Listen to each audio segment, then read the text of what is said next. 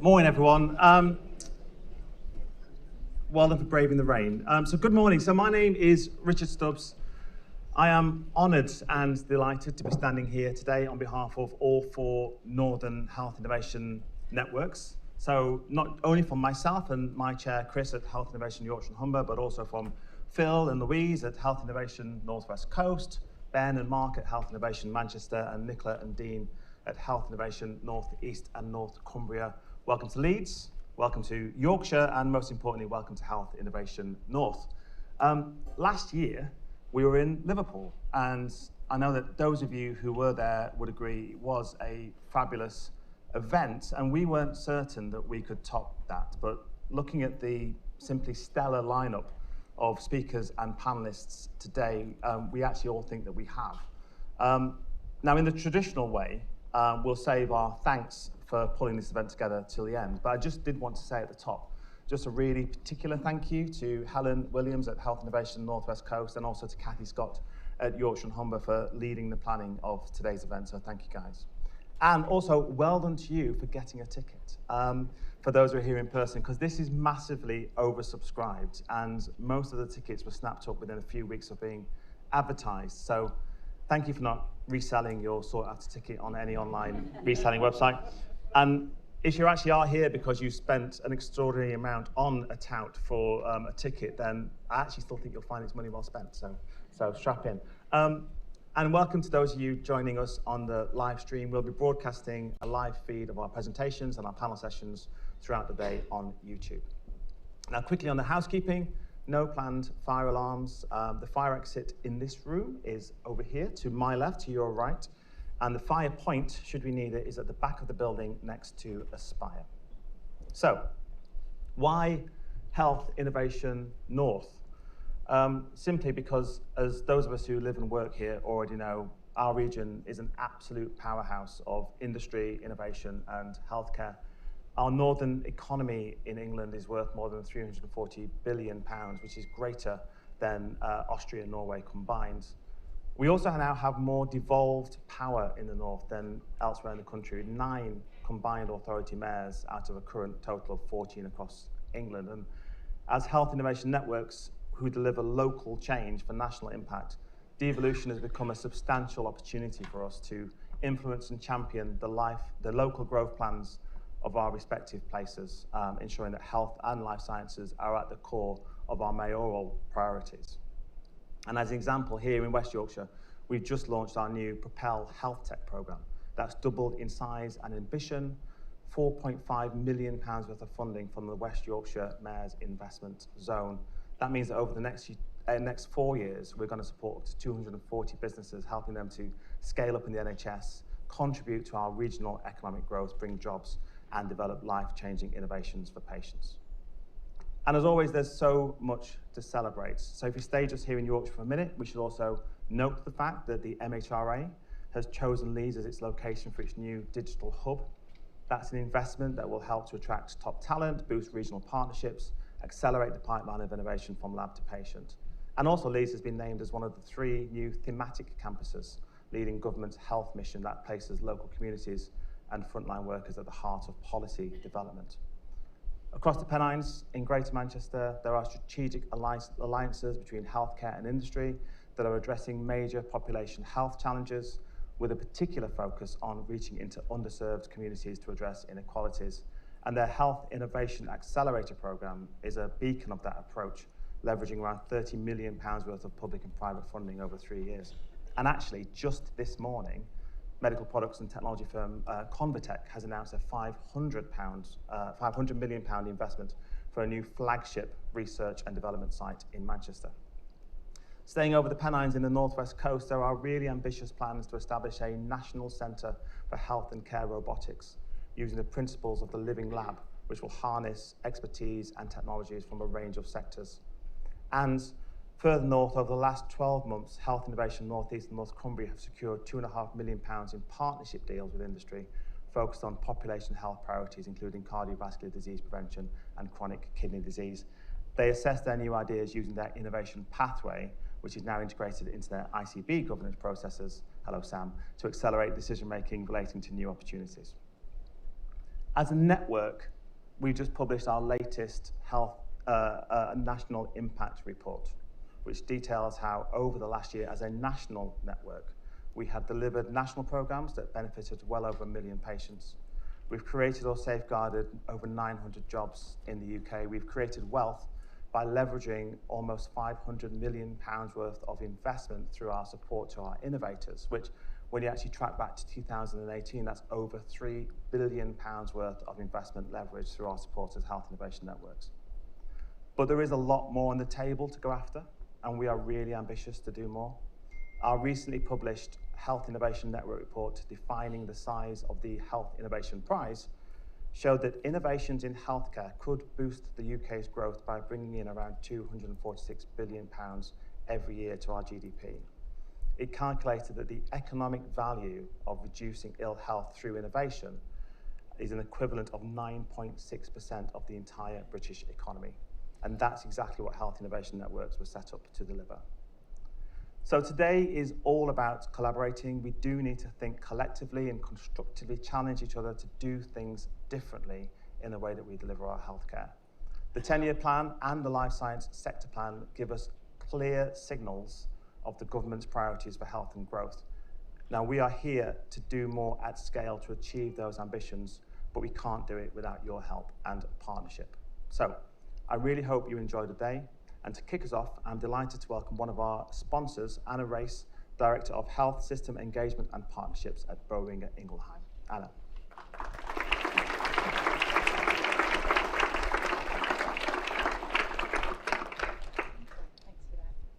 I thought I was going to have to shout for a moment then. Thank you, Richard. So good morning, everyone. I'm Anna Race, and as Richard said, I have a role on behalf of Boehringer Ingelheim called Director of Health System Engagement and Partnerships. And I, too, would like to welcome everybody to our second, I think it is, Health Innovation North annual conference. It's ever growing, very much so. It's great to see so many colleagues here from across academia, from across the life science sector, and equally from across the systems. And on behalf of Boehringer Ingelheim, and probably on behalf of all of us, we would really like to extend our thanks to the Health Innovation North team for having the opportunity to be able to bring us all together. At Boehringer, we very much believe that health innovation matters most when it truly reaches patients and also communities. And so for us, sponsoring today isn't just about having our logo on the agenda, our name on the slides. It's very much about being able to show up as a partner, and one that listens first, one that is able to stand shoulder to shoulder with you to be able to help face the challenges that you have. The life sciences sector is a critical part of the UK's industrial strategy and equally its health strategy. And our collective role is not just to be able to produce medicines and also technologies. It's very much around making sure that we're able to help create the conditions where innovation can really thrive, where adoption is faster and where access is fairer. And the benefits are felt across entire populations. And that is going to take collaboration. Collaboration between national strategy and communities, collaboration between NHS leaders and the life sciences industry, and collaboration between industry and academia.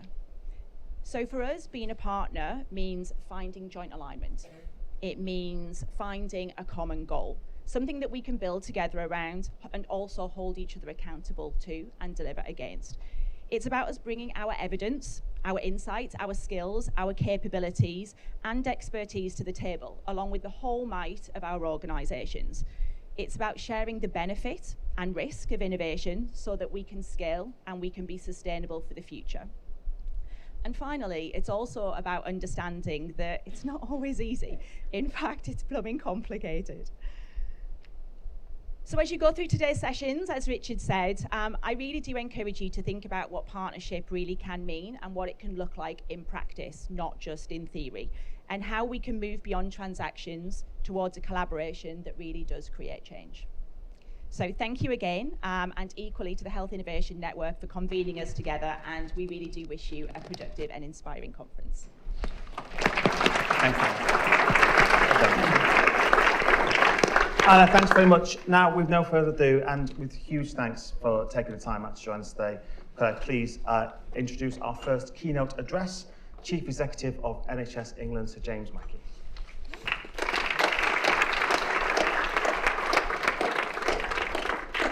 Thanks, Richard, and it's good to be here today. I'll start by just explaining a little bit about where we've been this year and where we are.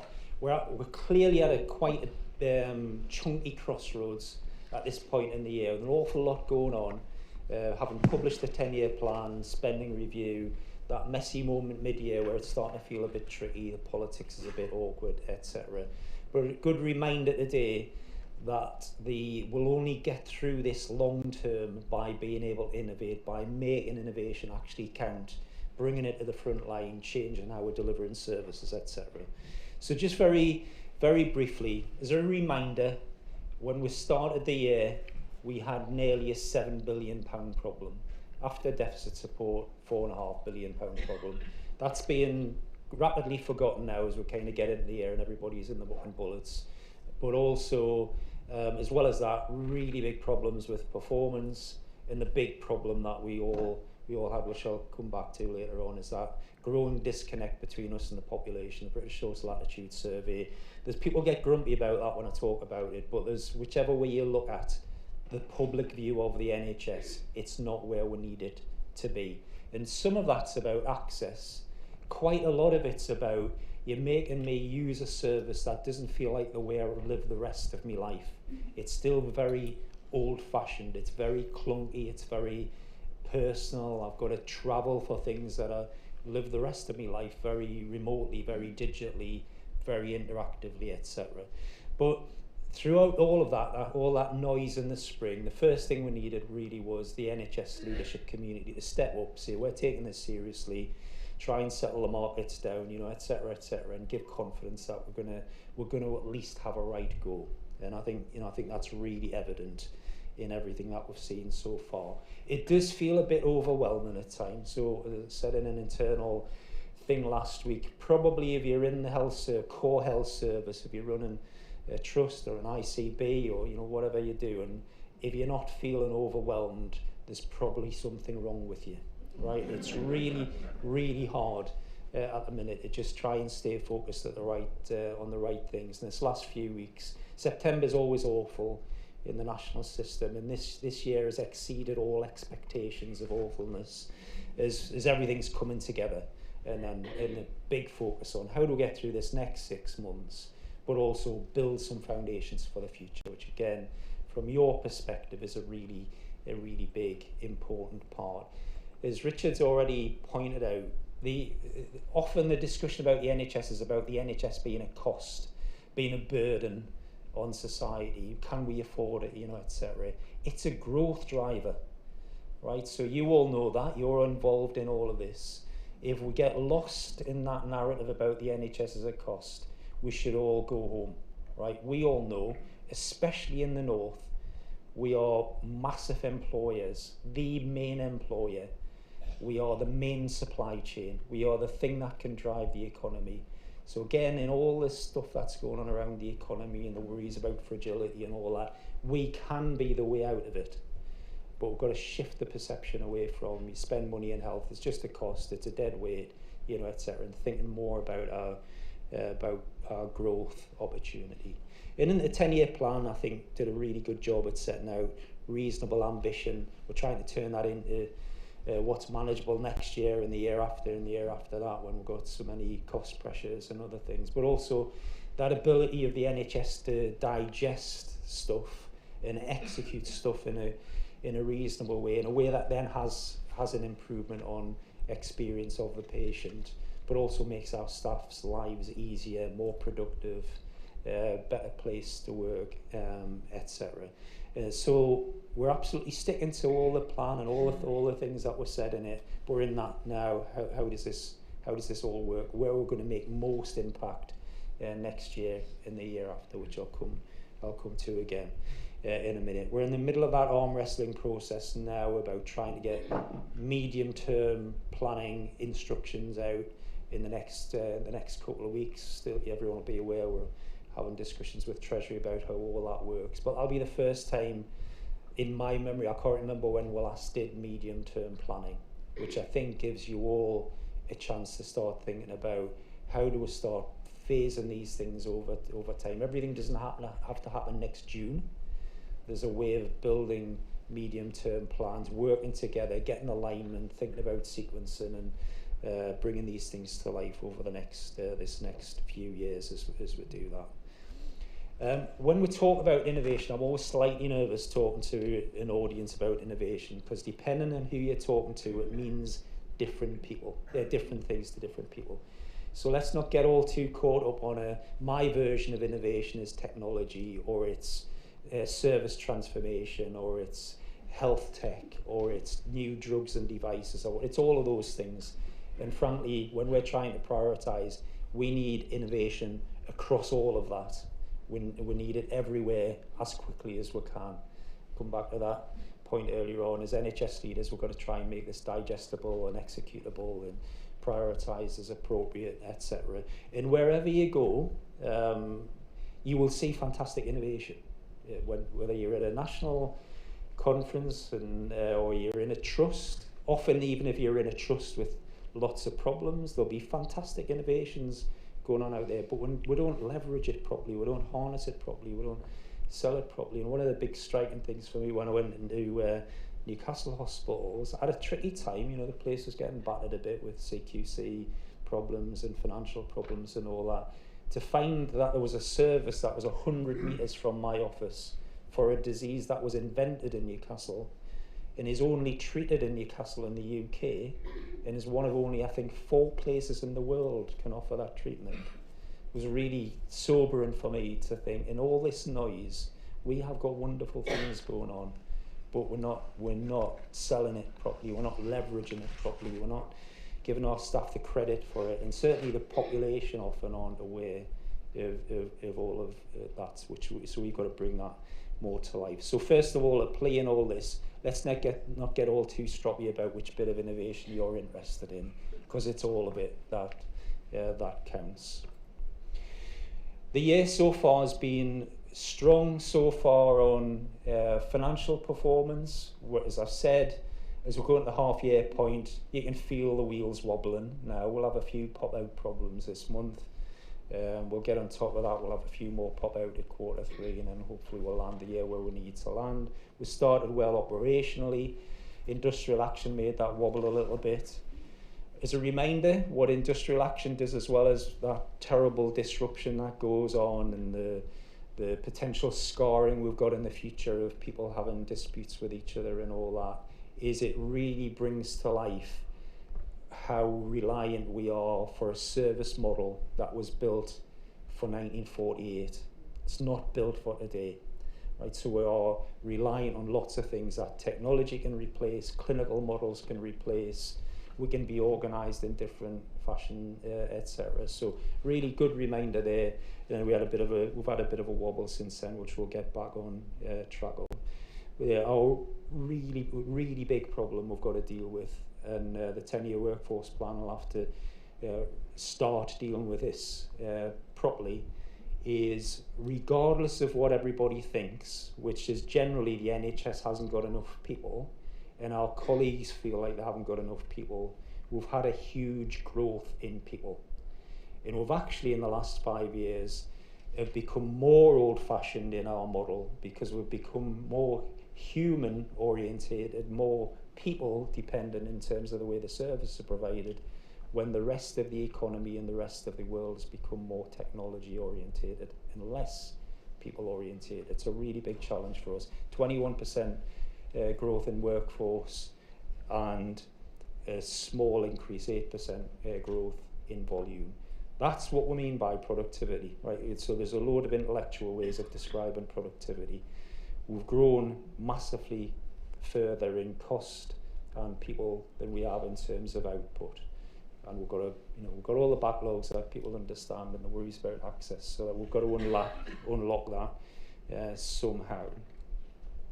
So we've made quite a good start from a rocky position. We're at that kind of mid-year point now. You can feel the tension of it all starting to wobble and worry about how we're going to cut through on ICB changes, NHS England DHSE changes, delivering winter, delivering on our operational and financial imperatives, but also really importantly making a start on the 10-year plan. In that, all of my last 2 months on the 10-year plan has been about, that looks lovely, what's the impact? What is this going to do? It's all right saying we're going to do neighbourhood health. What's it actually going to do for patients? If we can't describe that, we need to shift and talk about something else that's going to have an impact on patients. So in your work, there's loads of fantastic things going on that you're all doing today and have planned to do. If it can't bring to life what we mean about the shifts, about shifting care outside of hospital, about making things more technology orientated, about getting us out of a 1948 model, frankly making a big impact on outpatients, making a big impact on urgent care pathways, making a big impact on staff and patient satisfaction. Think about what you're doing. Because we all need to get behind the key priorities. The clock's ticking really, really rapidly. So really, in all that you're doing, all great stuff, think about impact. Think about how you measure impact. Think about how we scale it. Because the other thing we've got that we're grappling with now is, on nearly every problem we have to solve, there is someone in the NHS has solved it, is already smashing it out of the park. But often, even in a hospital, it's one ward and the ward next door hasn't. Or a hospital hasn't and the one next door hasn't. Or a set of community services has and the one next door hasn't.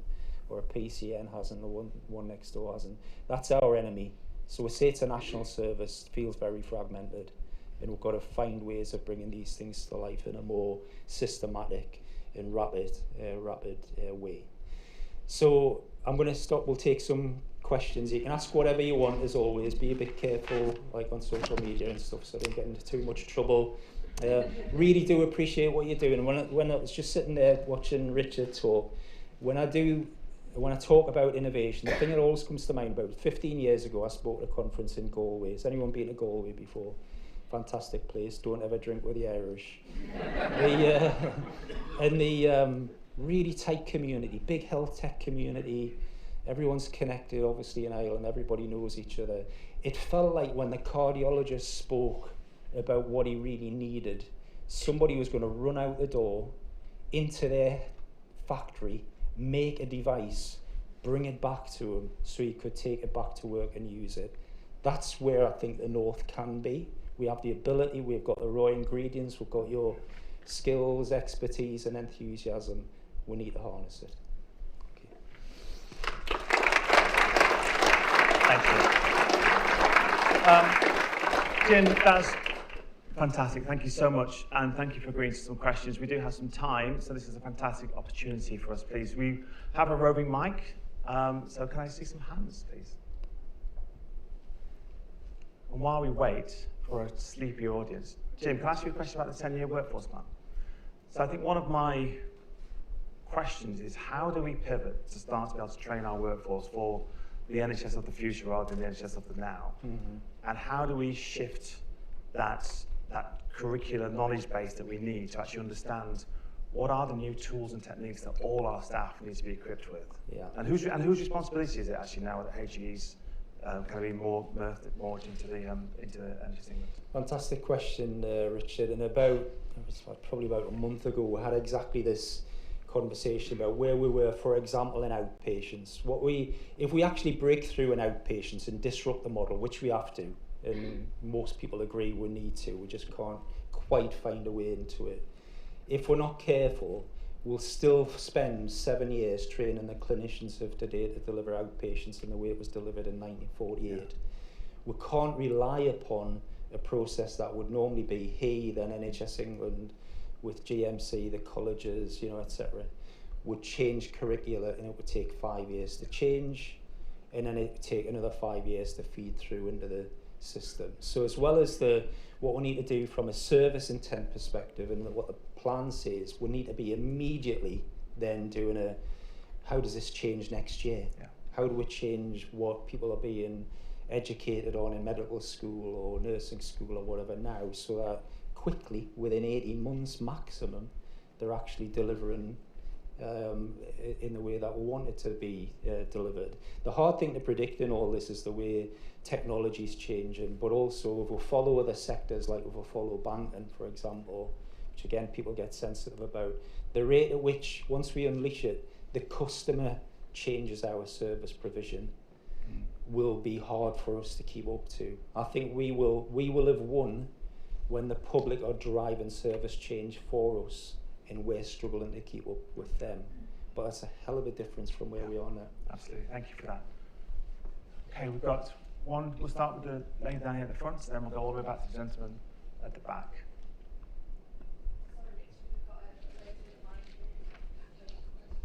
Oh, sorry, sorry, I didn't see you there. So we'll start with you since you've got the mic. Thank you, and thanks, Jim. It's really great to hear another fellow Northern voice, so it feels really comforting. Innovation and that inability to harness innovation where you see the evidence locally within an ICB. How do we get around that, and how do we bring it to the forefront to say, look what this trust is doing? You talked about when you were in Newcastle and it was down the corridor. What if it's just 10 miles down the road and one hospital are really driving a great innovation and getting great results in the care pathways that you see and the demonstrate and restructure of outpatient appointments? How do we harness that? Do we approach the HIN? Do we approach the ICB? I previously worked in the NHS for 17 years in the North East, and I see that gap of that industry and NHS partnership. Yeah, it's a fantastic question. So just to make a stab on it, I mean, it's probably the ICB with the HIN there, but we need a few things to happen there, which are actually happening, I think, but they're happening slowly. So first of all, a method to share. So often you just don't know. You know, you'll be doing something, struggling with something, but not really know that somebody else has already dealt with it. We've got to find ways of that working nationally, but frankly, you've got a better chance locally of finding ways of sharing these things. I think secondly, there needs to be trust between each other, because if we're all honest, NHS people will hear that and they'll think, I'm not doing that because it's done in Sunderland, I'm in Newcastle. Like, no, that can't ever happen. So we've got to get over ourselves on that, haven't we, and think about how we work with each other, are less protective, less jealous, less rivalry, which I think the last few years has helped with. Certainly COVID, I think, really helped with. So, but you've got to have understand it, have it shared, and then be able to rapidly kind of knock it around. It's very hard to keep going back to the COVID period, but in that whole, remember, NIV was said to be dangerous in Italy. It came when COVID came to London. London worked out it wasn't dangerous. It was actually helpful. Was then adopted through the country really rapidly. We've got that. We need that kind of pace of change and spread, etc.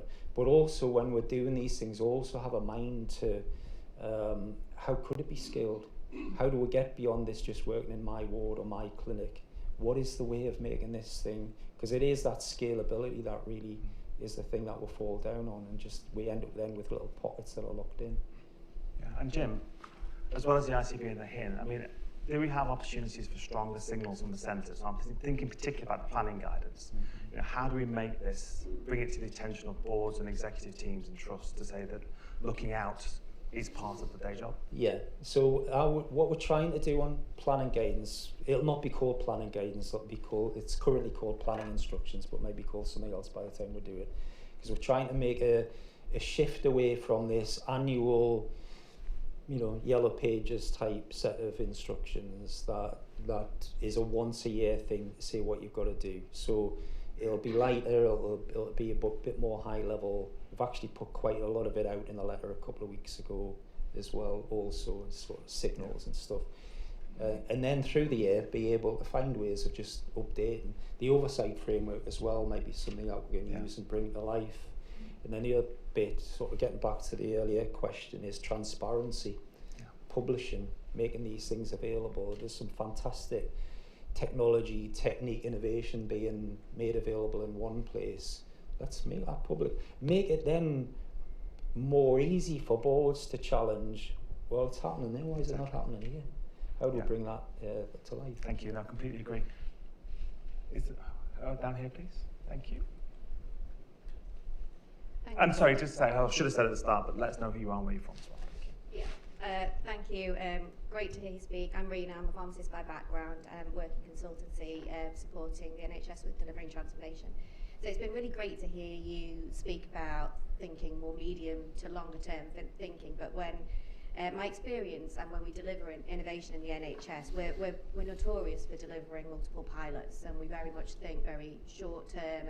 And what tends to happen is actually after we've delivered pilots and delivered really great outcomes, we then struggle to move into that scaling and sustainable way of delivering. So are we expecting to see a shift from how we're delivering funding for innovation to think more longer term and more in that mindset of invest to save in that longer term? Yeah, so there's a couple of points in that, just to come back on. Generally, we're going to have to start thinking more about how the business case works and less about, is there a pot of money that I've got in NHS England that you can bid for? And so we're going to try as much as we can, and we'll make a start this year, and we'll have to build up, but how we allocate much more out, so it's all out, it's out there and it's local. So and when also wherever it's possible, if there's a technology and it's in a tariff-based service and it works, price it in. So it's in the tariff and the expectation is it's actually used. So you're less than in a queue for money and working out how it kind of then gets adopted. The pilot thing I am personally allergic to, because generally that's not a corporate position. Because I think what we're saying with a pilot is we actually don't believe it. Yeah. And we've got to get used to saying we'll believe it, but also if it doesn't work, if it doesn't deliver what the business case said, we'll turn it off. We'll give it a reasonable shot, and you do that in business all the time. You try something, if it didn't work, shut it down, you try something else. We pilot on lots of things, and then they kind of get embedded, and then we'll work out that they haven't done what they were going to do, but we've still got the costs locked into them. I think we really need to get out of that. Yeah. I think innovators here would agree that pilots are often used as a very slow no. Yeah. They don't have the funding for slow no's. Let's have 3 more questions. I've got 2 over here, and we'll have the gentleman over here first. Thanks very much. It's been a lovely talk. My name is Etisham. I'm head of translational research at the University of Lancashire. A lot of innovation coming from the universities, it actually doesn't get adopted. There are a lot of barriers, and especially adaptation in the NHS is a very slow process when we compare with the other countries. Mm-hmm. In your 10 years plan, what you are aiming to do to shorten that pathway and have a more clarity that that technology or the innovation coming from the institution is adopted quickly, Mm-hmm. and eventually it reaches to the benefit of the patients. Yeah. We had this discussion in the context of genomics a couple of weeks ago, where if we just did everything that we know works everywhere properly, we'd be in a completely different place. But we're not. And we're not doing it with other innovations, clinical innovations, etc. So we've got better over the years at new drugs and technique adoption through the NICE process and various things, but we're still really sluggish.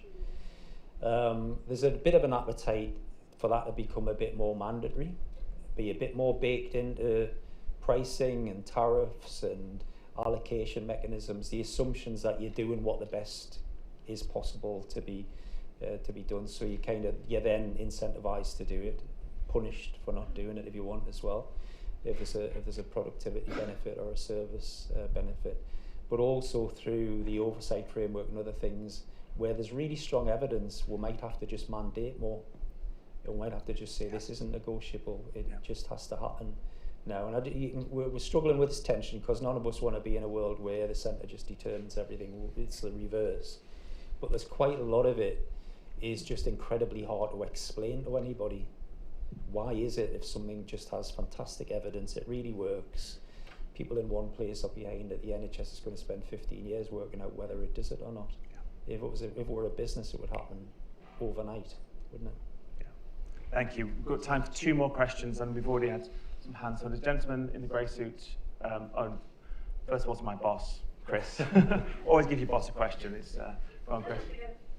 don't have to go first because I'm your boss. You've got Richard, the- but you've got the anyway, mic. thank you. Jim, thanks very much for coming along and taking the time because you must be insanely busy.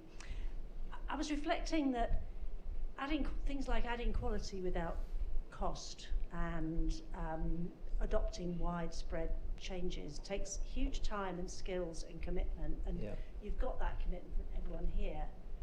Do you think, though, in the wider management and leadership community there are gaps? I know you're going to say there are, and I think there are, and I think you think there are, but what should we be doing about that? I still think there are people coming in to manage bits of hospitals or primary care, whatever, who are having to make it up as they go along or get a bit of advice if they're lucky. Yeah. So I wonder what we should be doing and what you think the problem is there. Yeah, great point. So, I mean, Sam could answer this one. So it's exactly at the heart of the leadership development question about how do we start. It's not where we are now. That doesn't mean we can't start building something. So being clear about competencies of managers, being clearer about what courses people need to go on over time to progress. What kind of competence do you need to get in, but also then progress? And that's going to be, we're starting to build that through Sam and other colleagues' work. That's a bit of a journey. And but the other enemy we've got is, in reality, operational people have no headspace. They are a combination of dealing with today because it's necessary. If we're all really honest, NHS people love the crisis. We'll love short term. We'll love to have to tear the diary up because it gets you out of all those terrible meetings and you can actually do something useful. And we do have to shift our balance and our mindset. And that's not to mean, you know, you can be very innovative but your wards are falling to bits or your department's falling to bits and your staff are really unhappy. We've just got to recalibrate a little bit. And I think that's probably something we have to build gradually. We will, over time, be thinking in the capability assessments. Do people actually have the ability to innovate, to improve, you know, etc. We actually had a discussion in execs yesterday nationally about this, about really trying to cut through on what improvement really is and what capabilities people should really have, what's done centrally versus what's done locally, you know, etc., etc. And that's just in that list of things that have to be reset. Thank you. I think we can also strengthen the offer from the grad scheme as well. Absolutely. We don't spend enough time in this agenda with the grads. Yeah. Final question to the gentleman at the back. Hi, Richard Harding from the Science and Technologies Facilities Council. Almost as hard to say as Academic Health Science Network. My question is around skills in social care, really. So I'm passionate about digital social care, and there are a few other people in the room. Shout out Peter. My worry is that there's billions going into health, and it's millions that's going into social care, and the gap in skills, particularly around digital and leadership, seems to be growing in some ways. So I'm just thinking, like, for example, in the Northwest, I've got 150 data scientists in the NHS. I've got 0 in social care. So I'm just wondering, is there any hints coming through that we're kind of leaning into this a little bit more so that we can shift, you know, you talk about recalibration, shift the money and the skills also into social care? Mm-hmm. Yeah, it's a really fantastic point, actually. The tech adoption in social care is actually really rapid as well. So I'll be guessing at the numbers. A colleague mentioned it on Monday. But if you go back 5 years, how many social care providers were actively using technology in various ways compared to what they are now? It's accelerated really rapidly. It is often quite what we would regard as cheap, light technology. I think there's a bit of a lesson in that for us, by the way, in the NHS, where we've become a bit obsessed with technology's only worth it if it's billions of pounds. And, you know, having an argument with an organisation at the minute who wants to go live on an APR, having spent tens of millions of pounds. And I'm really worried about what it's going to do to them when they actually do go live. So we've got to get out of that, I think, and start thinking about much more agile, patient, client-orientated technology. You'll have hopefully noted in our national structure that social care is more embraced in the national leadership system in the new department. So there'll be stronger, clearer national leadership. And one of the big parts of that is being at the table with us when we're talking about things. So it's not we're doing something and then someone remembers that social care are involved, or there's a discharge thing, or we've got to work out how do we interact with each other. So I think over time it'll feed through because it'll just feel more mainstream. But I think just turning your question around, we've maybe got more to learn, for example, in NHS community services, in the way that technology is being deployed in social care, because we're still not very tech-enabled in the NHS. Jim, thank you so much, and thank you for your questions. We could have gone on for hours, I suspect, but we are out of time. So while Laura sets up our next panel session, could I just ask you to thank Sir James again?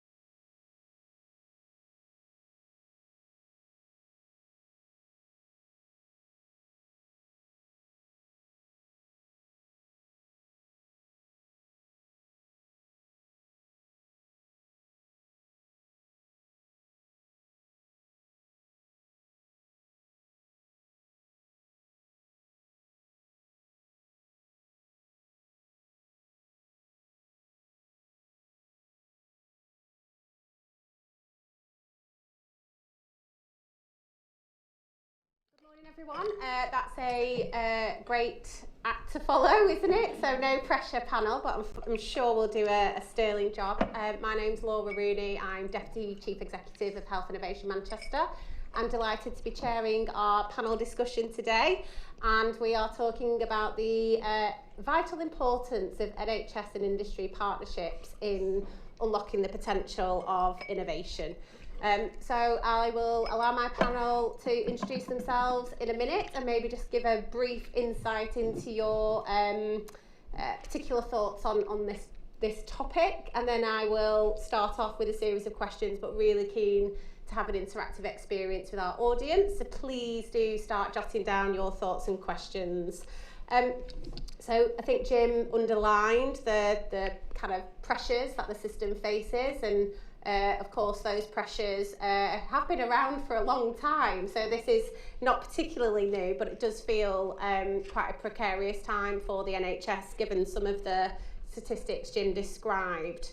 However, the opportunities that presents is to be transformational, harness innovation, and really imagine how health and care is delivered. And I think we would all in this room believe industry is vital to support us with that endeavour.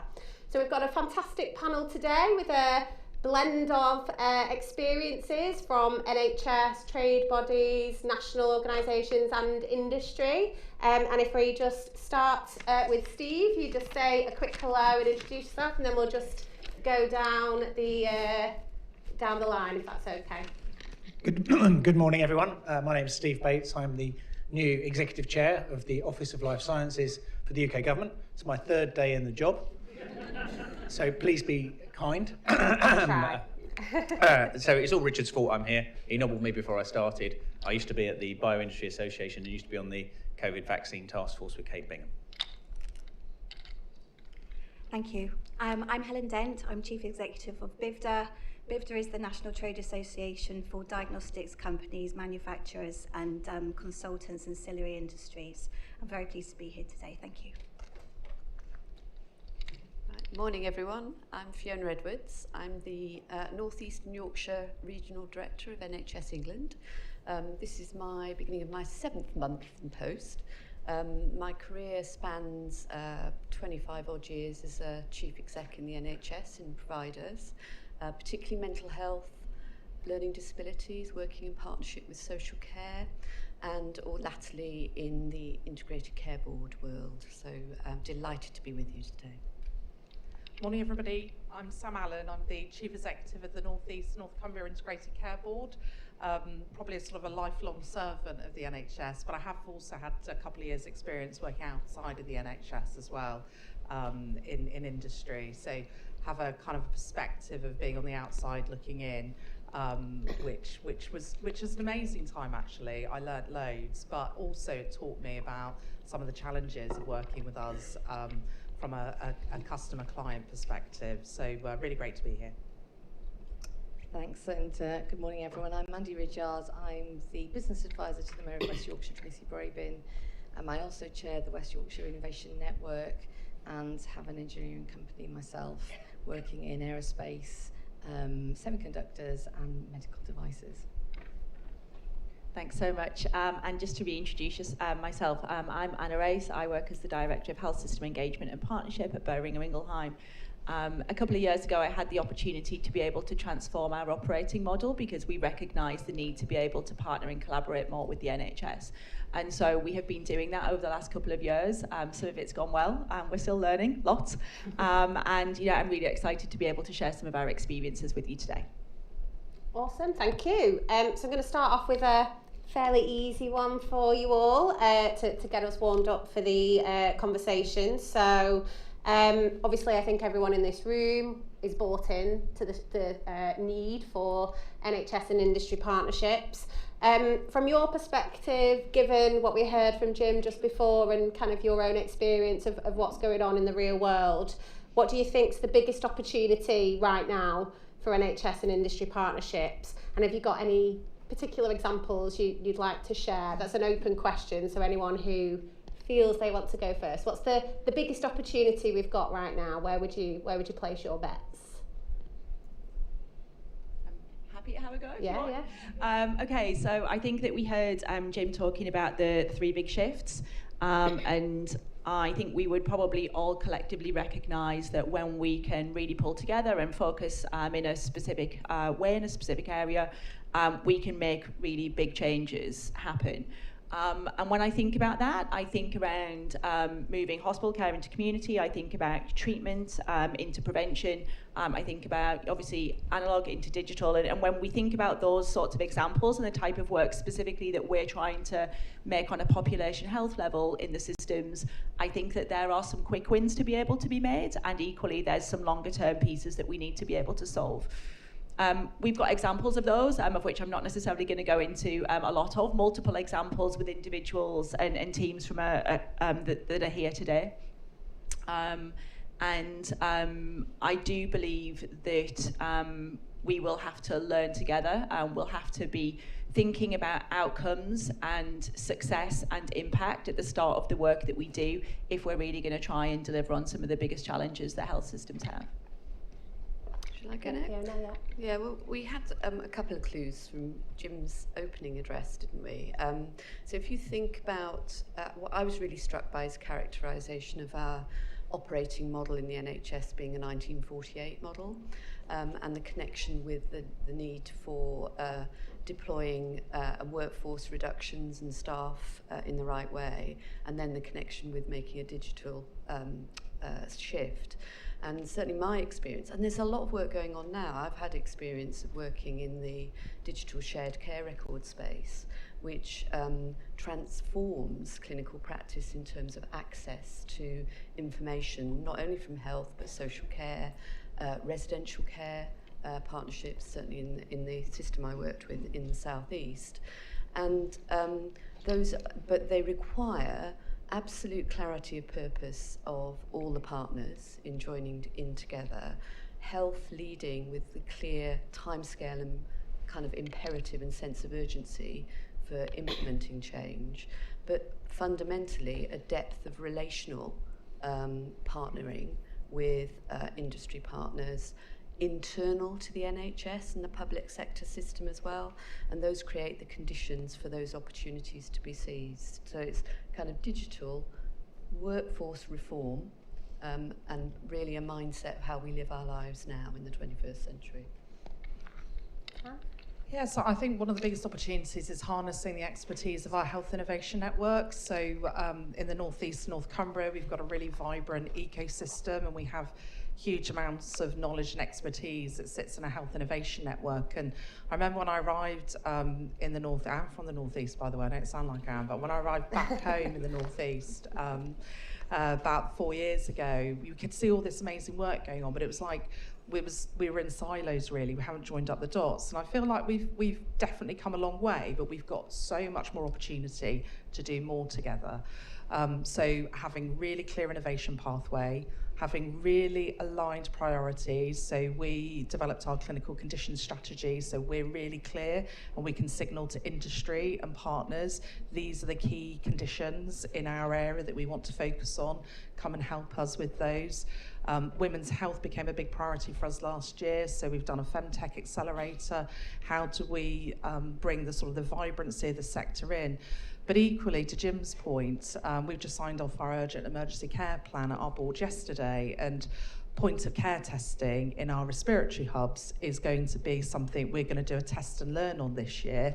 And actually, if we can, through the point of care testing, our hypothesis is we could prevent then further attendances at ED, then we'll scale it next year. So I think if we can get simple business rules, really clear alignment and prioritisation so that we can signal to industry, come and work with us, and then have commissioning processes that support that. I think that's a massive opportunity. And then just finally, I was really struck by the 1948 analogy as well, and I love that saying, the system's perfectly designed to get the results it gets. And I was thinking about high street banking. So, you know, some of you may know people that work in high street banking. So their business model, they've got banks still in some high streets, but obviously they've gone online, but they have a corporate centre that does all of their product development, and then they implement it. The operational managers work to a set of standards, they're implementing things, absolutely can come up with ideas.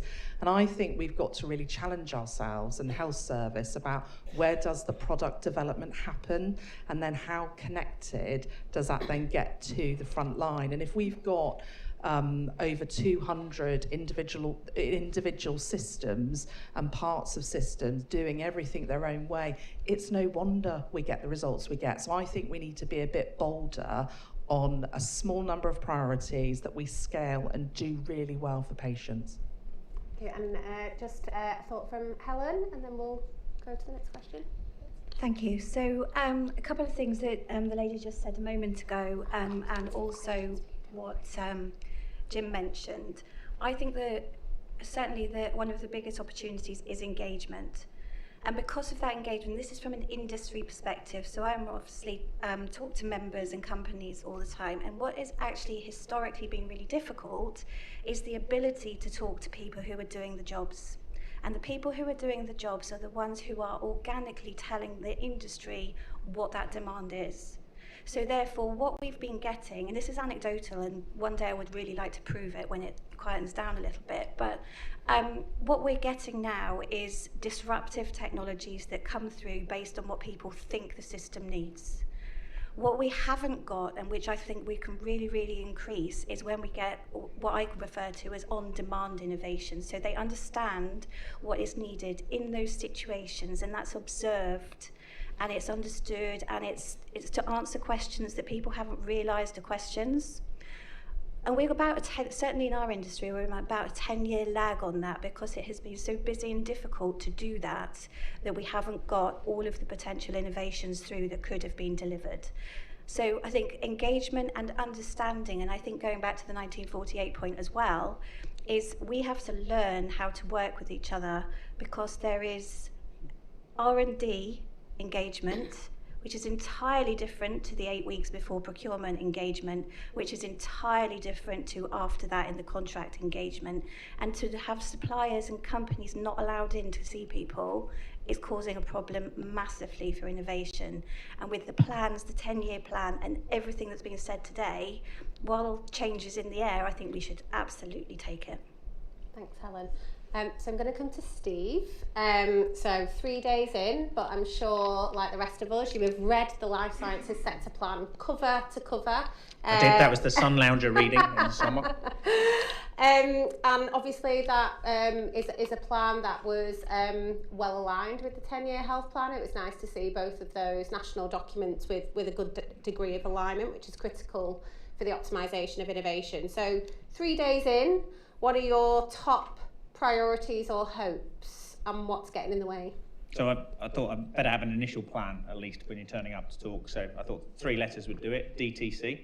So I think my initial plan is to focus on data. We've got immense, to answer the question before, we've got immense opportunities in data, and we've got a plan to transform that. And actually, when I talk to venture capitalists and the big companies that are interested in the UK, they're very interested in what we're doing in health data, and we can see some big investments coming there. Trials. We're fantastic at getting quality data out of trials. We need to be faster, and we need to think very cleverly about how we do that. And I'm very keen that if Jim has one thing in his plan, it's the 150-day target that's in both the NHS 10-year plan and the Life Science plan. And C is capital. And by capital, I mean money into companies, scale-up capital to get money into companies to grow. But it's also about solving some of the big problems that we're seeing with drug pricing that are causing barriers. I think the other thing we should just do is jump up and down about the successes.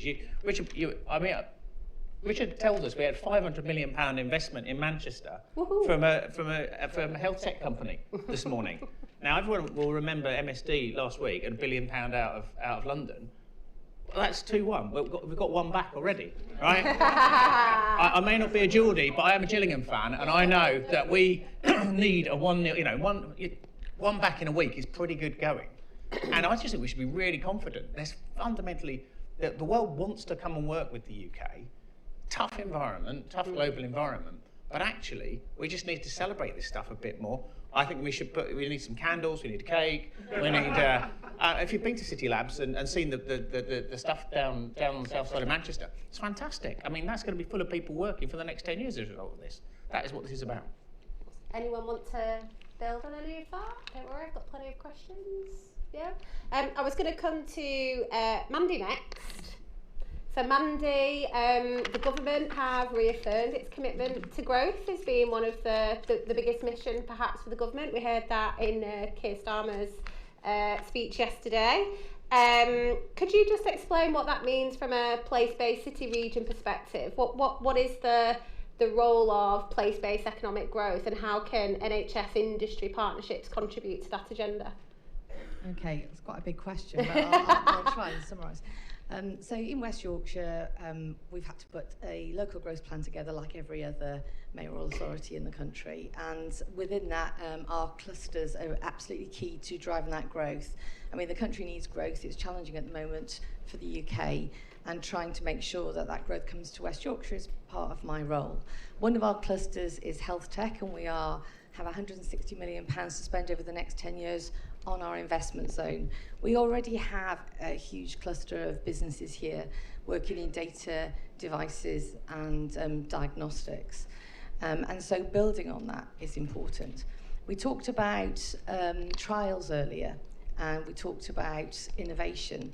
I think from a business point of view, what businesses need is the ability to trigger demand from successful trials. We spend a lot of time, or businesses tell me that we spend a lot of time in the NHS trialling things and then not getting anywhere to the next stage. So when government is putting in money into incubators and accelerators, if those successful trials don't then convert to quick demands, we are wasting money on that runway working capital.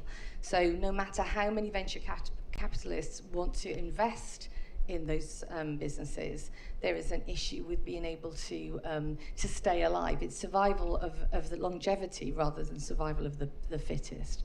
So we really need to think about that as an NHS organisation. I think the other point for driving growth is the points that were made earlier around capitalising on best practice. And in business, you do that really quickly, and I think that point was made well. where is the communication for showing off what you've done in your trust or in your area so that other people can read that? You know, a Facebook for the NHS of the things that are going well. Where do we share best practice so that everybody can learn from it? And can we do that from any level rather than just from the CEOs of the organisations? I think that's important. So in West Yorkshire, I think the important thing for us is how do we help our businesses to start up? How do we help them to scale up? And both of those things are related to that runway. And also, how do we attract more domestic and international businesses here to set up? The investment zone is part of that. The ecosystem, which we have here in West Yorkshire, is part of that. Going overseas, our health bridge with Nashville, for example, will be part of that. But all of that is down to speed to market from a business perspective, and also communication at a very noisy level. Yeah, of course, Anna. And I think, the point's been raised about sharing best practice quite a lot, but, what we don't necessarily do is we don't necessarily share about when things don't go well and learn about when things haven't gone so well. And there's very often times where something might not necessarily be deemed to be successful within a particular locality, but that doesn't mean to say that it wouldn't work somewhere else in the country. And I think as British, we're not typically great at putting our hands up and saying, hey, we didn't do a particularly great job at this. We tend to celebrate success. We tend to celebrate when things go well. Maybe we need to start challenging ourselves a little bit more to be talking about when things don't. I'm going to come to Fiona and Sam, if that's okay. So the 10-year health plan is very pro-innovation, we would say, and underlines the importance of the relationship with industry in delivery of that ambition. How is that translating at the moment down into health systems? It's still a fairly new plan and there's a lot of complexity as Jim outlined. So is the NHS ready to embrace this opportunity? Have we still got work to do?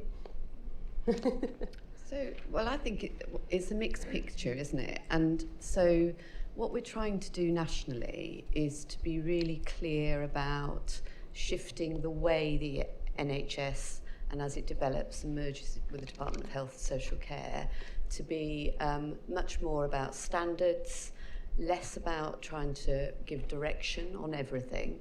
So in the space around innovation and support, it's really important that we know, and my experience is that we know the best innovations happen where you have a climate created through very robust local place-based relationships, and a clarity of agenda for the locality, the place, clarity of agenda for the partner organisations in there that create a climate for innovation to happen.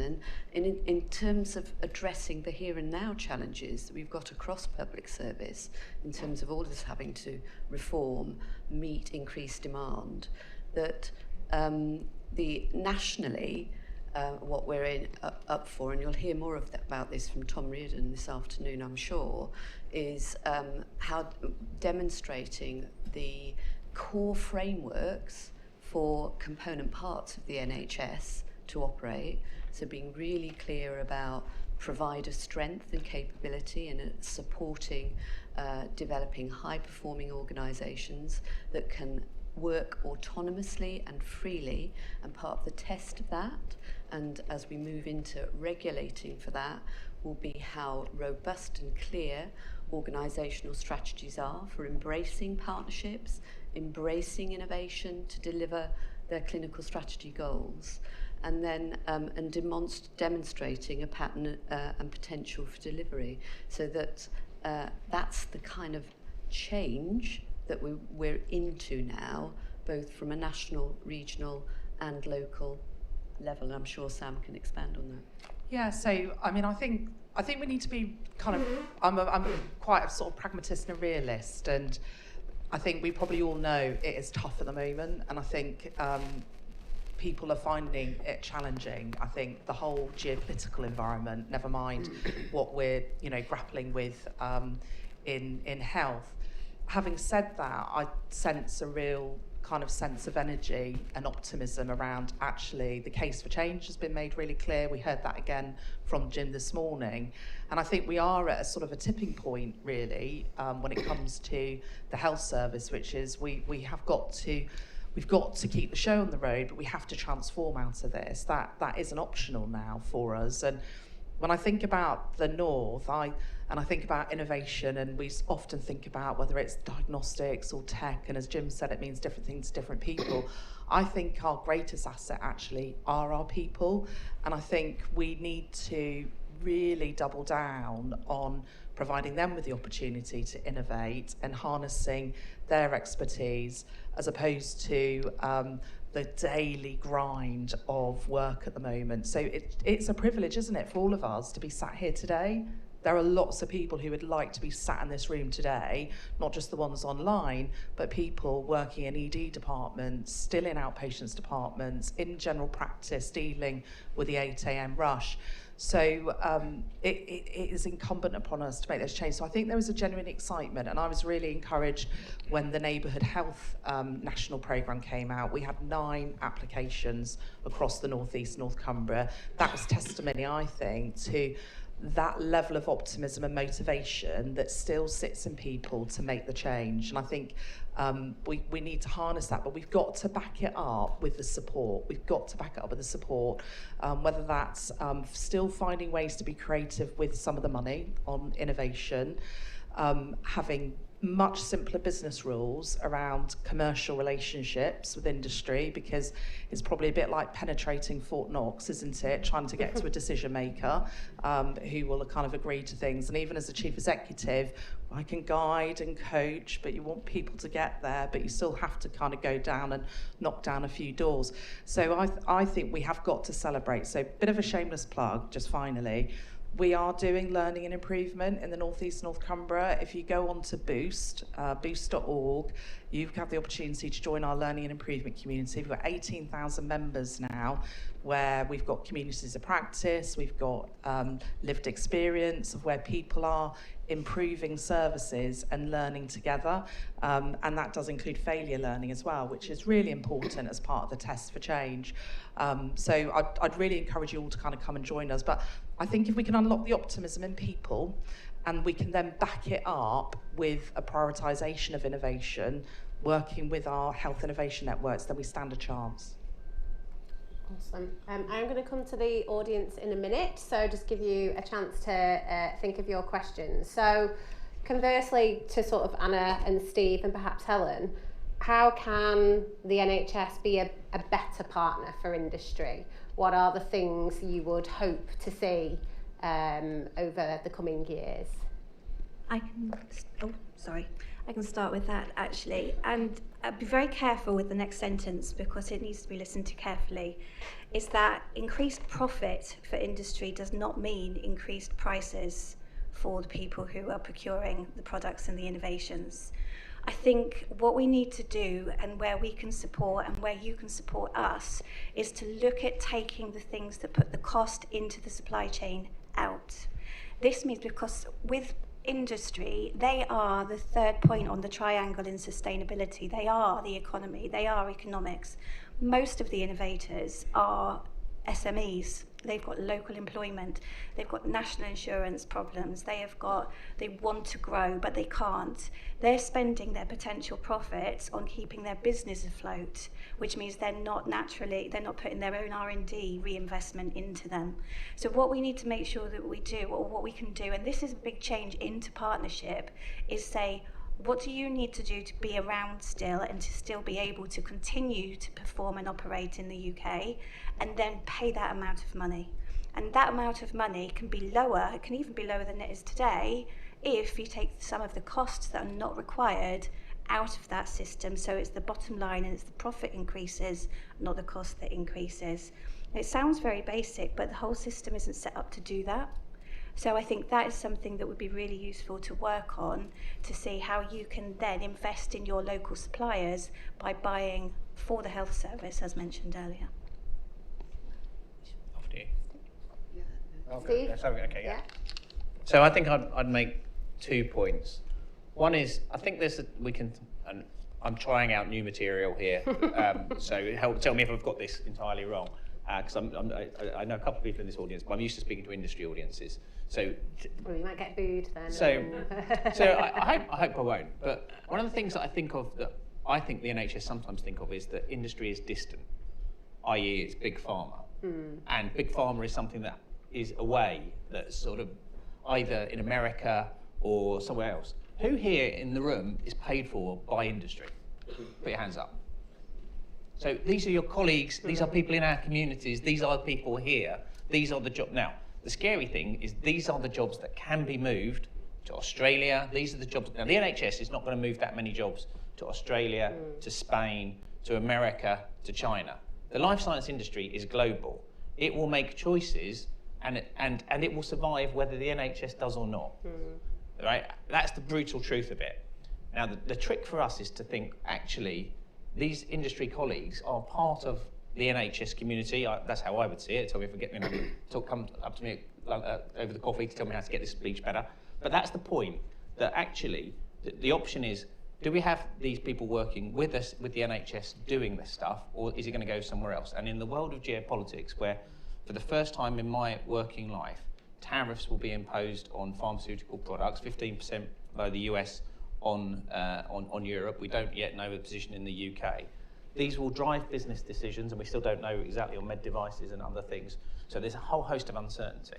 Now, it may be that we're in a very competitive advantage because the Prime Minister's done a great job with the President, and the King's done a great job at the state dinner.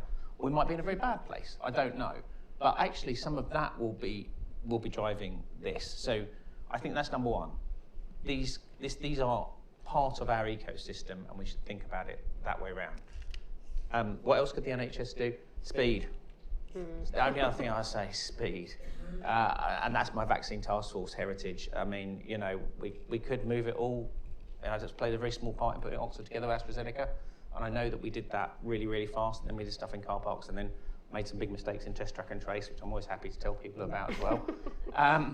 But yeah, speed really matters for lots of reasons. And I think it's just understanding that. So if you get a chance and you're doing innovation, can you do it 8:40 on a Monday morning rather than Thursday afternoon? Anna, Jeff, thoughts? Yeah, I'm happy to join. So Steve's kind of stole my thunder on that one. I was going to say, for me, it would be see us as a partner. And so, what we want when we're building partnerships is, we don't want to come into work with you and, build something for a couple of years, deliver it, and then walk away and see the fruits of our labour dissipate. We want to see scalability, we want to see sustainability. And so at the start of the work that we're trying to do and build with you, be upfront, be candid about what it is that you're trying to achieve, how you want to measure success, so that as we're going through that partnership together, we can talk about, are we succeeding or are we failing, and we can keep ourselves on the right path or not. And I think if we're able to do that and really think at the start of the types of partnerships that we're building, how will this be sustained? How will this be commissioned as business as usual for your systems afterwards? That's where we're going to kind of really start to make the changes that we need to. So I would say see us as a partner, and make sure that we have a seat around the table right at the very start of the planning. Awesome. Any thoughts? No? Any questions from the audience? Charlotte, hello. You'll have a mic arriving. There you go, behind you. Hi, thank you. Hi, I'm Charlotte Lewis from Mills and Reeves, so I'm a commercial lawyer. I work on both sides of the fence, so never on the same deal, obviously. But in my experience, Jim talked about almost the competitiveness, the rivalry, the jealousy, whatever that exists or can exist between NHS organisations. When I am negotiating relationships between NHS and industry, often what is described as a partnership doesn't look like a partnership on paper. And so I think it's really important that in order to talk about speed and removing red tape and that sort of thing, I think it's really important actually for your procurement and contractual documentation to describe something that is a bit more like a partnership, if that is what you're intending to do. And I would just kind of, to build on the points that you've all already said, really just like to hear your thoughts around that. I think the 10-year plan does just lean into that a little bit as well, which is really helpful, but I think that there's more can be done, and I think it's about being clear about what the relationship is and being open-minded to a slightly different relationship as well. Anyone got any thoughts on that? Yeah, Fiona, Anna?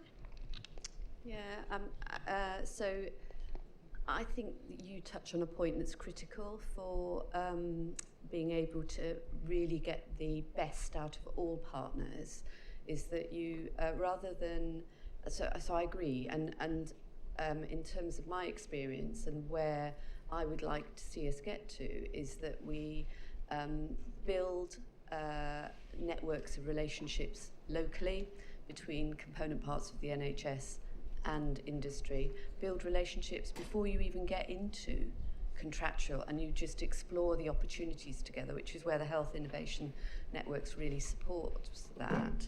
But that you are absolutely clear of the joint goal to which you're then getting into a legal relationship, and it's a joint goal, but the interests of all the partners are slightly different, and you look for alignment, and you have a dialogue between all the partners. And where I've seen it work incredibly well, and you can make it work, is that, and what I would look from a regulatory point of view in terms of testing contractual arrangements, is there clarity of each of the component roles that partners make?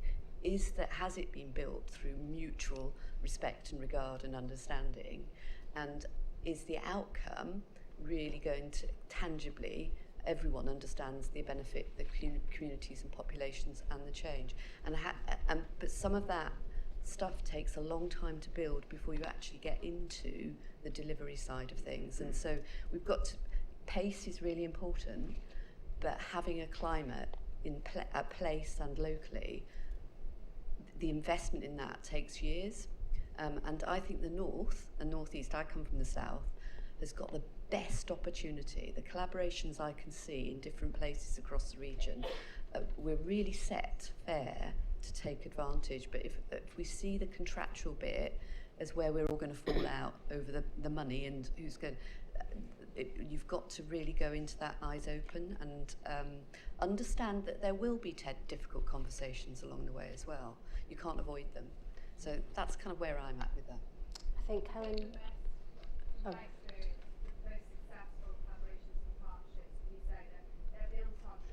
And I don't think that you gain trust in the contract negotiation. No. I was going to say that's exactly the point. Is you need to pick your partnerships, the ones that are going to give you the biggest benefit, and also things to avoid. It's almost like don't try and get savings out of that contract, and don't try and put penalties and KPIs into those contracts, because the minute you've got those are when you actually had the adversarial relationships, which were designed in 1948, since we're going back to that point. But partnership has to be an equal relationship, and some contracts just can't. If it's a service delivery, if it's something like that where there is something that you need to measure, it's probably not your best idea for a partnership. Mandy. So I think it's contractual arrangements there to protect both partners. So whether it is a big company like the NHS, if that is indeed a company, a big organisation, and a small company, it's really important that you take advice. In terms of those, I think businesses are generally grown up. I sign contracts with Airbus and Boeing directly, where I'm a small player and they're absolutely huge. So I'm used to those contractual arrangements, and I know that lots of other companies within this arena are the same, but it's making sure that we don't over-engineer contracts for things that don't need to be over-engineered, because that puts in cost that it shouldn't. So I think making sure we have light touch contracts at the right point, but the right protection at the right point is important for developing businesses. Also, growing the ecosystem. So again, in West Yorkshire, something that we're working on, and we have a great HIN here working on that with those businesses, is important to making sure we share those that thinking and help businesses that aren't as au fait with contractual obligations understand those early doors, so they don't sign up to something that then takes them under. We have got 2 questions over here. So if you could just raise your hand, thank you. Thank you. I'm Andy Hilton. I'm a GP and Chief Executive of Primary Care Sheffield. So the 10-year plan describes the importance of upstream interventions and prevention Sam mentioned the National Neighbourhood Implementation Programme, and so I'm really interested in how we ensure that innovation and future interventions are focused around that upstream agenda, how we reach out and make sure that communities, particularly underserved communities, there's innovations to support their needs rather than just focusing on perhaps downstream interventions later on in a disease process, whether that be drugs or other technology. Thoughts, Sam? Yeah, really good point. And great work you're doing in Sheffield as well. I know that we're looking at that. I think it's probably where most of the innovation needs to happen, actually. In some ways, we've got to ask ourselves why haven't sorted out some of the other stuff. I think that's much more cultural than it is innovation. But, we're doing some stuff with Boehringer on chronic kidney disease, particularly around identifying patients in underserved communities. And I think, again, it comes down to what are the local priorities that have been set and harnessing the innovation and the focus around that. So, on our neighbourhood, we got 2 of the 7 onto the national programme, but actually we're going to proceed with the other 7, and we're forming local communities of practice and a real focus around that to support their learning. But I think it is about just being clear about what those priorities are and getting it aligned.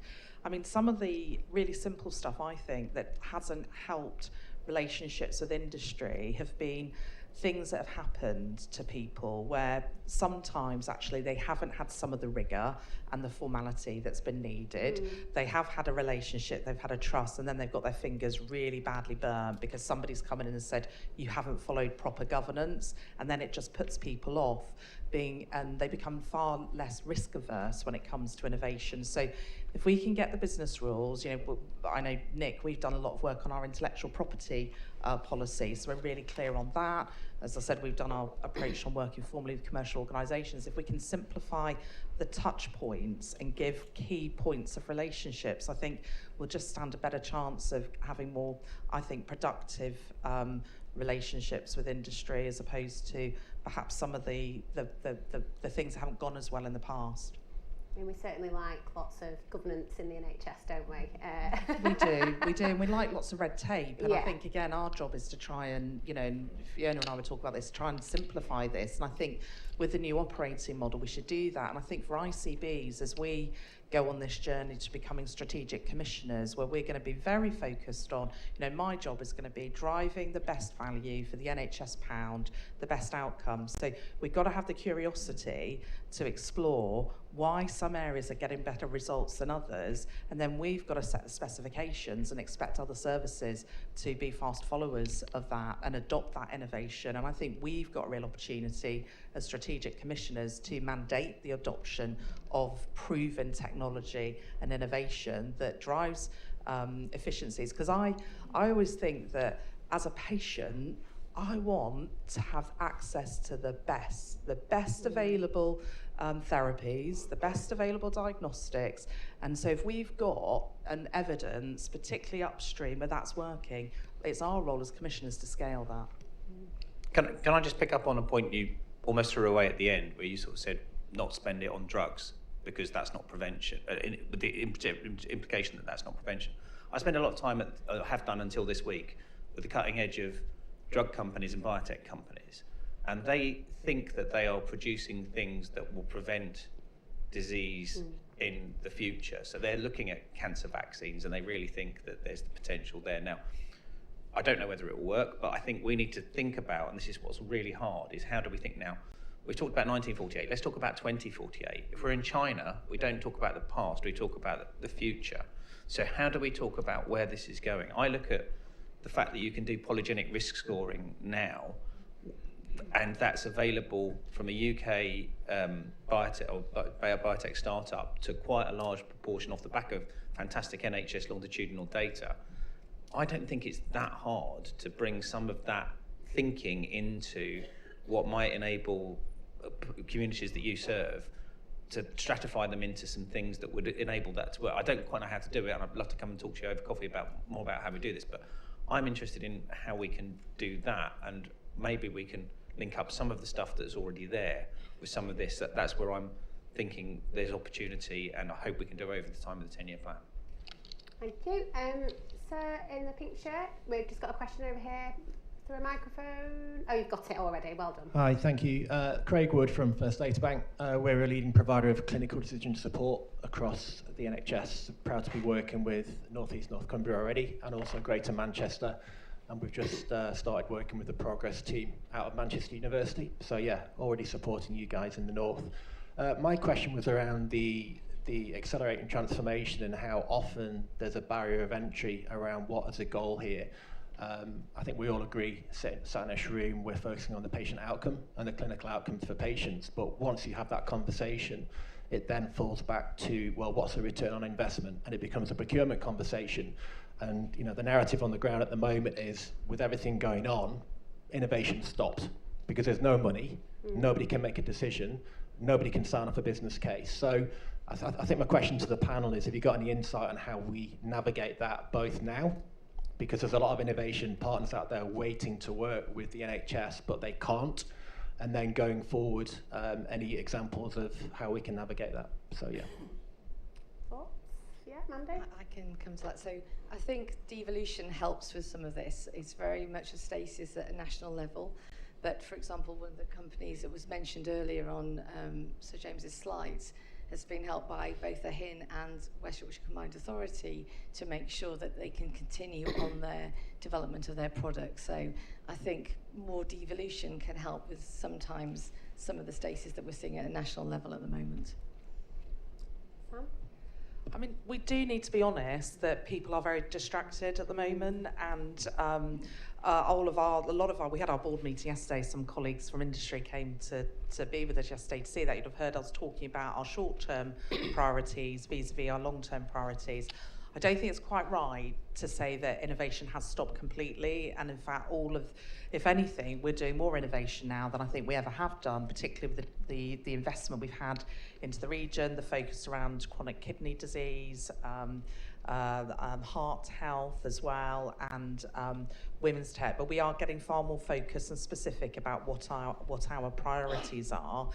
And I think for us, it's been about drawing on the capacity of the Health Innovation Network, who are totally integrated into our functioning as an integrated care board, so that where our commissioners are focused on driving efficiencies and some more operational demands, particularly that these winter months bring them, that we're not standing still on innovation. So we are still very much open for business, and we're just putting in place a joint post with our combined authorities as well to drive this. And probably one of the most exciting areas of innovation for us in the north, and we've got the 3 national health and growth accelerator sites in West Yorkshire, South Yorkshire and North East North Cumbria.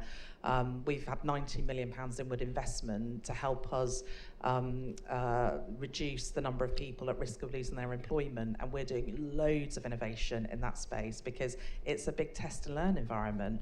We've got to demonstrate impact, and I really hope that we can do, but we're doing lots of innovation in that space at the moment.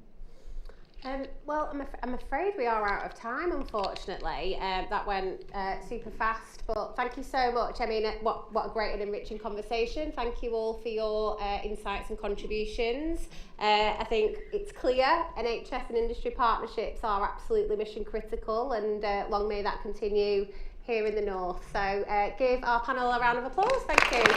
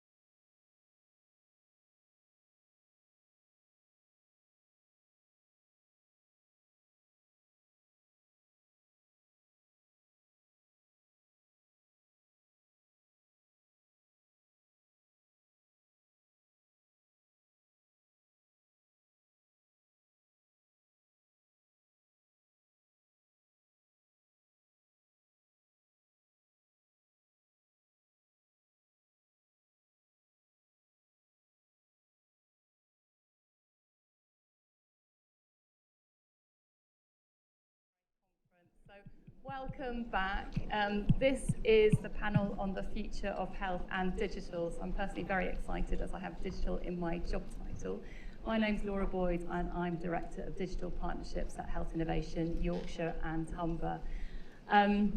We've got a fantastic panel and I'll ask them to introduce themselves shortly. But just a quick reminder of why I think this panel is so key. We know digital runs through the 10-year plan. Jim's talk this morning really reminded us of, as he described it, the clunkiness of the NHS in terms of the way we invite people into physical appointments, we send them physical letters, and a reminder of how people manage their lives digitally in other aspects of life, and Sam talked about online banking. However, I think we'd be amiss to have a digital panel and not talk about AI, so apologies to those of you who've already kind of had enough of hearing about it, but the opportunity, I think, cannot be missed. There's a few reasons for that. So within the last year, just to highlight 3 publications, one was the Sudlow review, which really talks about data and the moral imperative to use the data that we collect on people to improve patient outcomes. The government's AI transformation plan again sets out the role of AI both in our economy, in productivity, creating jobs, and supporting our health. And of course, the 10-year plan has AI running right through the heart of it, from everything from back office productivity to ambient voice technology to diagnostics, to risk prediction, to supporting people to self-manage. So we've got lots and lots to cover today. I'm going to ask each of the panel to introduce themselves and to say a bit about what they're working on. I've got some questions, but there will be a chance for you to all ask questions, so please do have them ready. So, Nisha, can I come to you first?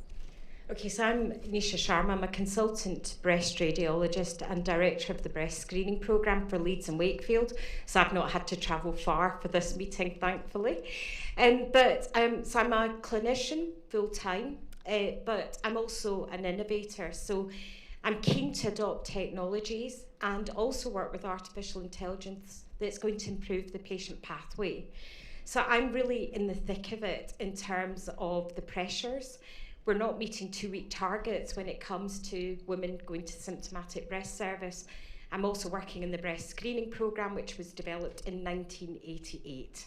So I'm aware of dated pathways, I'm aware of dated software, and what my role is really to promote earlier diagnosis and how can I improve the patient pathway, but also improve the pathway for the clinicians delivering the service. Because what we've got to remember is we've got to also help them because we've got a workforce crisis. So in terms of artificial intelligence, I'm looking at image quality, I'm looking at the diagnostic setting, I'm looking at AI in the ultrasound setting, and breast density. So I'm working in different areas within the breast field. Thanks, Jacob.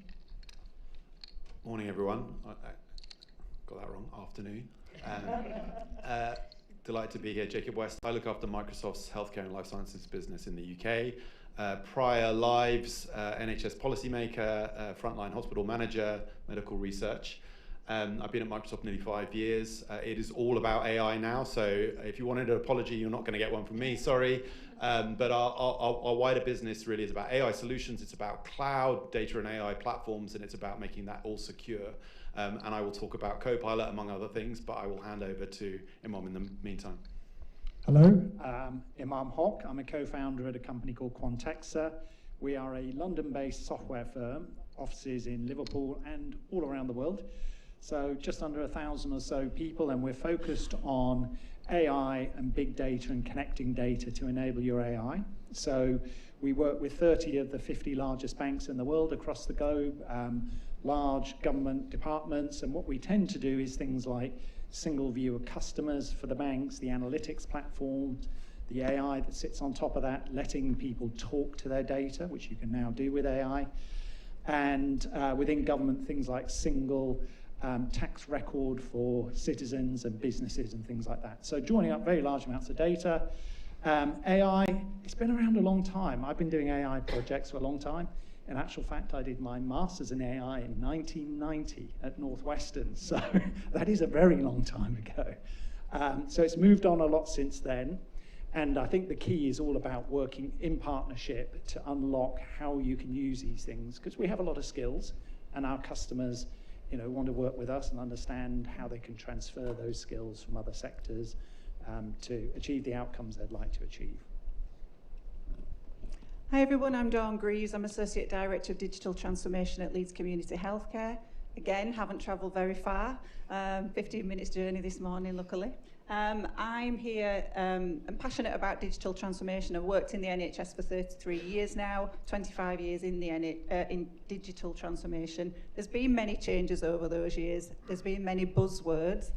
I'm wondering whether AI is a buzzword or actually whether it's going to make some difference. So I'm sat on the fence a little bit at the minute, but hopefully I'll share my thoughts as we move forward. From a community healthcare perspective, I think we've felt a little bit like the poor relations in the system up to now, with the 3 shifts in the plan around hospital to home care, analog to digital. Feels like, from my perspective, my time is now. Lots of opportunities now. If we can't do it now, when will it happen? So very excited. Thanks, all. I'm going to do a panel of 2 halves. The first is going to focus on the what and the why. So what is it and why are we doing this? And then a second a bit on how do we get this implemented. So first question for Nisha, really, as we've said, digital data really runs through the heart of the 10-year plan. But from a patient and a staff perspective, and we did have a chat about the pressures on staff just before we came in. What could it really mean? What transformation could we see? I think it's good that it's in the 10-year plan, but for me it's about creating efficiencies and data, communicating data from different registries, being able to have that data flow that can come to the clinicians, but then is also available to the patients. At the moment, we talk about us working in silos, but the data systems seem to be working in silo as well.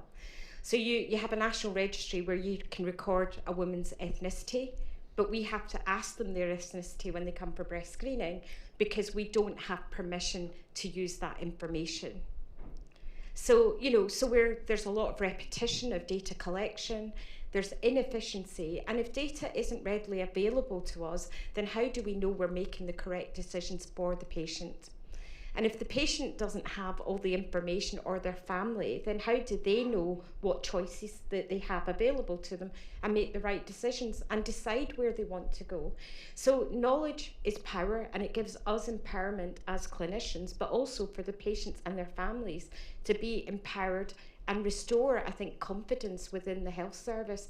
Because often you'll hear it, the patients will say, "Don't you know that already?"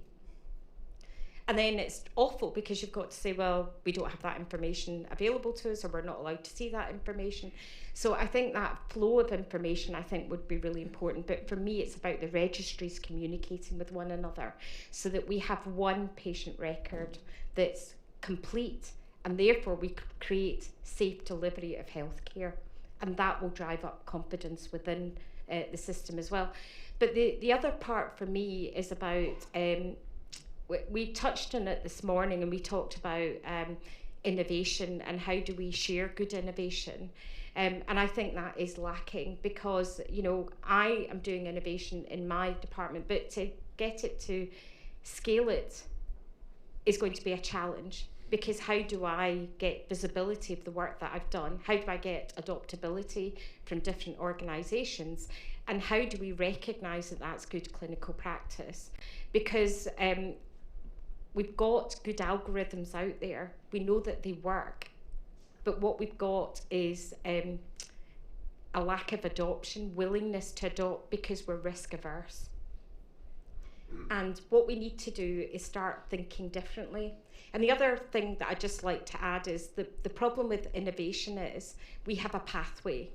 And we've just been told that the processes we've been using have been there since 1948. And for the breast screening programme, it's been there since 1988. But what do we do when we get innovation? We adapt it into the same pathway. We don't actually think, could we do this differently? So actually, let's scrap the current pathway. And now that we've got all these new technologies, all these new innovations, could we work differently? And that's why I think adoption is failing at pace, because we're trying to just keep going the way we are, and no one's got the headspace to think laterally. Thanks, Nisha. 2 things I just want to pick up on. One is around that efficiencies piece, and this is creating, we share data, we create more efficiencies. We can spread innovation, that feeds into the productivity agenda, doesn't it? We're being more productive. So, Jacob, to your point, 10-year plans, it mentions productivity 61 times. Could you talk a bit about what you're doing at Microsoft on productivity? And one of the things we talked about in our pre-meet, wasn't it? Well, what does productivity actually mean? So it'd be great to kind of have a few thoughts on that. Of course, thanks, Laura. So 3 AI applications that are here and now that are productivity enhancing, and one that's in the post. So number 1, Copilot. Anyone heard of Copilot? Yeah, anyone using it? Okay, quite a few hands. So there are tens of thousands of people in the NHS using Copilot. Hopefully you are already seeing some value from that. NHS England's evaluation study of 10,000 users says that it saves 43 minutes per user per day. That's 2 days a month. That's nearly a month a year. That is a lot of productivity to give back to the NHS. How do you turn that into a cashable saving? That's for brighter minds than me to work out, but the opportunity is there. And that is just the out-of-the-box technology. Where that goes next, the kind of use cases that gets applied to that are clinically adjacent, it's not for direct clinical care, I think are really exciting. So that's the first one. The second one is Dragon Copilot, which we launched in the market this month. Sorry, it's 1st of October, last month, September. That is Microsoft's clinical AI assistant. It's not just ambient voice technology, it's a whole workflow. On average, that saves 5 minutes per clinical encounter. That would be about, if every GP used that, Copilot told me this morning, that would be over 500,000 hours per week back to the NHS. It won't be appropriate for every one of the 140 million outpatient appointments, but it will be appropriate for a large proportion of those. Think about that productivity opportunity. And that isn't just about, it's in part about clinical burnout or the avoidance of it. It's also about patient quality. How does the patient tell a fuller story? Eyes on the clinician. So it's technology in a way that takes away technology and enhances the patient experience, as well as increasing the efficiency of the service. So we're really excited about that. We've been trialing that technology with a number of trusts, including Manchester Foundation Trust, and looking to see how that starts to scale in the NHS. The third one is agents. We are living in the agentic era. So Satya, our global CEO, tells us that is about, so if Copilot is about personal productivity, if Dragon Copilot is about clinical productivity, agents are about automating processes. So how do you cut the drudgery from processes that don't need to be manual? So one example that's already real, in Blackpool, they are using an HR agent to turn a manual HR conversation, a manual HR process that would take £10, about 10 to 15 minutes per encounter, to something that would cost about 50 pence. If you start to scale that up, you start to think about the productivity opportunity across a whole series of functional areas. So those 3 are here and now happening, productivity enhancing in the NHS. The one in the post that I think is maybe even more exciting is if you start to put this technology in the hands of consumers, in our hands as patients. We've all back in the days of WebMD or Google search, people have started to inform themselves, as a patient. But generative AI, with that, low barrier to entry, that insane computing power that sits beneath it, starts to take it to another level. There is a big regulatory question that needs to be addressed there. But Microsoft AI, based out of London, is developing that kind of tooling and thinking about what could that mean to really, I think, completely shift the supply and demand curve. Or the supply and demand equation in healthcare. So it's very exciting, I think, where that might go, but that's a little further down, I think. So hopefully that gave some ideas. Happy to carry on the conversation. Thank you. Imam, Contexa works across multiple sectors, so lots for us to learn from different industries. Can you talk about some of the kind of the wider work you've been involved in and what we could take away and bring into the NHS? Sure. So if I look across whatever I've been doing across all these sectors, I think there's one theme that's pretty common. Everyone is very data rich, but information/intelligence poor. So what that means is they have armies of data scientists and others trying to bring the data together, trying to get some insight out of it so they can make better decisions. That's fundamentally what they're trying to do, whether you're a bank, an insurer, a tax department, whatever it might be. So the question is, how can you reduce the effort involved in that? And that's the work we've been doing across all of these different sectors. So AI's been around a long time, but the critical element is getting context in that underlying data. You can't just look at one piece of data in isolation and say, I can make a decision. You know, in a bank, it might be, is this transaction money laundering? You've no idea. You've got to know where's it going from, where's it going to, what are those companies, who are those directors, what they might be connected to. So if you can build the context, for which you have to solve a very hard problem, which is a single view of the person or the business, not everyone has an NHS number in all the data that's relevant. So, you know, schooling data, social care data may be interesting, might not have an NHS number.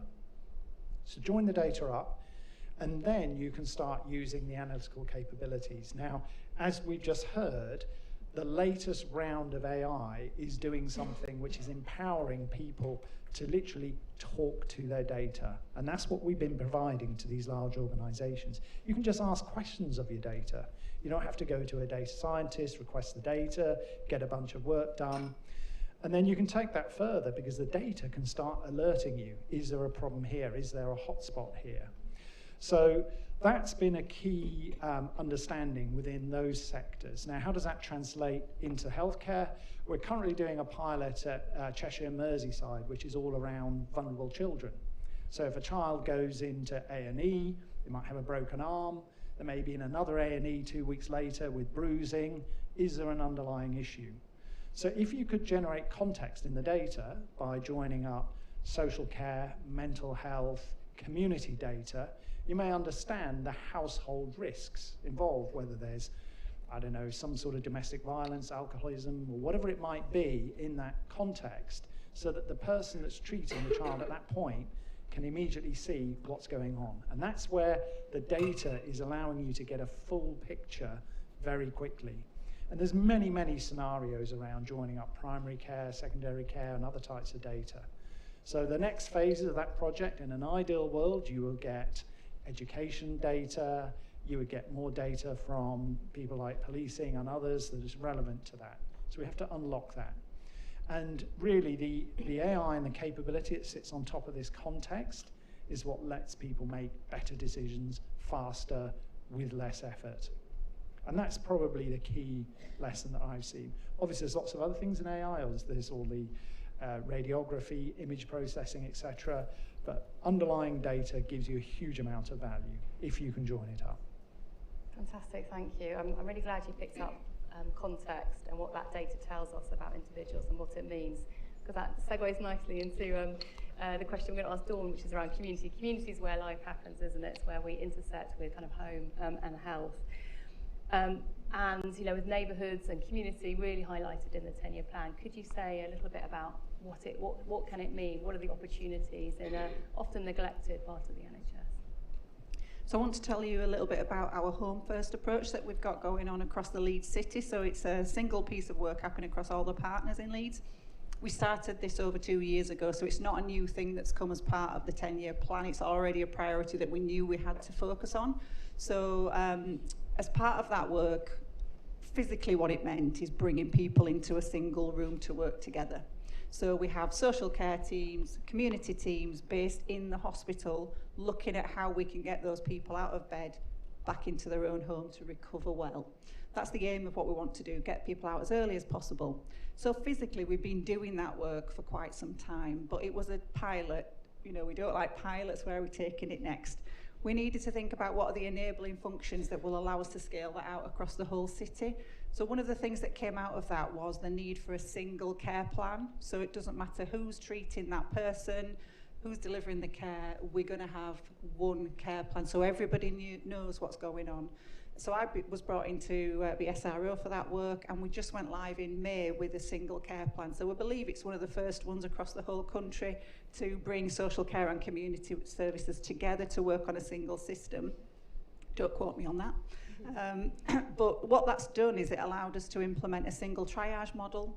So we're doing one triage rather than two separate ones. It's happening quicker, so we know that the patient's getting the right level of care first time, not having to go out multiple visits. We've got the right level of people going out to treat them, so we've not got wasted visits as well. So it's made the whole system really much more efficient.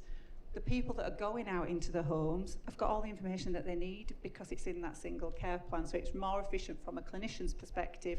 Patients aren't having to regurgitate the information over and over again. But where we were previously is community had their own system, social care were writing on paper in someone's house. So that information isn't going anywhere, it's always there, but it's not easy to digest in that format when you're used to working digitally. But bringing the social care teams on that journey was a challenge. So they didn't have devices, a lot of them didn't have the skills to use the device even if we were to give them one. The EPR that we use in community is not the easiest system to learn, it's not intuitive, so we had to spend a lot of time bringing those 150 staff on board with using technology, owning a device. What does that mean? How do I charge it? How do I make sure I've got connectivity before I've even got into the care plan? So a whole journey that we've been through to get to this point.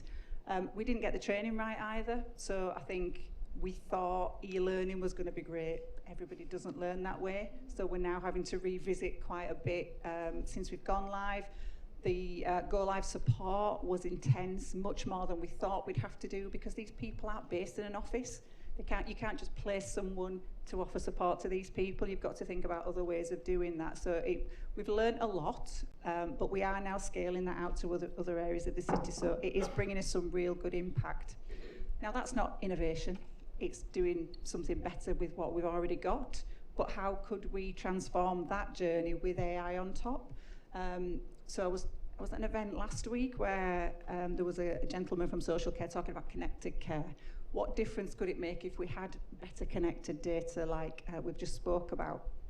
And I heard a use case around a gentleman with Down syndrome, always lived with his parents but wanted to be independent. So just recently moved into shared accommodation with some other young teenagers that were learning together.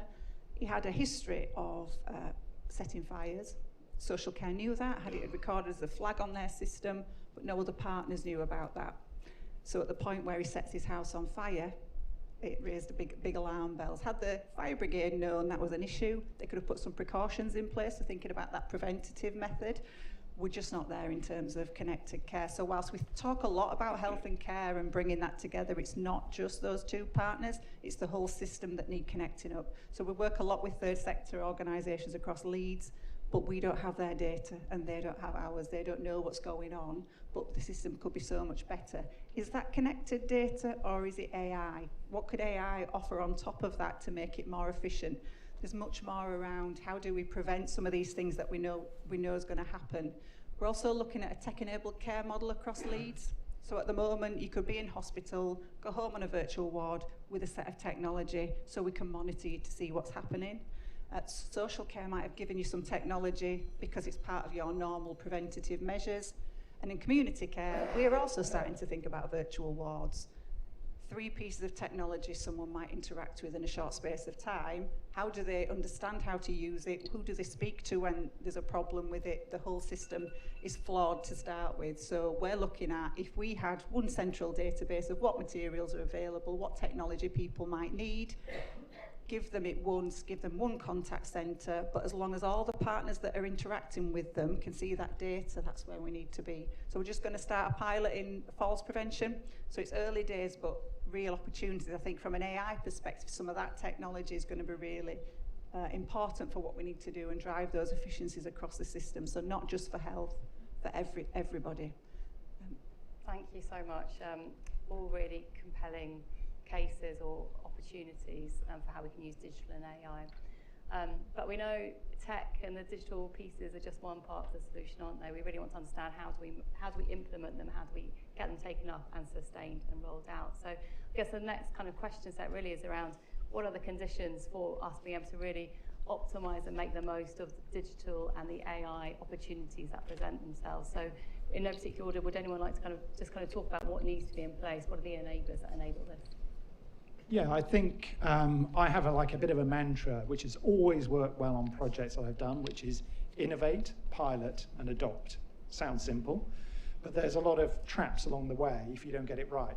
The right way to do it is to find the innovator. So I could give you loads of examples. I'll give you one example, which is roll-on, roll-off ferries. So the task there is trucks turn up at Calais. You have half an hour to work out which truck do you stop at Dover. Could be contraband, could be drugs, could be human trafficking, whatever it might be. And we put an AI system in, this is 20 years ago, and statistically it was probably a bit better than how the inspectors were doing their guesswork. But do you think it ever got adopted? No.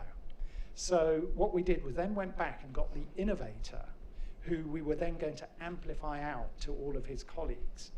So he worked with us and told us what to do, which sorts of models, because everyone thinks AI is going to work it out for itself. It won't.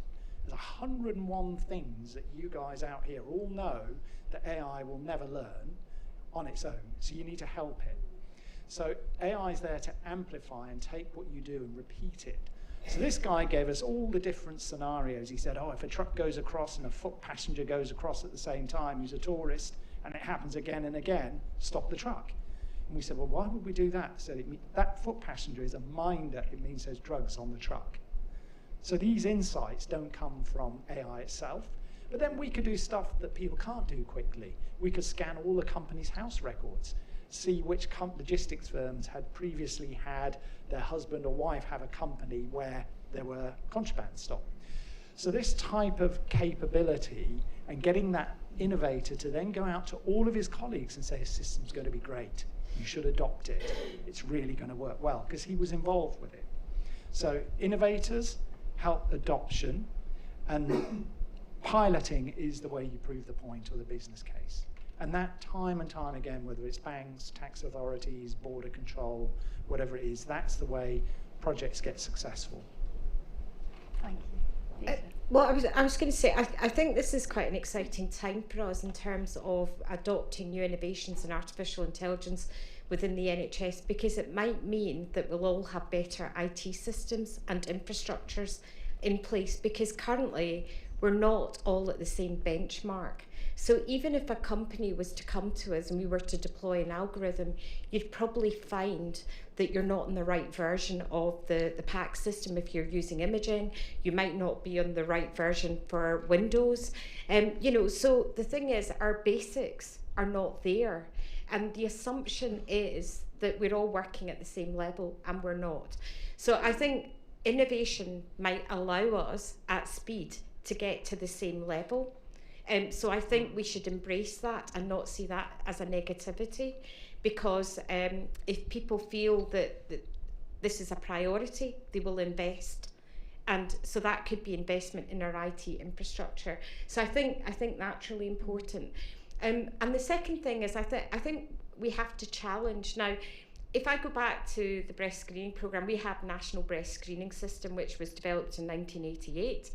It's been agreed that it needs to be modernised, and I've been waiting for 15 years for it to be modernised, and I've now got a timescale of another 5 years. And my question is why?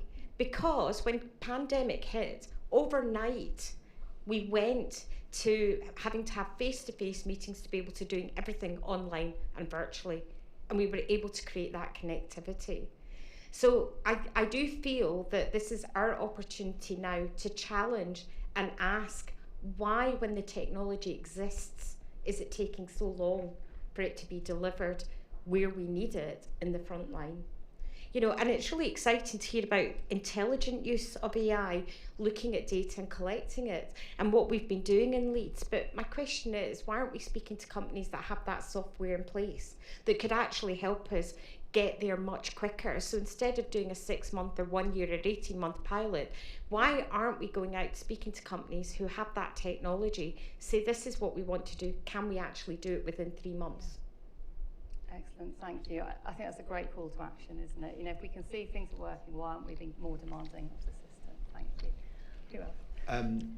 Thanks, Nisha. Yeah, I love that, Nisha. I think just to reinforce an example that you alluded to, so let's not beat ourselves up. The NHS can adopt technology very rapidly under conditions maybe of expediency. The sort of rollout of Teams in the early weeks of the pandemic is a terrific example of that, and now it's ubiquitous. If you've got a problem with your Teams, talk to me afterwards, or don't.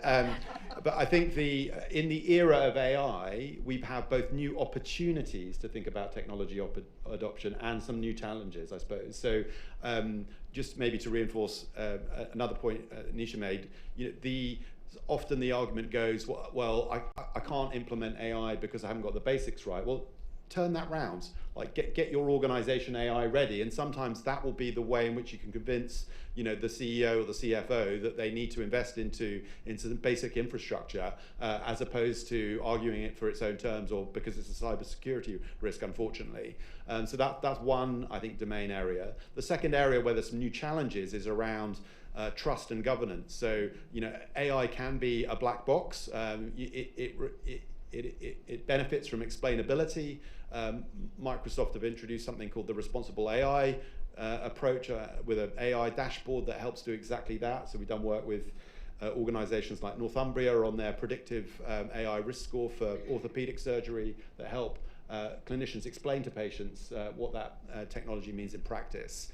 And then in terms of adoption, you know, adoption can't be top down or just bottom up. It's got to be sort of multifaceted, and some of the best the most effective ways in which we're seeing AI being adopted is peer-to-peer learning, peer-to-peer sharing. So we're running things called co-pilot cafes, which are getting sort of 1,000 plus attendees across the NHS. And because this is a new technology, it's actually users at the bleeding edge of this talking to other users about, you know, the prompts they're using or the use cases that are most valuable to them that is really driving adoption. And frankly, when you hear people saying, you know, never take this technology away from me, you know that this is an adoption curve that's going to grow and grow. Thank you, and Dawn.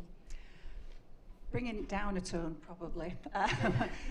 We talked earlier about risk appetite. The NHS is not great from that perspective. So I think there's something about how we do it safely. We keep hearing we can't use these technologies for clinical content, for confidential content, but we need to change that model. It's got to work for that. That's where the efficiencies are going to come.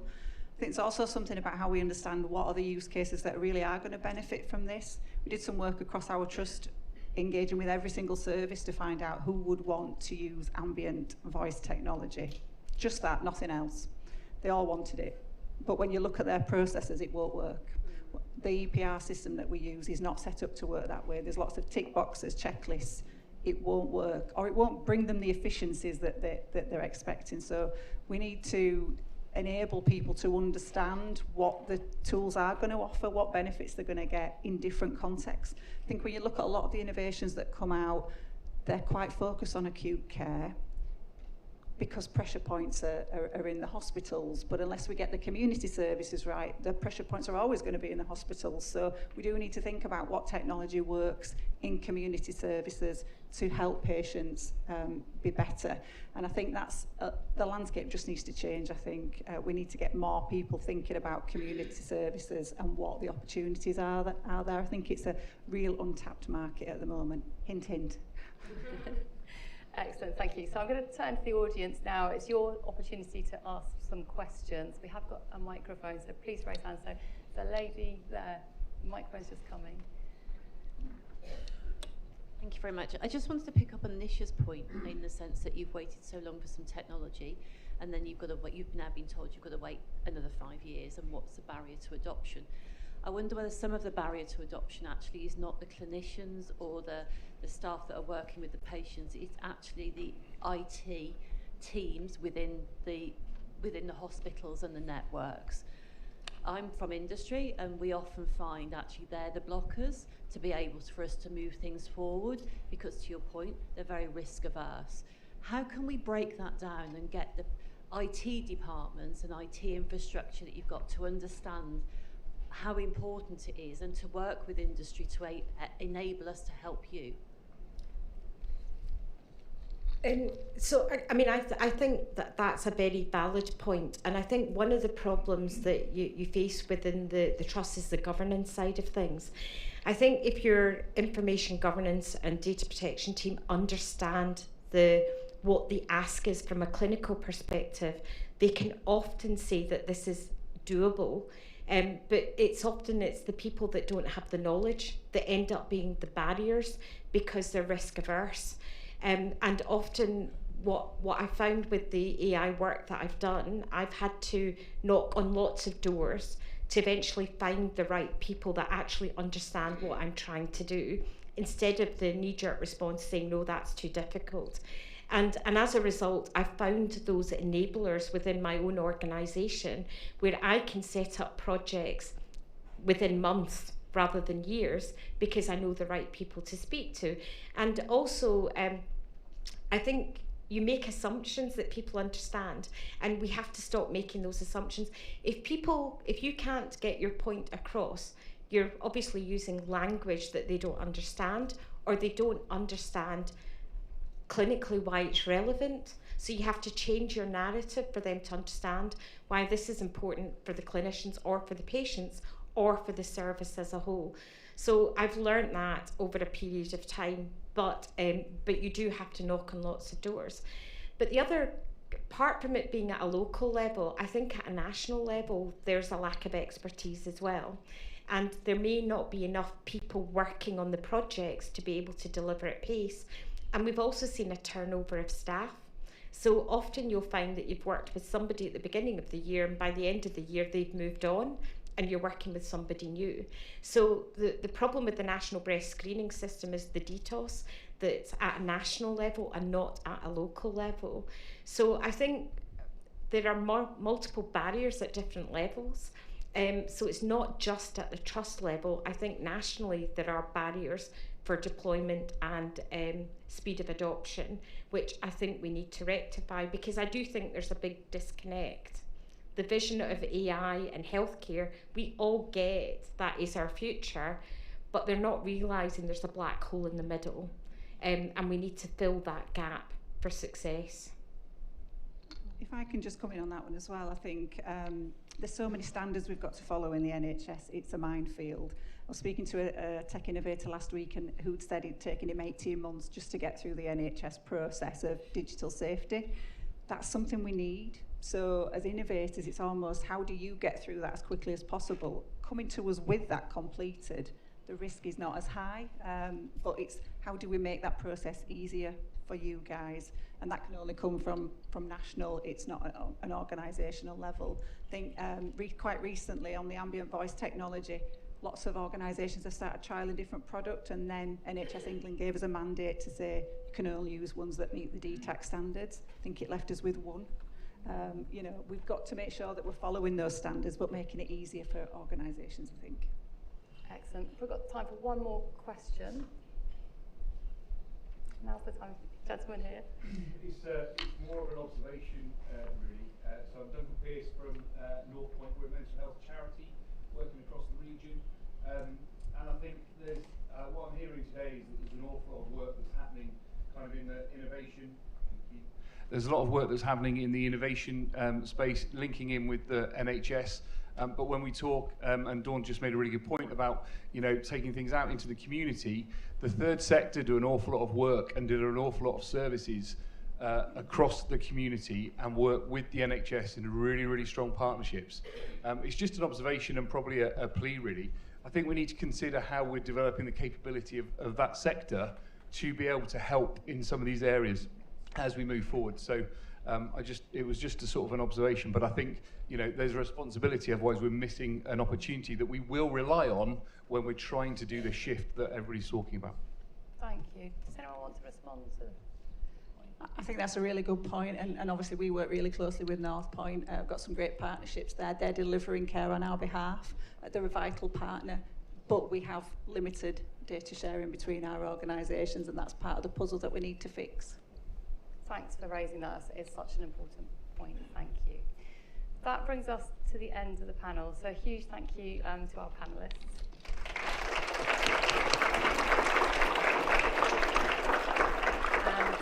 I think we'll hand you back to Rich.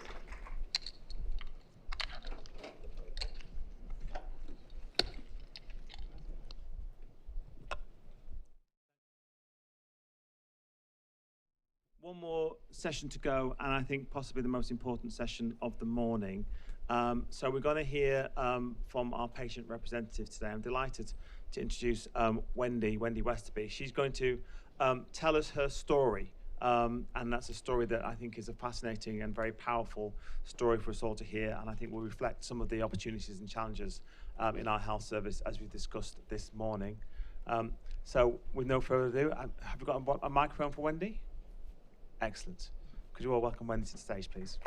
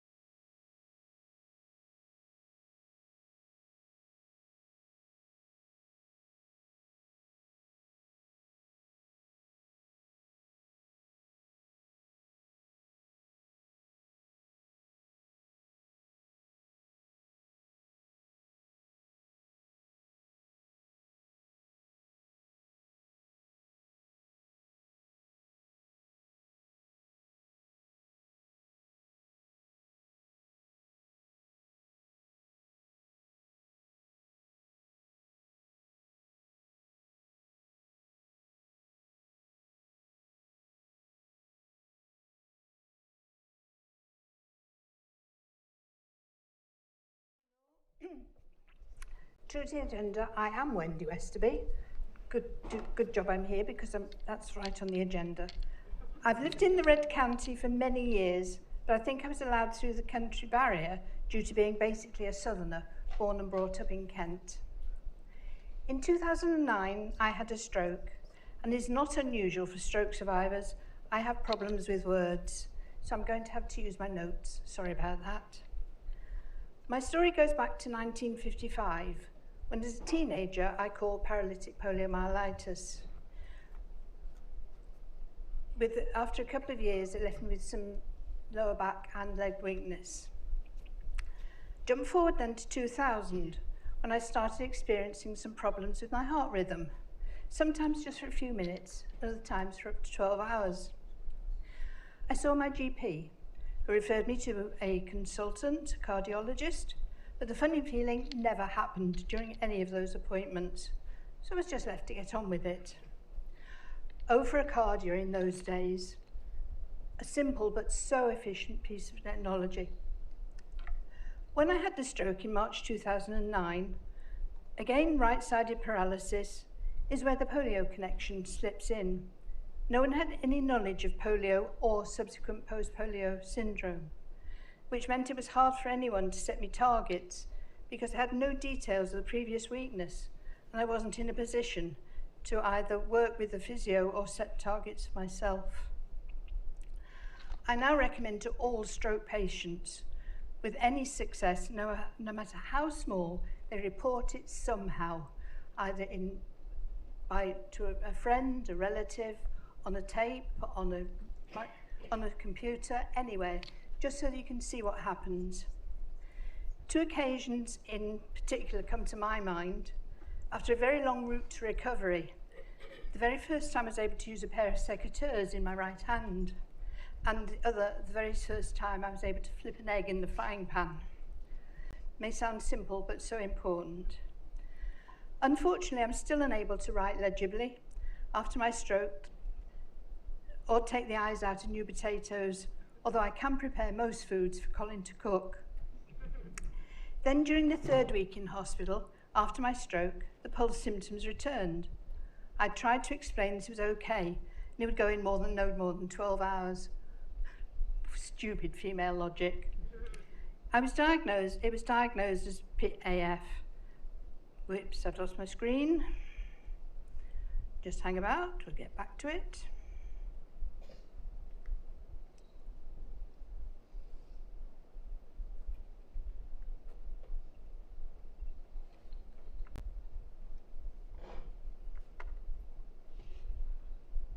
That's right, back online. It was diagnosed as AF and treatment started with warfarin. It was subsequently suggested that the stroke might have been AF induced, as I'd been doing all the right things, going to the gym, not particularly overweight, never smoked, and drank within recommended limits.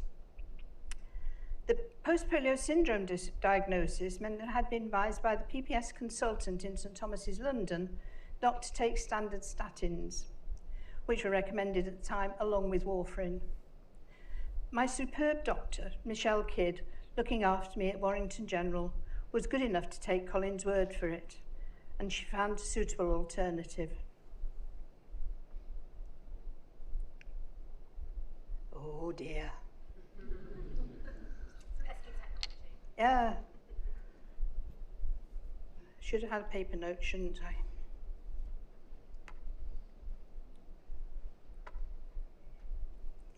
I'm going to be eroding into your lunchtime if I'm not careful.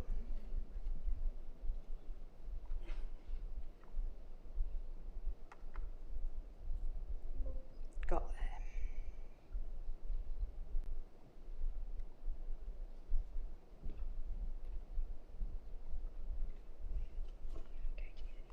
It's okay. We take cancel.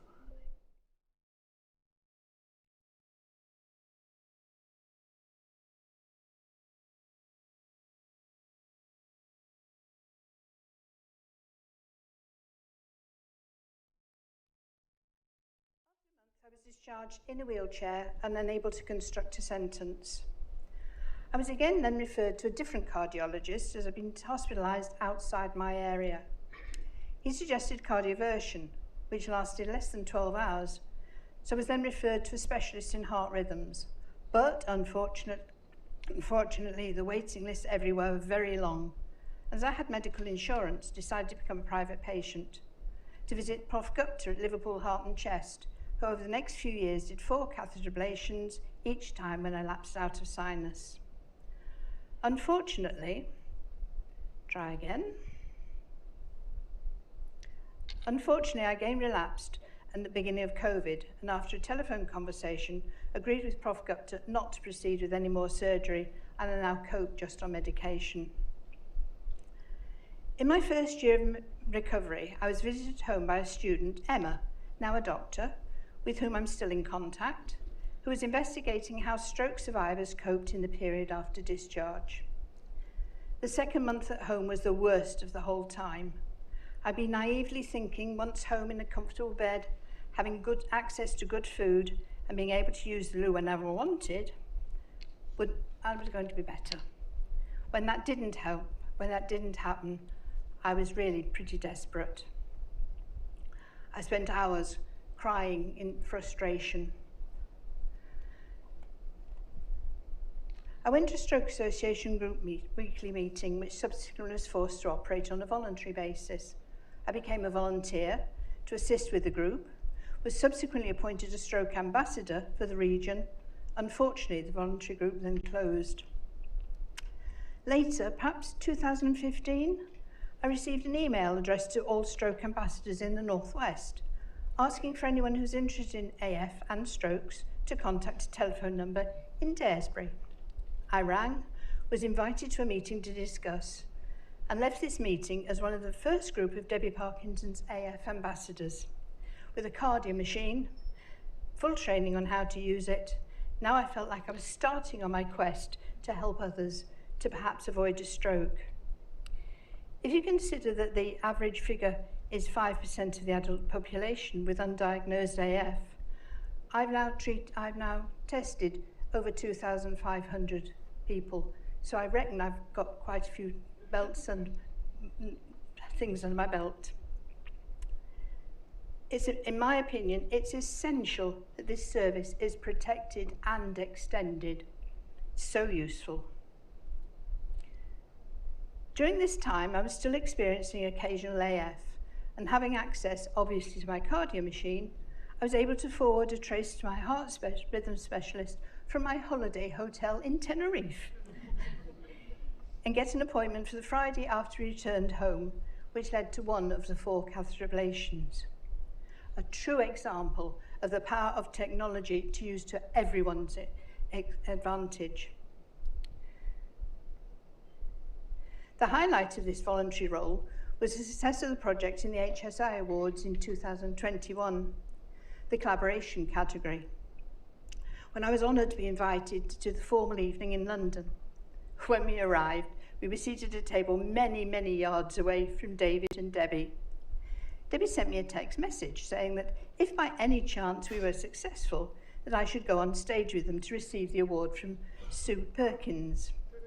I admit I didn't take much notice, apart from thinking how to get my wheelchair from over there to the stage over there and then up there. Especially as I had an accident just a couple of months earlier with my caravan and fractured my left femur. So the right leg's dodgy, the right leg left us, and so I'm still on sticks. Anyway, we were very fortunate. The announcement was made. We had won. Dave and Debbie rushed from their table, took me by one arm each side and dragged me up onto the stage.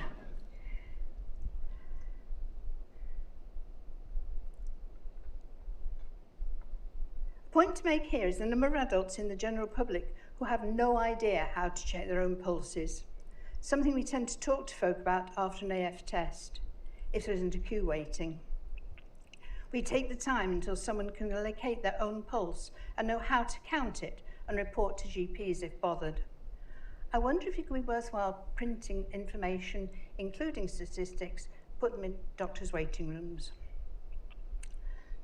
get people to just sit there and test their own pulse.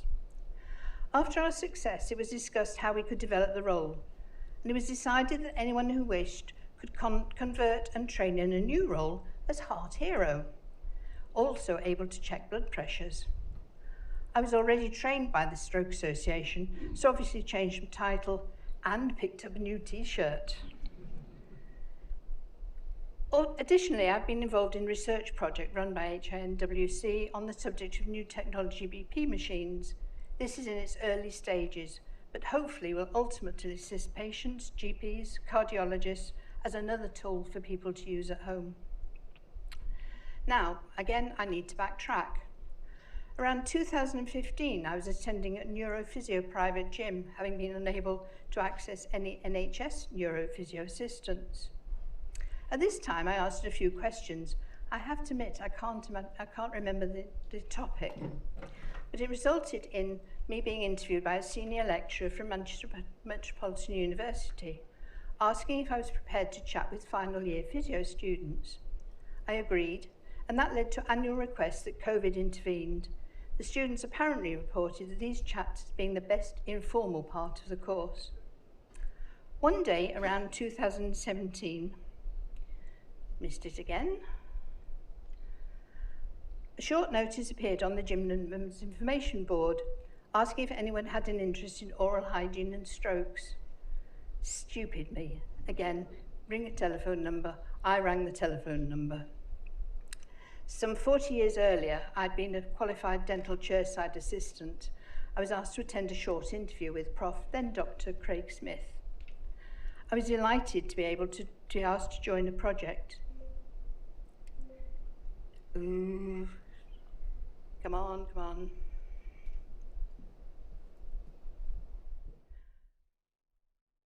Thank you.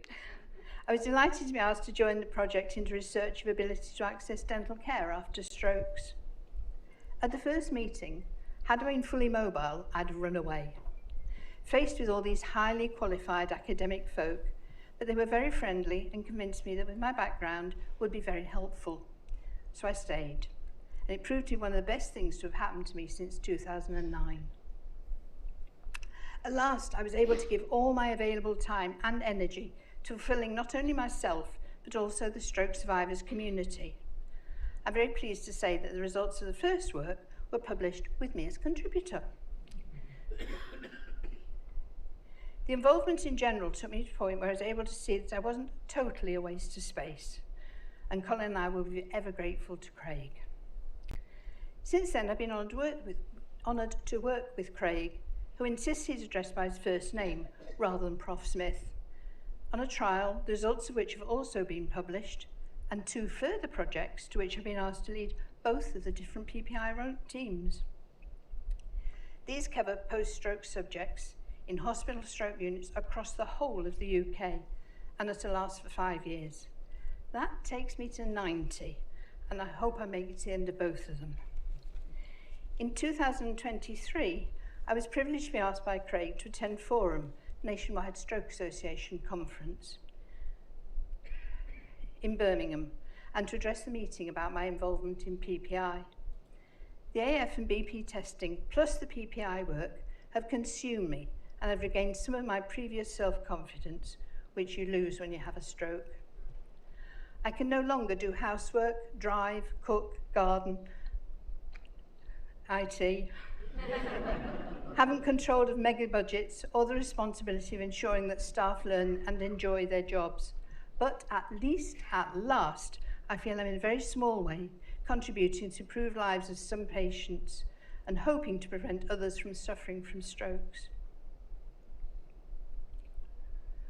Wait about.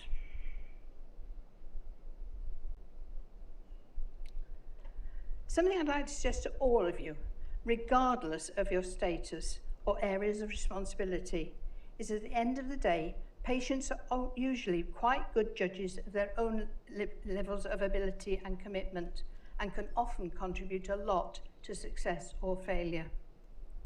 Some of them will hopefully get a boost to their self-esteem if you can consult them in a PPI role. You never know. You might be recognised as by a patient as the one person who came to their rescue from a life of gloom and doom into something much more positive. Researchers and innovators, please consider using the lived experience of patients right at the beginning of your research. Make sure that it's something that a patient can really relate to and the possible benefit accruing. I think that's about the lot of my abridged story version. If there's anybody questions or comments, I'm ready to try and answer them. Thank you for all for your attention.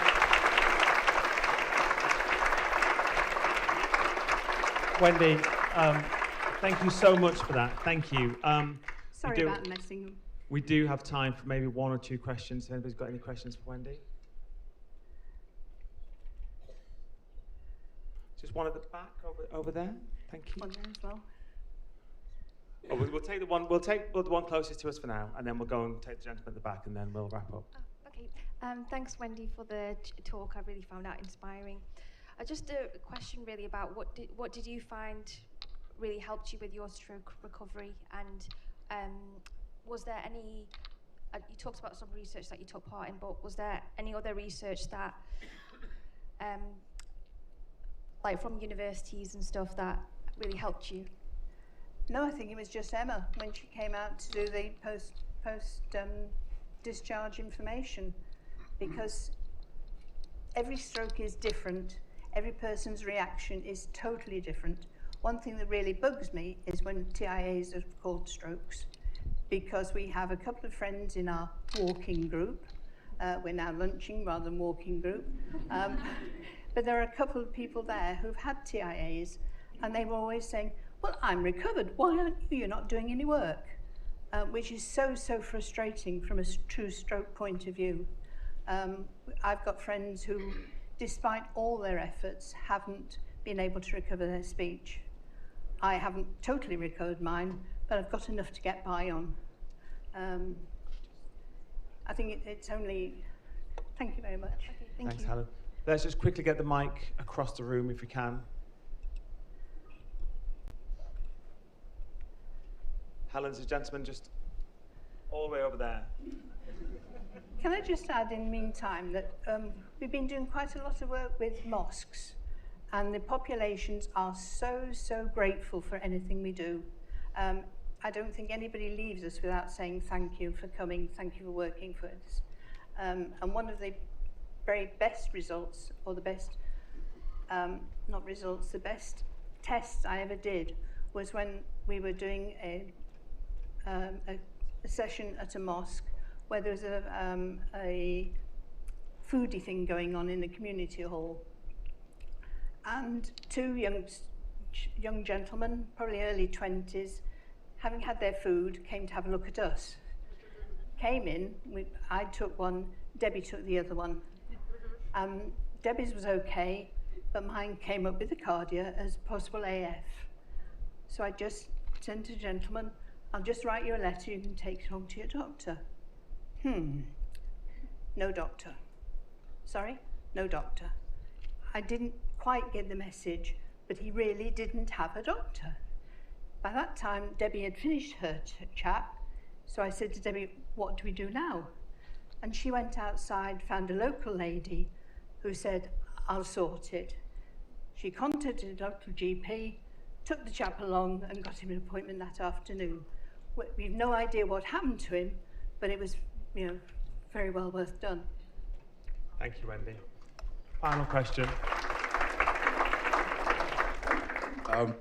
Yeah, fantastic. I think for me it's very inspirational to hear your story, and I feel like we can connect after this conference today, so you can appear on the podcast which I host, which is called Everyday People Talking Health, all the way in Manchester, but we'll find a way of using technology of connecting. I say it's very commendable to you because I live with a health condition myself known as MECFS, and I've come all the way from Manchester to kind of experience what healthcare and the sector is doing in terms of innovation and how we can champion patients' voices, because at the end of the day, people like yourself are great ambassadors into what solutions we can come up with and help future engagement with communities. So, well done. Thank you for the comment. And I think Wendy, I'll be around over lunchtime if anyone wants to come and try it. I only need 2 fingers, no jackets off. excellent, you'll have a queue. Wendy, thank you very much. Can we just thank Wendy again? Okay, Wendy, you stay here. I'm just going to announce our lunchtime slot, and then we'll leave the stage. Okay, so thank you everyone for the morning session. Thank you for your questions and your energy and your activity. I hope you've had value from it. Just to say, the afternoon is just as good. We've got an absolute powerhouse keynote from Tom Reardon. I advise you not to miss that. But before then, I'm delighted to announce that it's time for lunch. Now, if you look on your badge, you will see you've got either an orange dot or a blue dot. If you've got an orange dot and you're hungry, great. If you've got a blue dot and you're hungry, I've got some news. Basically, we're going to split the lunch into 2 sessions, and we have got, and while half of you are having lunch, we have an absolutely stellar event happening upstairs on the 2nd floor of the Tweed Suite. It's women's health. I won't read the full cast list. You've all got the agenda, but Professor Dame Leslie Regan is just waiting for you up there. It's going to be unmissable. If you're not hungry at all, feel free to go to the session twice. That session is going to be just half an hour in length. So blue dots, you don't have too long to wait. But if I could ask you, if you do have a blue dot, please, please, please do go upstairs, 2nd floor, Tweed Suite, for Leslie and co. Our very own Louise Robson will be chairing that session. That's unmissable. If you have an orange dot, head downstairs for lunch. But then, at precisely, let's see, what time are we on? At precisely 13:40, could you orange dotters head upstairs for your women's health slot? Everyone got that? Back in here at 2:30 for Tom. Thank you.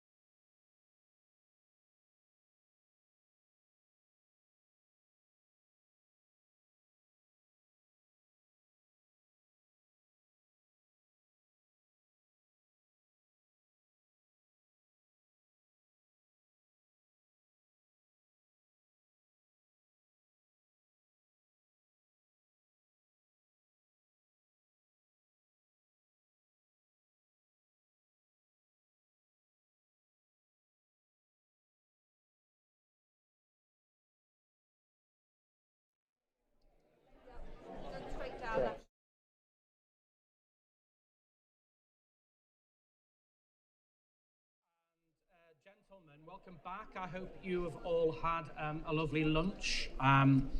We've had a fabulous morning session, so here now begins the afternoon. So I'm Phil Jennings. I'm the Chief Exec of Health Innovation North West Coast, and I'm the Vice Chair of the Health Innovation Network. So if Richard's Batman, you can think of me as Robin, if you like. I am also #Proud Northerner, so I think it looks like it's necessary to, relate my northern credentials. So I grew up in Middlesbrough. I went to yes, the footballing heart of the northeast of England. Thankfully, Sir James has gone now, but anyhow. So yeah, I went to uni in Newcastle and was a junior doctor there, but I've actually spent most of my clinical career practicing as a GP on Merseyside. So I'm really both privileged and passionate to be opening this afternoon session because as a proud Northerner, it does mean a lot to me. Why? Because, well, firstly, we're a sick old bunch. So, the north of England, we recently did some work modelling the impact of new cholesterol medication in England, and we found that half of the eligible population live in the north of England, covered by one of the health innovation networks that's hosting this event. So half of all of those people are here in the north of England. And the other reason that I'm really passionate about it is because I firmly believe that the north of England is the best place to be doing research and innovation, whether that's our fabulous clinical institutions, our world-leading universities, our manufacturing base, or maybe most importantly, our advanced data infrastructure, arguably the best anywhere in the UK, if not the world. So it's really important that we kind of stand up and punch our weight as North of England, and I'm very, very glad to be here today. I think before we start with the session, I thought I'd just offer you 3 brief reflections from this morning. So the first one's about growth. So if you're someone like me and you went to medical school in the 1990s, we didn't talk an awful lot about population health, and we didn't talk a lot about the impact that health systems have on the overall health of our population, so fairly marginal, 25, 30%. And obviously now we've come to recognise that those wider determinants are much, much more important. It's really important that we embrace that through our kind of research and innovation efforts. So not just by keeping our own workforce healthy, so the NHS, universities, local authorities, we're all anchor institutions. We employ huge numbers of people, so we need to keep our own workforce healthy. But I think more importantly, recognising the contribution that health, or rather ill health, has on the impact to productivity and our economic prosperity, both regionally and as a nation. So some of the work that Richard mentioned earlier this morning that we have recently published with Frontier Economics showed that nearly 10% of our GDP can be attributed, or a 10% negative impact on our GDP, down to people who are either too ill to work, or they're off work because of their health, or they're just not working as productively because of our health. So clearly, if we want to grow the economy, we can't do that with a sick population. So what we do here to bring prosperity and economic growth to our regions is one of the most important health determinants and one of the most impactful actions that we can take. The second thing I think that came out really strongly today was about partnership. So I think there's a clear message that it's time for the NHS to have a grown-up conversation about industry partnerships. And I think there's a sweet spot where we can work together, and through a mature relationship, we can enter partnerships that are good for patients, they're good for the NHS, and they're good for industry as well. And we really need to get over some of these kind of entrenched barriers to working with industry, I think, if we're going to move forward in the future. I'd also say to you, think more broadly than just medtech and pharma. So clearly they're hugely important partners, but we do a lot more here in the north of England. We make stuff, okay? We build aeroplanes and cars and nuclear submarines. We've got nuclear reprocessing facilities. Why is that important? Well, as we move care from hospitals into the community, things like remote sensors, robotics, autonomous systems suddenly become much, much more important. So in fact, there's a big industrial base here with only a small push can become very, very relevant to health and our future health. And then finally, the last point is that of adoption. So I was really pleased to hear Sir James say that every problem in the NHS has already been solved somewhere else, which is quite heartening, I think, to hear. But that would be our view as well, I think, as Health Innovation Networks. So we would say to you that the problem is not a lack of technology. The problem is a lack of a systemised process to identify patients who might benefit, to trial that technology in real-world settings, to measure its impacts and outcomes, and then to scale that for the rest of the country. And that's really hard, okay? The adoption part is the most difficult thing that we do, and we'd always say to you that it's usually not the product that's the problem, it's the pathway. So, you know, pathway eats product for breakfast, and if we can't get the clinical pathway sorted out, then often that technology fails. And that's regardless of whether it's got financial backing or clinical evidence. It's not as simple as we just need to find money and evidence. It's much more complicated than that. And we need to recognise that moving forward. So as we do bring innovation into the NHS, we need to take our colleagues, our workforce, along with us, build capacity and capability in our teams, and really foster an innovation-ready culture in all of our systems. So I'll finish there. I think there has never been a better time to be working in innovation than currently we have. You've heard from multiple speakers today. There's a need for innovation. We're backed by policy. It's great to see innovation featuring so prominently in the 10-year plan and the life sector sciences plan, and myself and my colleagues from the other health innovation networks are ready to really scale up our efforts and play an important role in how we help to transform the NHS for the future. So thank you for that, and what we'll do is we will move on to the main session. So as Richard said, if you thought this morning was good, it's only going to get better. We've got a stellar cast. It's a massive privilege to welcome someone who is no stranger to this city.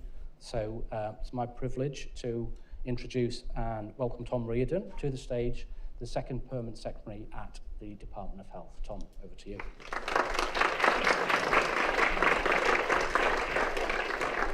Thanks, Phil. This is different. For those of us who don't have good posture as well, I'll be swinging around, so it'll make my mum telling me, get your shoulders back. I'm going to spend a little bit of time talking about the 10-year plan and reading from my briefing. And then I'm going to go a bit more me, so you'll probably enjoy the second bit more than the first. And then leave plenty of time for questions. So I'm new to I'm not an NHS lifer, and I'm not a Department of Health and Social Care lifer, and that is a big, it means that you're a sort of slightly different creature when you come into this amazing world of the NHS and health and social care. And I was brought in to try and, I think, bring that, the end of the telescope that is about citizens and system leadership, about working together and getting things to work when they're on the ground in places, rather than the expertise around particular policies that we have lots of people working on. It's been a fantastic privilege to work with Richard and others in the Yorkshire and Humber Innovation Network.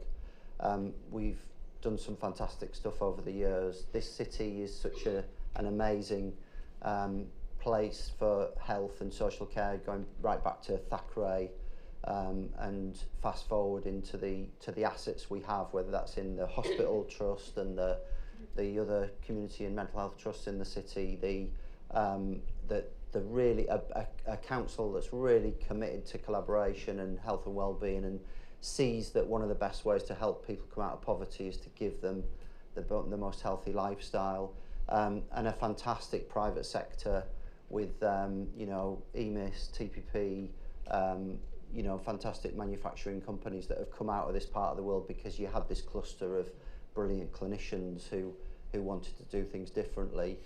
Baroness Judith Blake, who's now a minister in the Lords, who was leader of the council when I was chief exec, her dad was one of the people who pioneered kidney dialysis out of Leeds. So there's like this heritage to the city, which is amazing. And then the universities, of course, which are a brilliant place for innovation to happen. And if you can get those different parts working together, then the sky's the limit, really. The famous triple helix approach. We tried to do that in Leeds. I think we've made a lot of success, and it's been done more generally in Yorkshire. That wasn't in my briefing, so I better get back to my briefing. 5 big bets on innovation in the 10-year health plan. Data to deliver impact. You know, this is our chance. We have such a comparative advantage if we get this right, and we do it in a way that patients and citizens have confidence in terms of the use of anonymised and scaled data in a single data set that's probably one of the best reflections of the diversity of the world at the moment in terms of the fantastic diversity of our population. So real opportunities there. AI to drive patient power and productivity, the famous doctor in your pocket, as Wes would call it. Genomics and predictive analysis for preemptive personalised care, starting at birth. Really interesting debates that we had about that during the production of the 10-year plan. I was one of those people who was saying, do you think people really want to know about everything from that age? And there's a really interesting set of moral questions about this, but I think in terms of particular specialist interventions that can happen for rare diseases, for example, it must be the right way to move forward. Wearables to make care real time, and then robotics to support precision. And then some great exciting initiatives for the future around global institutes, regional health innovation zones, the research environment and innovative medicines, and also quite thoughtful stuff around regulators that maybe some people missed, where we've realised that MHRA and NICE, you know, getting aligned, getting the processes ready for the digital age, which they're not quite there yet, I think, in this space, is something that we're really keen to do as well. And we know how that drives, you know, the ability of people to adopt and scale really significantly. And the move to a single national formulary for medicines, which I didn't know what the word formulary meant before I did this job, again, is one of those things that sounds quite technical, but I'm well informed. You know, been argued to me very strongly. This is really important. We're doing lots, so I'm gonna do this, the second part of what I'm going to talk about, actually based on Phil's 3 areas that he mentioned, because in terms of productivity and the UK, you know, this is what we've got to do is turn. I mean, I've been on the receiving end of the NHS taking a larger and larger share of public spending, because I've managed Leeds Council through 14 years of various elements of austerity, and you know, we've got to stop that incessant, you know, eating up of the proportion of the cake. There's that productivity issue. The only way you're going to do that is to get the NHS up and out, and to work in partnership, to work in systems, to get things to actually happen. And I think one of the things that we felt through the production of the 10-year plan, and we had lots of debates. I was often in the room with, Wes called it the Milburn-Reardon axis, because Alan Milburn is you'll know, an amazing, talented ex-Secretary of State, really wise, experienced voice, very much from the best, the greatest hits is coming out at the moment, the league tables, the performance and oversight, the singularity of being really clear about what you want from people in terms of electives and GP access and UEC performance, the money, that's really important. And I ended up I was usually the one saying, that's fine, but it's not 2001. We've had austerity, we've had COVID, we've had Brexit, we've had all these changes. You know, it's a different world. It's a more complex world now. How do we help make systems be able to do those things without it feeling like you're just going through a stovepipe down from the centre and people are having to operate in splendid isolation to achieve them? Because if you look behind all those targets, then the key to them is not the NHS and the big acute trust operating on its own. Of course, some of it is, and it's got to be really, really good at that, but a lot of it is how, in productivity terms, we connect with people much better. We have human-centred approaches to public services. We think about that in terms of where people live and where they work, the idea of neighbourhood health, where we can shift health almost back to where it started in terms of how we can, you know, just get that community-based approach to how people are living their lives and give them more agency in terms of their own health as well. And then obviously the need for partnership in making that happen. So moving on to Phil's second point, I'll just run through a few things that we're doing at the moment. Going back to my briefing, we're really trying hard to build stronger commercial strategic partnerships in the department and in the NHS. And there's a group of people who are working really hard to make that happen. And it's manifesting itself in different ways at the moment. So the Colgate partnership around toothbrushing, Colgate-Palmolive partnership around supervised toothbrushing, you know, I thought the reaction to that has been really interesting for me. You know, I've you know, owned public health in the council for many years. I thought it was the best decision of the last 20 years actually to bring that back into local government where it started almost, and back to be able to influence the wider social determinants of health. But there would have been a reaction, I think, 10 years ago very different to that toothbrushing partnership, because people would have said, I mean, some people did say this, well, shouldn't the parents just do it? But anyone who works in a school or works in the health system and comes across a lot of young kids at the moment will know that some of the biggest problems come from dental issues. And so I think having a partnership like that that's going to reach up to 600,000 children each year is incredibly powerful. And one of those low-cost, no-cost options that I try to talk to my colleagues in the department and in the NHS about, instead of this feeling that I think everybody's been a bit hardwired into, which is if it's new, we need more money, we've got to layer it on top of what we do already, rather than what a lot of other sectors have had to do much more over the years, which is there's a new issue, how are we going to reprioritise, what are we going to stop doing or do a bit less of, how can it link to something else? As a critical friend, the NHS has not been good at that, and that's what we've got to get better at. There's some really interesting stuff coming out around intellectual property guidelines for those of you who are interested in that side of the house, and that hasn't been reviewed for about 15 years or more, and that is going to be really important, I think, in again trying to make it easier and clearer for organisations who are providing and commissioning services to manage IP strategically, and making sure innovations benefit the NHS and the public by securing what are valuable assets rather than just letting them shoot out into the private sector without any attachment back to where they started. And so look out for that, and I think Health Innovation Networks are going to be involved in the regional launch of all of that, so that's one to look out for. And the Health Data Research Service, really fascinating. I think what an opportunity that is, but what high stakes there are in that. As we know, in the past we've misstepped. If you go wrong with the public on this, it's the sort of you set back by a decade. So we've been really careful in thinking that through and trying to get to a position where it's a really safe and trusted way of working, but also one in which researchers and partnership can plug and play into is going to be really important.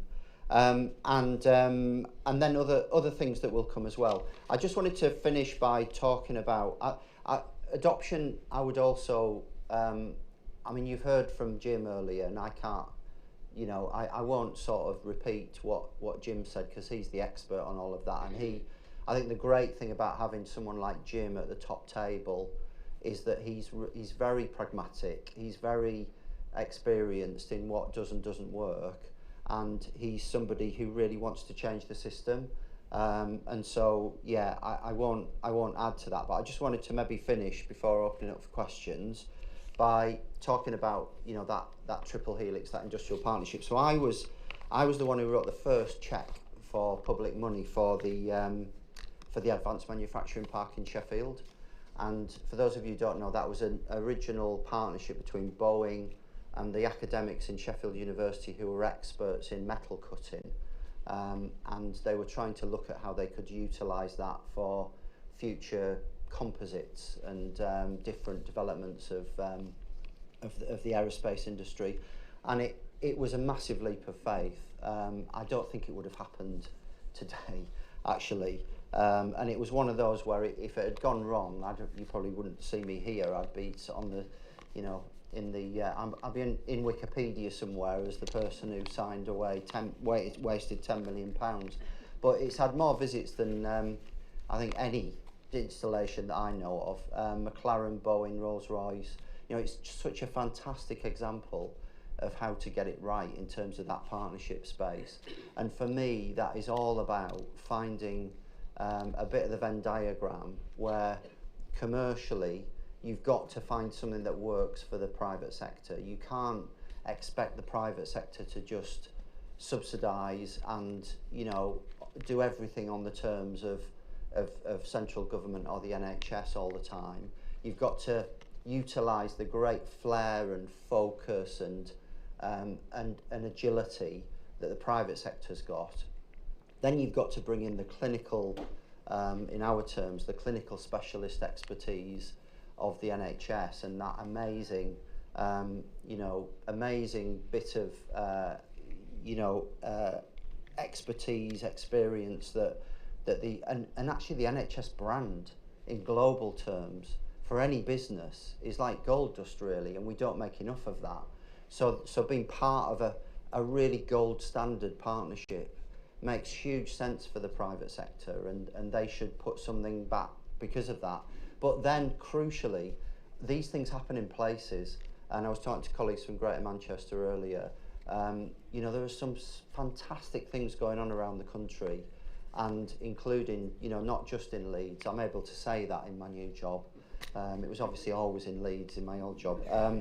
But I think that is where the real opportunity is, because if you can do that in a way that taps into the asset base that's different in each place, then that is powerful. And you also get the mayors behind it. You get that ability for people to see, back to Phil's point about productivity, that people are going to get jobs from this. They're going to get better healthcare. They're going to live longer. Those things are so important.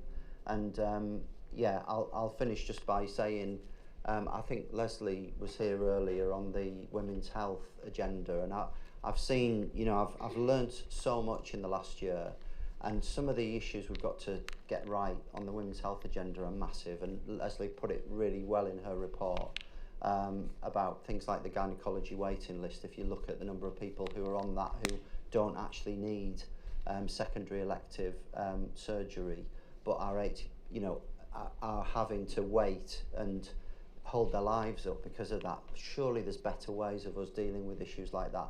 And then I was just reading some work that's been done on men's health before I came here, and 61.5 is the average age of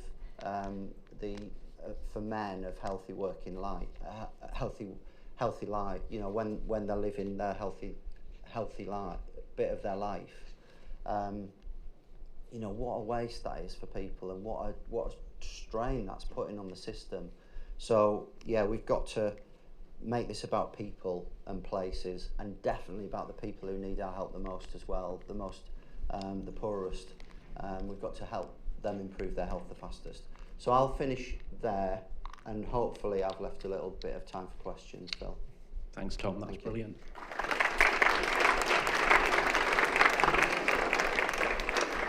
So we've got roving mics, just like this morning. So I think I've got a lady here on my left who'd like to ask the first question. If you can just tell us who you are and where you're from. Yeah, hi, my name's Maya and I work for Teva UK.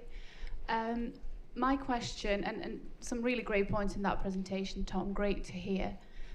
In terms of adoption, I agree completely with everything that you said, but how do you at the department ensure that you're staying close to all parts of the system, including the life sciences, when you're thinking about policies and moving through with them, to ensure that you understand our world so that there aren't any unintended consequences?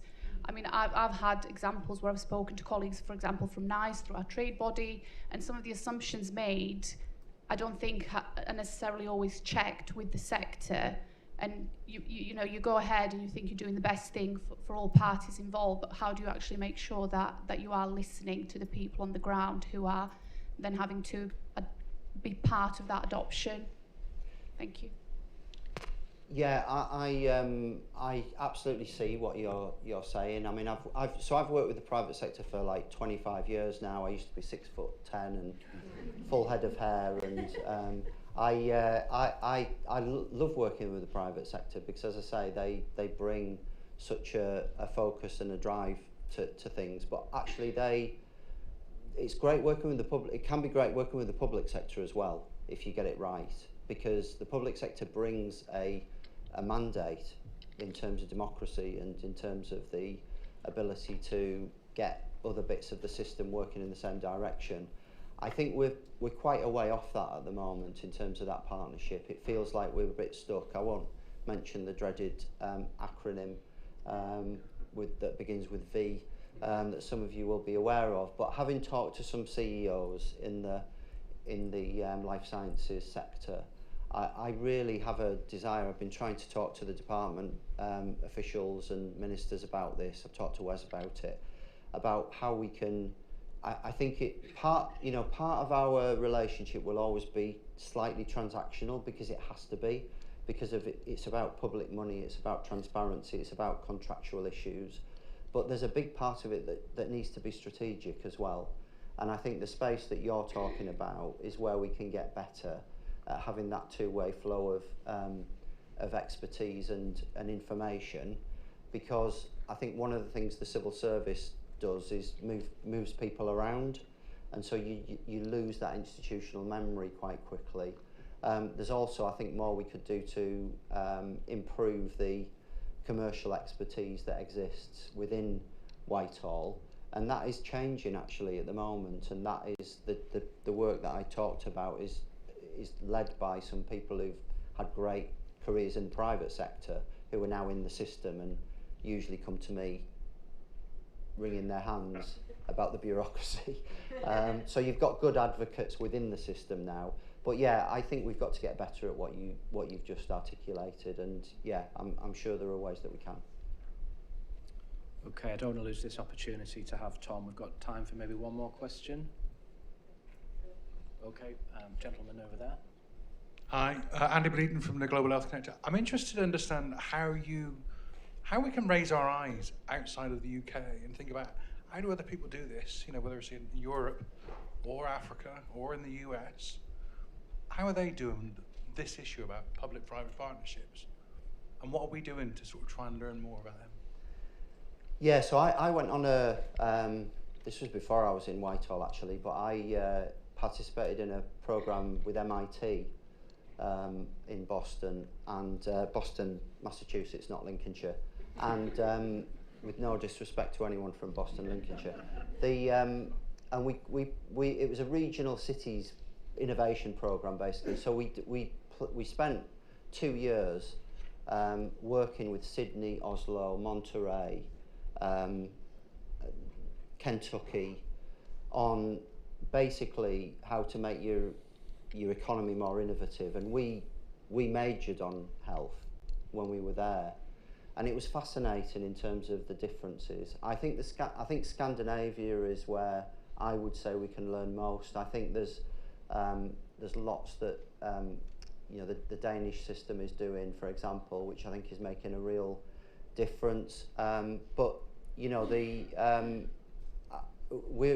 it's something that I think we've got to utilise the universities for as well, because often the universities have those global links already, and I think it's one of my great regrets that we haven't come out of Brexit realising that one of our big windows to the world is universities, and so building the partnerships that we've got around them and linking up to the knowledge and expertise they've got, I think is really important. And the private sector as well, the big companies operate globally and they have that knowledge and expertise. So yeah, I think some of it is in our own country. I do think the advanced manufacturing park, I think some of the things that we do in health innovation are absolutely will stack up in terms of what's happening around the world, but I think we can get better. The States are much better at finance. They're much better at not relying on the bank of mum and dad for entrepreneurship, and I think that's where we suffer a lot. We don't think about our finance system in as the fourth bit of the helix, which is what we learnt on the MIT work. So yeah, they're the ones I would say. Okay, well look, we could talk all afternoon, but I will have to draw that to a close. Tom, thank you for those insights and giving you time this afternoon. And folks, can we just show Tom our appreciation?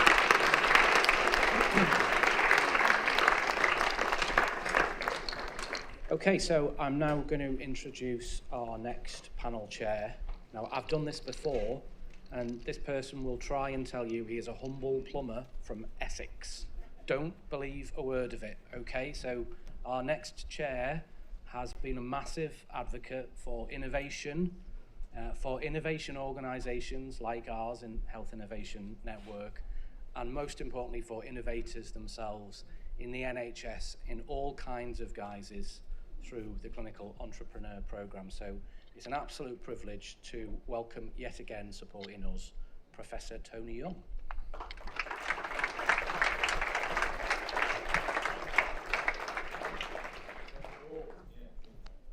Very much.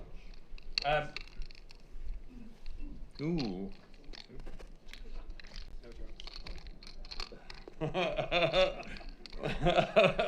I'm not going to rise to that, Richard.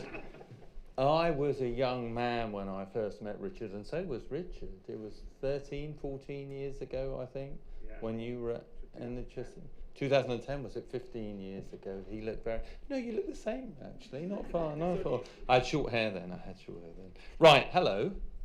So I am Tony Young, and I am a consultant urological surgeon in Mid and South Essex, and I was trying to think, after Phil gave his great introduction to his northern roots, how you would welcome an Essex boy. Although on my grandparents' side, they're all from Newcastle and Morpeth and Dinnington, so I think I can claim that. But I was thinking about a great innovator, or what will we have between Essex and the north in innovation? And of course, the greatest symbol of innovation in the world is the light bulb. It's the one that's internationally, and of course, that was invented in the north of England, as you will all know. You know that, don't you, Northerners? But the story is, and Essex has a great medical history as well, I should say. I bet you didn't know that. With the light bulb with Joseph Swan, and it's a story, and we heard there was a question up here about industry and working together. So Joseph Swan invented the light bulb, but everyone on the planet outside of the north of England thinks it was Thomas Edison, the American. And Joseph Swan took him to court in London over his patent, and he won. He then went to New York and took Edison to court on the basis of his patent, and Edison bought the Swan Company. Doesn't that happen again and again and again? And we were hearing from my chief executive this morning, and we've just heard from our second permanent secretary. we need to keep it here, we need to grow it here, we need to get the benefits here. And maybe we're going to hear a little bit about homegrown innovation on this panel. So does anyone know who the greatest medical innovator from Essex or historical one was? Joseph Lister. Did you know Joseph Lister was an Essex boy? You see? So there we are. So anyway, so right. I have one of the greatest jobs, I think, in the National Health Service, because I get to see all the latest, greatest things. And there are some, I know, we've heard from Jim, and we've heard from Tom and Richard, and I know it's difficult. I understand it. I am married to a GP. Every night, pillow talk is about the problems of primary care. I get it. Gosh. Yeah, there's GPs in the audience going on. We talk about the same thing. But actually, it's a really, really exciting time. And I don't know if you've seen what's coming down the line, particularly with quantum, but it's getting really exciting. We're starting to understand where consciousness comes from. Quantum biology and other things. And we are second in the world, only just behind the Americans, on what we are investing in quantum and doing. We've got lots of that research based in the north as well. So it's just, and that, do you know that would unlock that science fiction stuff? That's going to unlock it. I'm so glad I was alive now. I thought I'd missed it all when X-rays were invented or discovered before I was born, and antibiotics and other things, but no, now. So you are going to see some really exciting things. Okay, we're going to show you, but they're practical. They're things that are making a difference across the north of England right now. But what we're going to do, first of all, is we're going to have a panel. And I've asked my panelists to come up and join us now and take a seat up here. We've got a couple of questions we're going to put to them, because it sounds great, doesn't it? And we hear all about how wonderful innovation is. Oh, if only the NHS took it up, if only you stopped trialling it and you adopted it across the whole, and we hear all those things.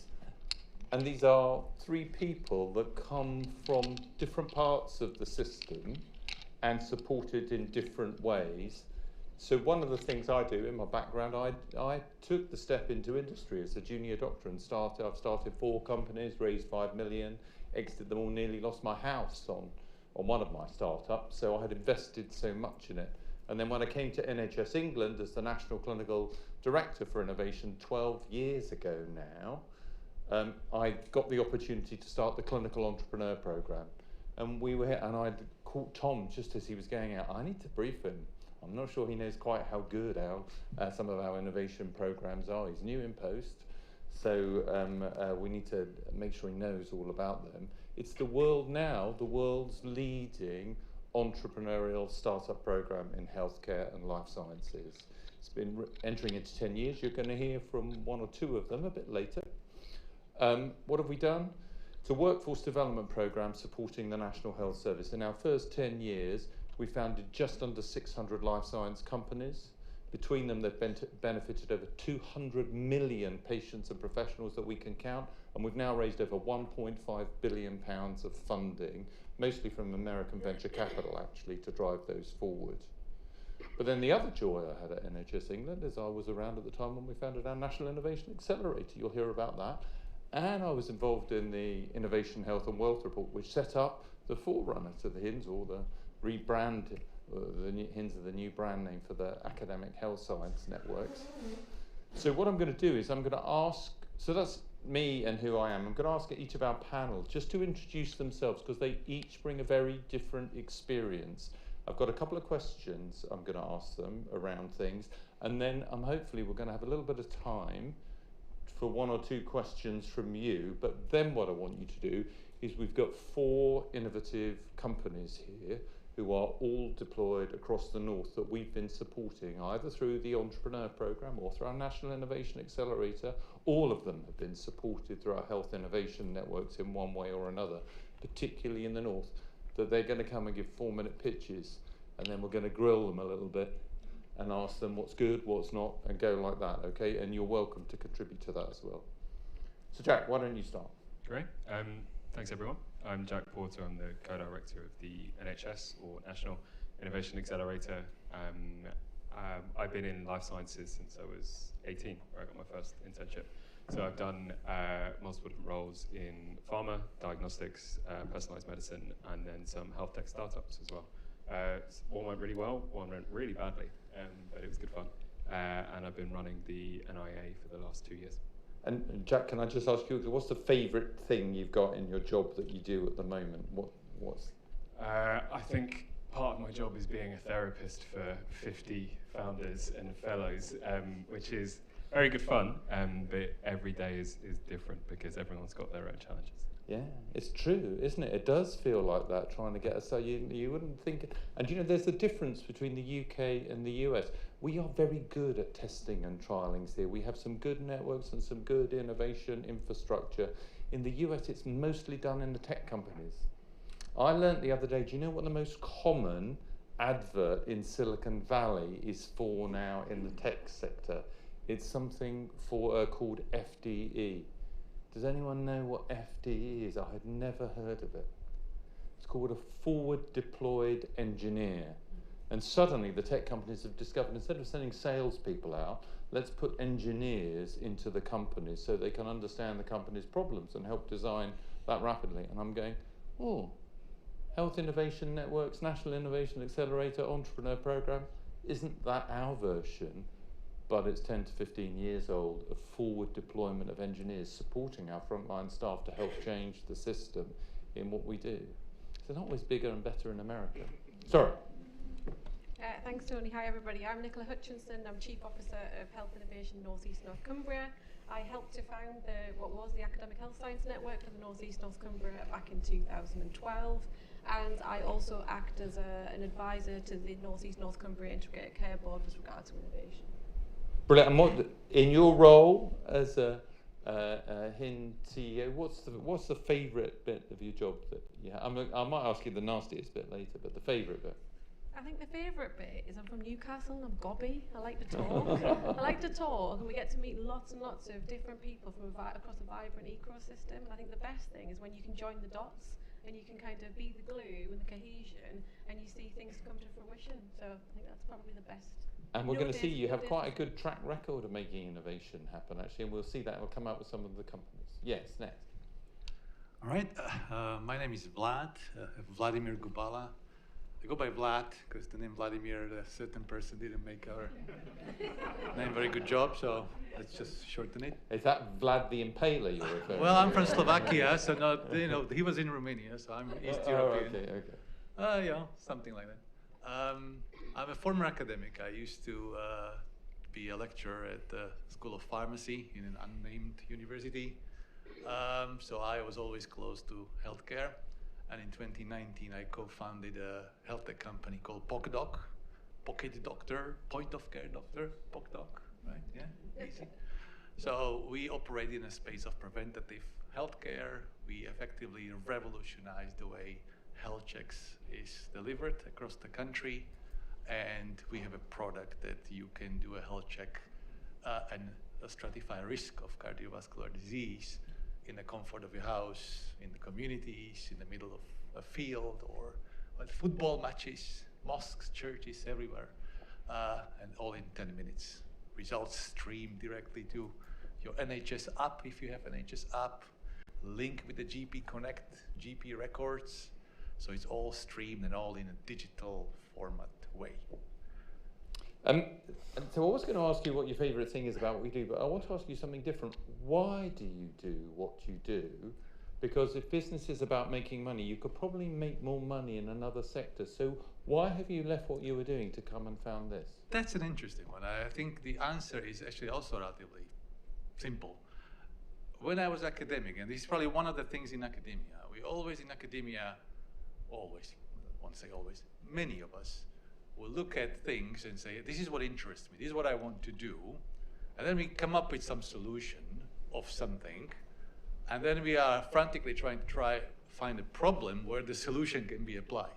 So at some point I had enough. I said, this is wrong. I mean, we should be really going after the problem first, do the due diligence, find out what the user requires, and then apply a solution to it. So that's where I switched from a very comfortable, I have to say, academic life is quite comfortable.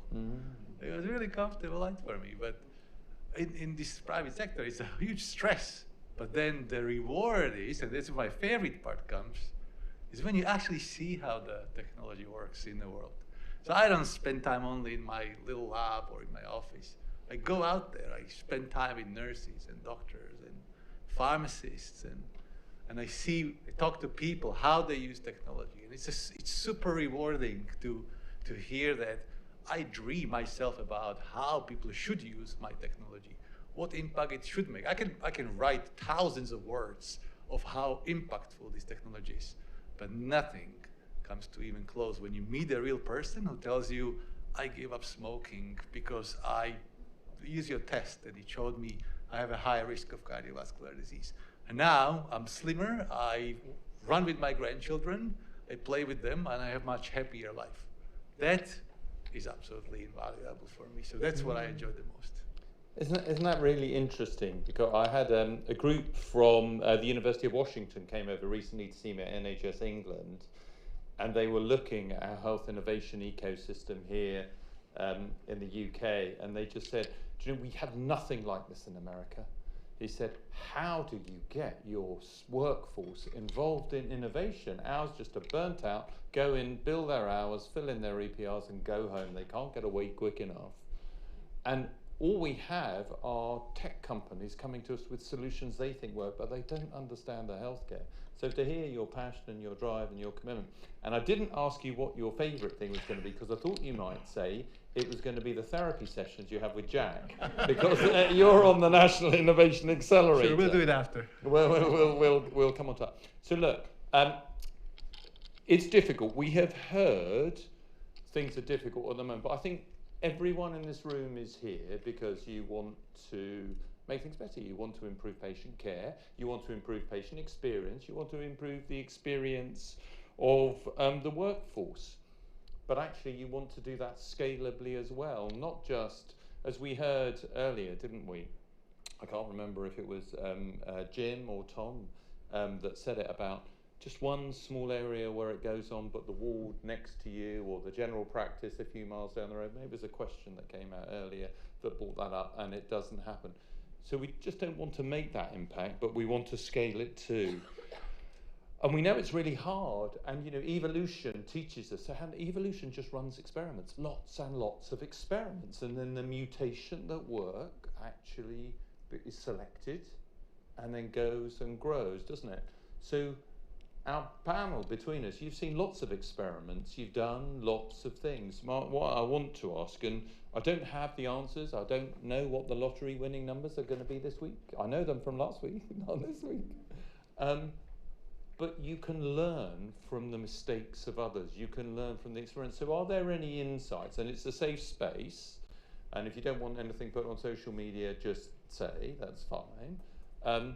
To say, are there any insights you've gained of where you've really seen something work and be taken up? And then on the other hand, you've seen examples of never do this again, never take this approach again. It was a disaster and it failed. Because sometimes sharing those insights, and where's the forum for talking about the absolute disasters that happened? You know, it doesn't happen, does it? Here. Jack, do you want to start? Insights you've gained from the NIA? Insights. So on the NIA, we've got 53 fellows right now, taking about 100 companies today over the last 10 years through the program. Some of them are now, well, all the big names within the UK health tech space have kind of touched the program at some point. And I guess if we're talking about insights in terms of what's worked well, what hasn't worked well, I'd pull out 2 words. So I think trust is the first one, which we can expand on. And then also a lack of complacency is, I think, very, very important when it comes to actually being an innovator, being a founder itself. I go to a lot of these events and I have conversations every day pretty much with an innovator who's got a solution which they're saying is not being adopted within the system. And I think there's a big difference between the NHS doesn't adopt innovation and the NHS doesn't adopt my innovation, which I think is a real distinct difference that we need to really kind of hit home on. I think if you go to enough conferences, you would think that nothing new has been picked up across the NHS for the last 10, 20 years, but actually in reality, that's not true at all. So NIA fellows at the moment, where they're averaging out about 30 deployments a month across the 50 that are currently on the program. So this stuff is definitely happening. I think there's the difficulty is in any other industry. So before I came into the NHS Innovation Accelerator, I was the commercial lead of one of the first fellows to go through the program, actually. And we also sold to pharma. And in pharma, there are exactly the same problems that you have scaling within the NHS. Before you get a contract, you have to go through a 6-month-long IG process. Everyone you might sell into one department in pharma. They don't necessarily speak to the next department. Countries don't speak to other countries. It's exactly the same problems.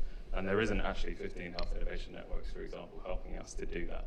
I can scale within that industry. So I think it's unique within the NHS here. So lack of complacency is one of the key points. And then I think trust is the other element to it as well. So I think all of these, everything is scaled based on relationships. Right? So it's a relationships game at the end of this. And trust is incredibly important to actually getting something to be able to scale across the system. And there are programs out there that can help build that trust, right? So NIA, Clinical Entrepreneurs Program, SBRI, the Health Innovation Networks, we all have our own due diligence and assessment processes that are tough to get onto, right? It's hard to get onto our program. We have 300 applications, we take on about 20 a year. So having those badges and across the different programs across NHS England and the wider kind of accelerated access collaborative, it's incredibly useful as well. And I think we should use that. I think there's a great point. And just remind me, is the NIA still open for applications at the moment? It is still open. Good. I'm amazed you missed that. Yeah, 2 more weeks, still open. Have a look. Nicola. Thank you. So yeah, I guess building on that. So I've spent the last 20 years of my career working in regional innovation in the North East and North Cumbria. I know I don't look old enough, but I guess during that time I've worked on thousands of innovations, and with that we built our innovation pathway, which became a regional blueprint. The Health Innovation Network isn't an expert at all in kind of all aspects of that innovation life cycle, but it's going back to the point you were making, Jack, about working in collaboration with partners who are the experts and working together, because we are stronger together and playing to our strengths.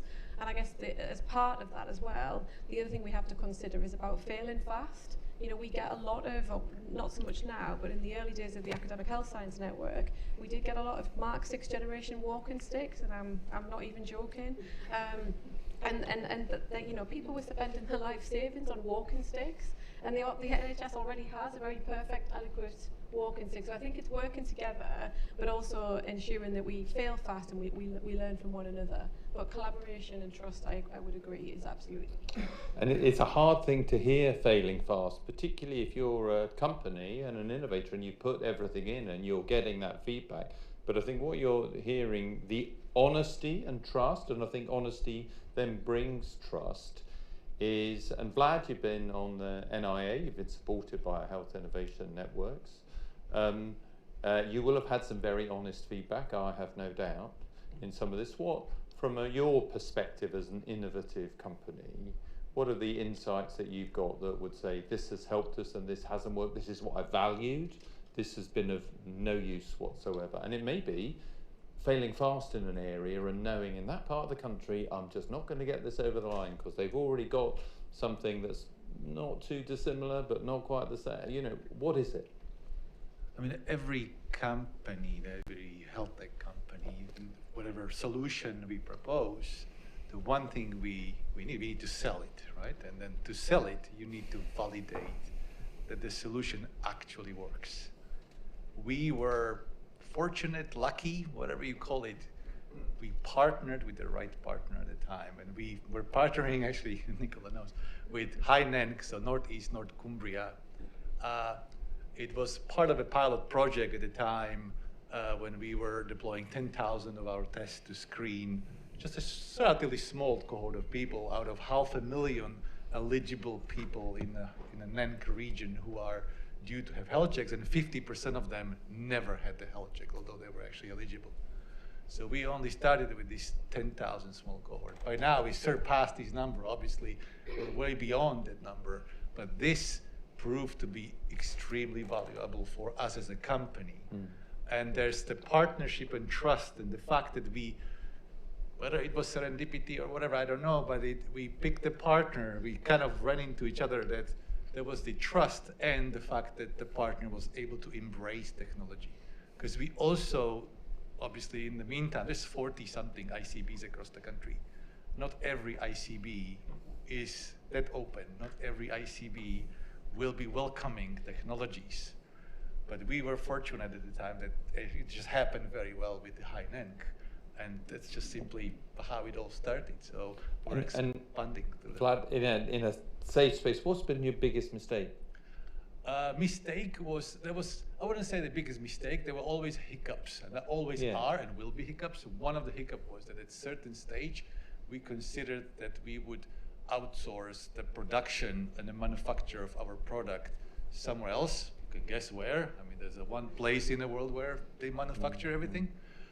But we very quickly backtracked from that, and we now fully manufacture everything in-house. And it was a big learning curve for us, lots of time wasted.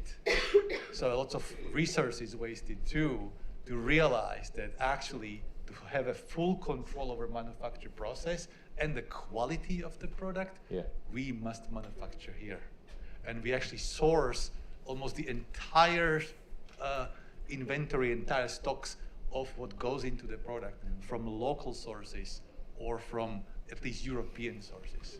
So that was a big learning curve. It's a great sales pitch to this audience. It was a big learning curve. That's a great sales pitch. Right, I want to move us on. I've got one more quick question.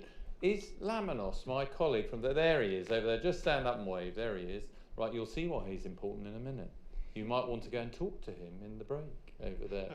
So one of the things that I have been trying to do, and I have failed as a leader at NHS England for 12 years, I have tried to persuade my chief executives, my other directors, government ministers, that now, after 23 years, it is time that we as an organisation updated our intellectual property policy for the nation. I think 23 years, smartphones weren't around, we just about decoded the genome, AI, I'm not sure it existed in that form, certainly not quantum. And when new government came in, and I thought, I'm going to have another go. And I went to see Baroness Merron, and she got on board. And now Minister Ahmed, our newly appointed Minister responsible for innovation at the Department of Health, is our backer and supporter, and we are anticipating later this month, maybe I might drift a bit, we haven't got an exact date yet, but later this month, for the first time in 23 years, we will publish updated intellectual property guidelines for the NHS, which is, I'm so pleased, because that will really help innovation across the system and what we're doing. And if you've got any questions you want to ask, Lamanos is over there, you can go and see him in the break, that's why he's here. It's from our commercial team at NHS England. We've worked across the Department of Health, the NIHR, with our health innovation networks as well, and we'll come on and talk about that. But what I wanted to ask each of you briefly, because in commercial negotiations, you know, we've heard about, we want to get economic growth, we want a national growth service, not just a national health service. How do we get companies to manufacture, to build their products here, to test and trial them here? How do we get that benefit from that innovation here in our economy? Have you got any examples, either good or bad, related to intellectual property that you want to share? And hopefully Lamanos is going to have all your answers about IP in the break. If you haven't heard Lamanos, it's over there. He's the one to go and see, all right? Right, Jack. Okay, so I'll start, I think, with an example of how big the prize can be.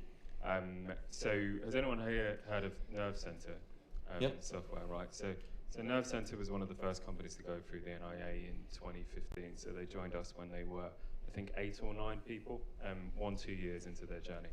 And have co-created their product with the NHS. Now, I don't believe that there is a commercial deal in place with Nerve Center, but now they are 300 plus people. They won more EPR contracts than any other provider, so the big US providers in the UK last year.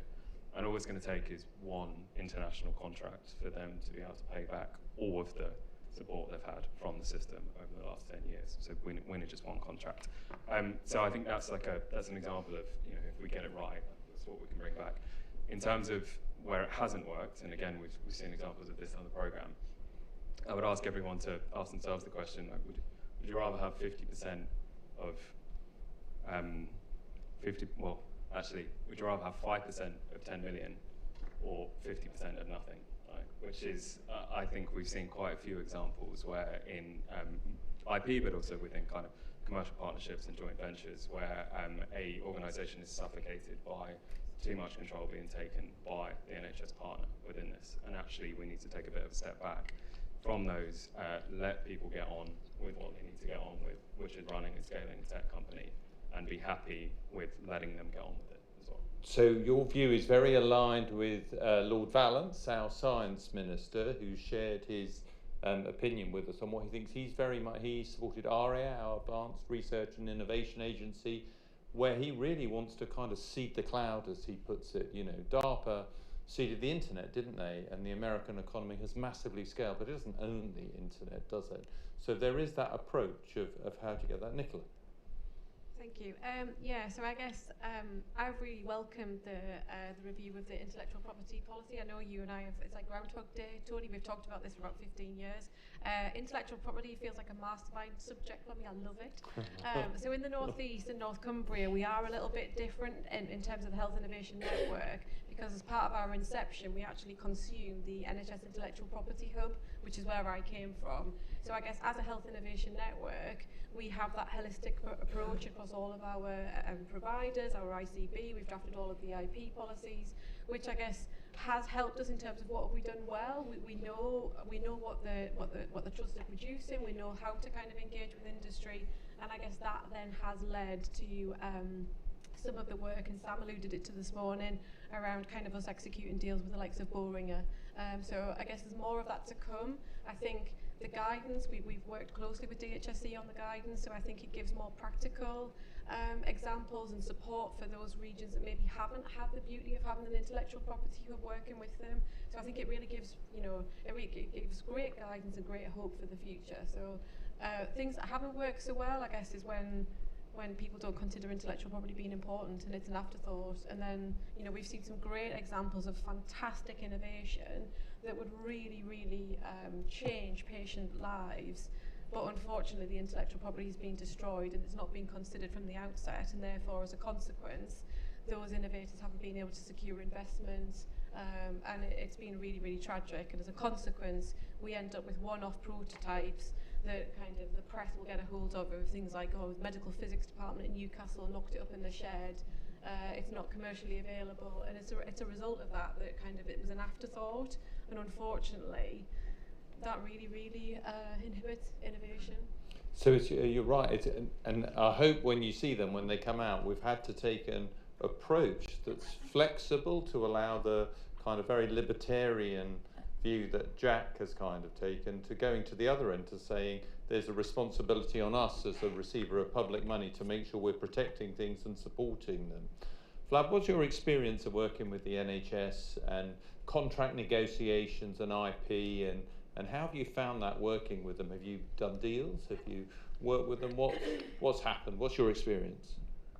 Our experience with IP as a company is I'm a little bit torn always with this IP issue, because on the one end, I understand the importance of the IP and the fact that the NHS also requires it and whatever, but at the same time, my view, the strategic view, is that I will only protect intellectual property if I can police it.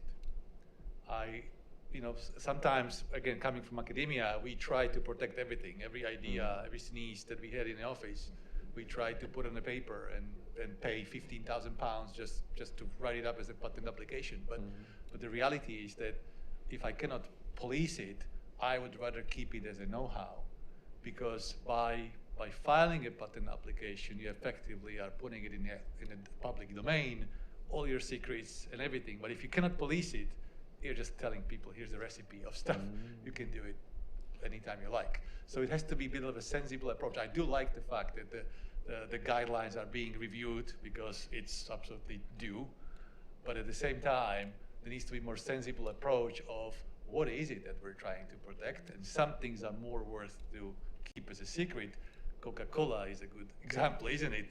The most successful drink in the world, still keeping the recipe secret in the vault in Atlanta. Yeah, no, and I hear lots of companies talk about the importance of that, particularly with some AI things, which are much more difficult to patent. That know-how thing is really important. Now, I am running a little behind time, so I'm not going to open up to questions just yet, but I would like you three to stay and listen to the pitches that are about to come, and you can ask a question. It can be, don't hold back. If you've got something bold you want to say that you don't think's been answered, and if you've got something complimentary, you can say that too. First up, we've got 4 minutes, so I'm going to time you. I'm going to sit in the front row. I think it's Laura.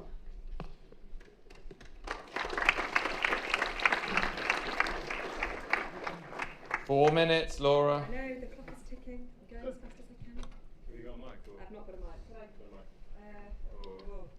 Shall I That have one of the legacy ones? There we go. Thank you. Perfect accessory for my outfit as well. Amazing. Where am I looking? I'm looking here. Perfect. Good afternoon. Let me start by acknowledging the very real challenges that we're facing when it comes to children and young people's mental health. We're all acutely aware of the workforce crisis that we face, rising demand for SEN support, huge demands in emotionally based school avoidance increasing, CAMS referrals at record highs, and long waiting lists stretching beyond what families can tolerate. And at the same time, the 10-year plan is asking us all to work differently and to take on a new approach, shifting to prevention, to community, and to digitally based services. And that's really where we come in. My name is Laura, and I'm the founder and CEO of My Happy Mind. I'm also a trustee at the Mental Health Foundation and a proud NIA fellow, and I can confirm also one of Jack's therapy clients. My Happy Mind is a whole school mental health programme that teaches every child science-backed habits that support good mental health. Delivered through a digital platform, it's easy to scale, consistent in quality, and fully embedded into the daily life of schools. It's delivered by teachers, enabling a palpable culture shifts in schools. In practice, we enable schools to provide effective early help and preventative services. We change the reflex in schools from being one of referring children out to supporting children within. We're commissioned in 40 places across the system and impacting 1 million people now, working in over 2,000 schools, and we're very proud to be commissioned across Greater Manchester, Cheshire and Merseyside, North Yorkshire and West Yorkshire. We've shown that we can deliver a 46x ROI in year. And these returns aren't just theoretical. They're built from tangible outcomes. Fewer children being referred to CAMS, fewer children being referred to mental health support teams, fewer demands on SENCOs from within schools, and improved attendance of those children for whom the school system often means they get excluded. In short, we create a system whereby less demand flows into already massively overstretched services within the NHS. We're effectively an educational solution that delivers healthcare outcomes.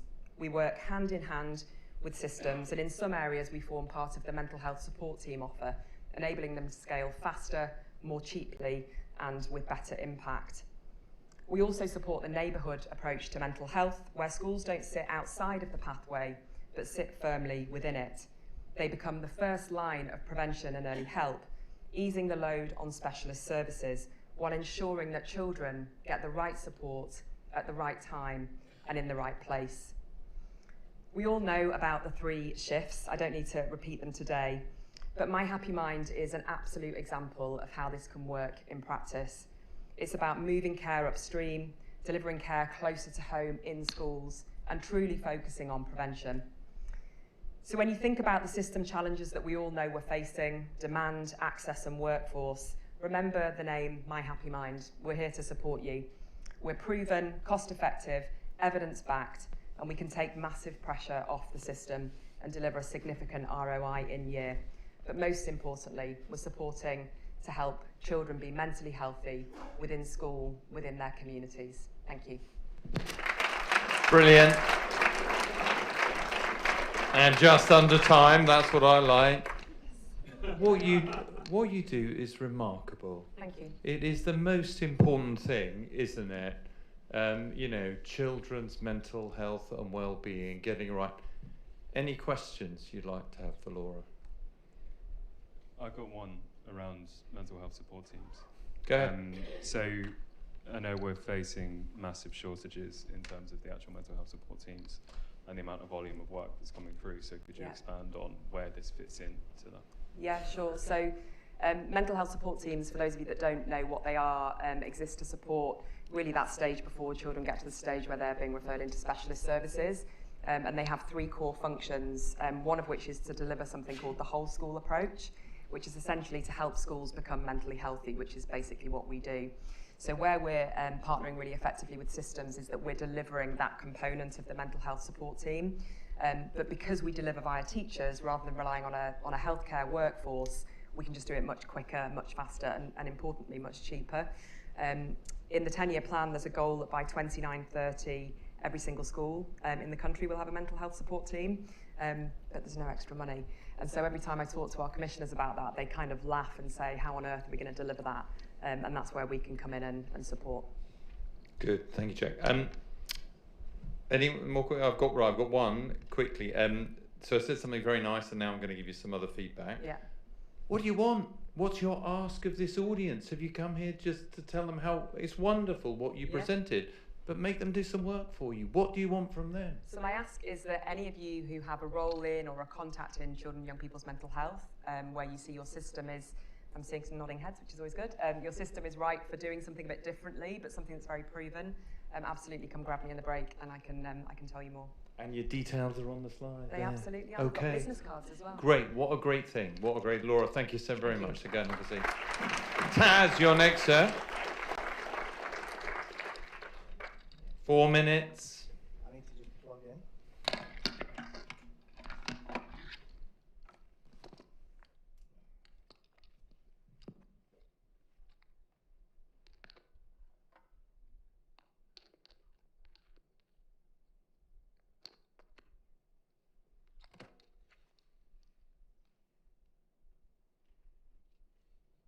Okay. Hello, good afternoon everyone. My name is Taz Alderwood. I'm a very proud Leeds Medical School graduate, West Yorkshire GP, but I'm also the CEO and founder of Docabode. Our vision's simple: to help the NHS save lives by getting the right person to the right place at the right time, delivering care closer to home. Across urgent and community care, believe it or not, staff are still using spreadsheets, WhatsApp, siloed systems to deliver care. The result is delays for patients, wasted staff time, and unnecessary hospital admissions.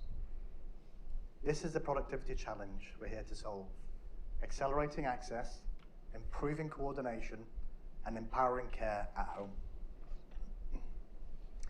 Docabode is a workforce coordination platform. Think of it like an air traffic controller for urgent community care. One shared workflow powered by real-time data. Frontline staff use a secure mobile app, while coordinators manage the service through a secure web portal. It brings together live information on staff skills, availability, location, and service demand, so coordinators can see the whole picture and use resources effectively. For leaders, it provides real-time visibility across services, enabling proactive management and smoother cross-boundary working. Through real-time, high-quality, trusted data, operational teams can see pressure points early and respond instantly. For staff, it means fairer allocation, lone worker protection, and less duplication, building safety and workforce confidence. And at a system level, it supports pathways like urgent community response, virtual wards, discharge to assess, reducing hospital pressure by delivering more care at home. Docabode doesn't replace what services do well, it helps them do it more efficiently, more safely, and at greater scale. In North Central London, Docabode is embedded across all the trusts as an ICS exemplar, enabling system-wide coordination at scale. This shows what's possible when coordination works without friction. The same approach can be replicated in all trusts and ICBs nationally. The impact is proven. In Camden, productivity more than doubled. The service capacity rose by more than 70%. Agency spend was slashed to zero, all while staff confidence signaled strong satisfaction. This was achieved without hiring additional staff. It simply unlocked capacity already within the system. NHS England now cites DocuBode as national best practice, proof that it's part of the playbook for community care. Independent modelling by UCL partners shows the scale of impact of DocuBode was adopted nationally across all UCR providers. Over 575,000 additional urgent care contacts in the community. Almost 945,000 released non-elective bed days, and more than £493 million saved annually, with an in-year ROI of £16 for every £1 spent on DocuBode. This is independently validated evidence that digital workforce coordination can unlock NHS capacity at scale without additional workforce. DocuBode offers a system-wide command centre, one shared view of capacity, faster, safer triage, more productivity with the same workforce. Live data-driven insights mean decisions are proactive, not reactive, giving back time for staff to care. And finally, the NHS needs to do more with the workforce we already have. DocuBode is proven, it's scalable, and that it can be a national solution that unlocks capacity and delivers care closer to home. We'd love to have the chance to explore how this can support in your systems. Thank you very much. Look at that. Bang on. And you've got some infectious disease today, so it wouldn't shake my hand, so I'm not going to get close. So my question, I'm going to get to go for, where are you working in the north? Well, we were working in West Yorkshire. Right.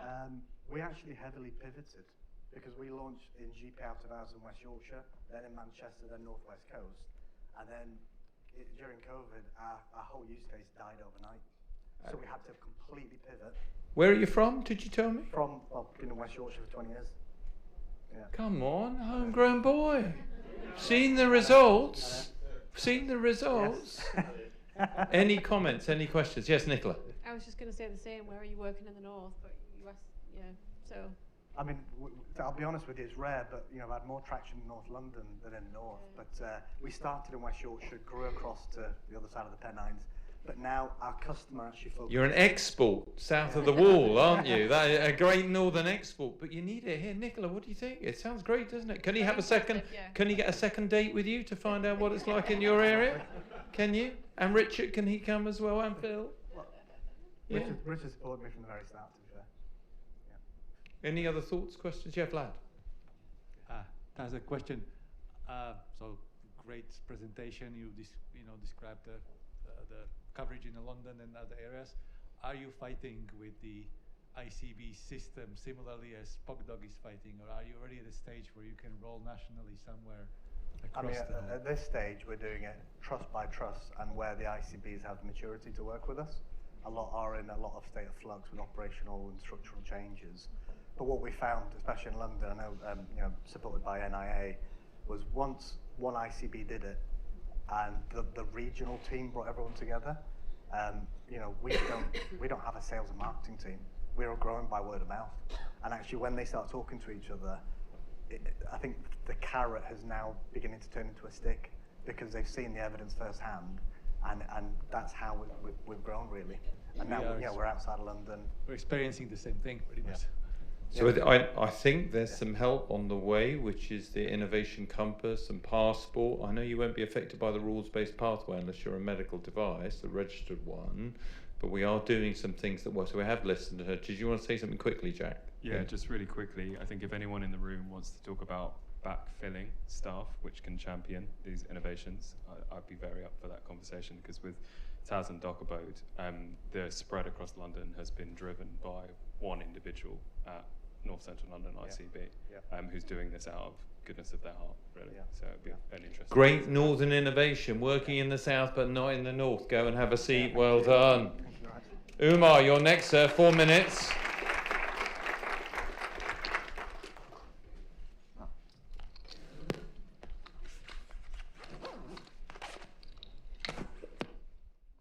Can you all hear me okay? Oh, that works. Okay, my name is Umar Afid. I'm a NHS doctor. I'm on the clinical entrepreneur program. We're supported by the NIA, supported by SBRI, supported by NIHR, supported by Innovate UK, so thank you very much. We are a health tech company that is working in primary care. And so we're covering at the moment 4.4 million patients in 38 ICSs, over 500 practices now. As a CE marked medical device, we integrate with eMystic System 1. And what we do is help turn this graph like this and move care towards the left, improving care in primary care, looking after chronic diseases. So, okay, I won't try and sell you this. I think we've talked enough about that. But the reality is that although 90% of costs are chronic diseases, although 50% of funding for primary care is towards proactive care, only 25% of capacity is being used for proactive care, because we're spending all of our time looking after reactive care. And the reality is that what we're asking GPs to do is to deal with a bunch of KPIs, national, local, regional, CQC, IAF, etc., whilst they're trying to deal with this demand. So we're not really helping them do enough to actually deliver what we're asking of them. And so what that means is that you've got 10% of the population overdue a test we know they need, and we keep bringing them in, doing half the test they need, and then sending them back out again, and then trying to get them to come back in again, which is not a good experience. And this is a product software issue, but it's also a coordination issue, and AbTrace solves both. So what we do, and we've integrated with these legacy electronic health records, and I won't bore you with that journey, pulled out the data, figured out what every single patient needs for every single chronic disease for millions of patients on a daily basis. And what we're able to give to the fingertips of every single clinician, whether they be a doctor or a nurse or an HCA, is I know what this patient needs and I can make it happen. In fact, AbTrace will make it happen. It will find the people, tell them they need something, and give them an appointment of their choice without anybody doing anything at all. So what we do for the patient is we also tell them why you need, what you need, and when you need it. So the patient has control. They can submit their own blood pressure from home. They can go to the pharmacy. They can choose when things are convenient. And we change the patient's experience of how they're getting care and get them more involved. And finally, we now work with payers, ICBs. So we also give ICBs real-time insight as to who is getting care that you're paying for. Rather than wait for 2 years to get the impact of a new KPI, you get that impact that day. And you get to see that across millions of patients. So that's what we've built, and we work across this entire system, the entire stack in 38 ICSs. So it's good for the practices. They save money, they save time, they're able to do more, they're able to increase their income.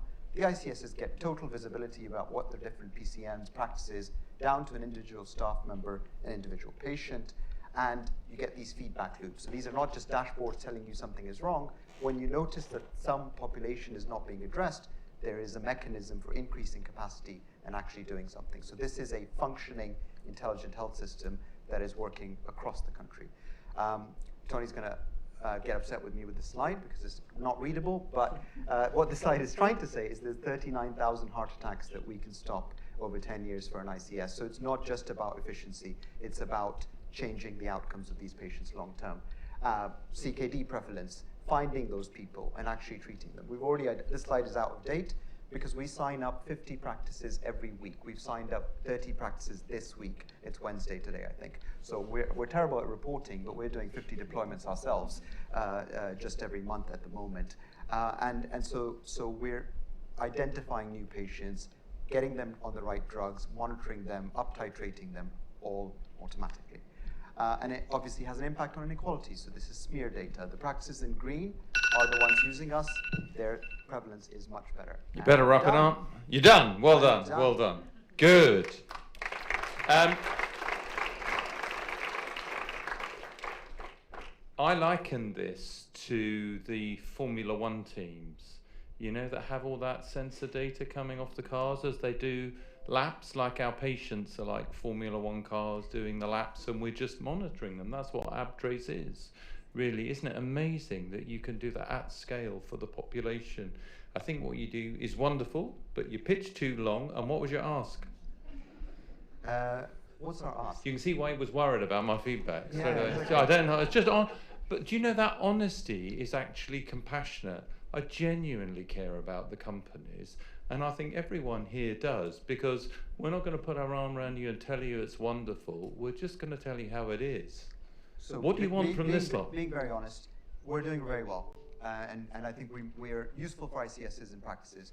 Actually, what's interesting is that although we've had so much support from the NHS, our investors, we've been very lucky, secured lots of VC investment. Our investors are in Berlin, in Portugal, and in the US. So that's interesting to me, and I think that maybe we could do more. We'll be fine, we'll raise lots of money, but it would be nice to be able to do that from the UK, because we're very much one and from the NHS. It would be a great success story here, wouldn't it? That's good. Any questions from anyone? Yes, Vlad.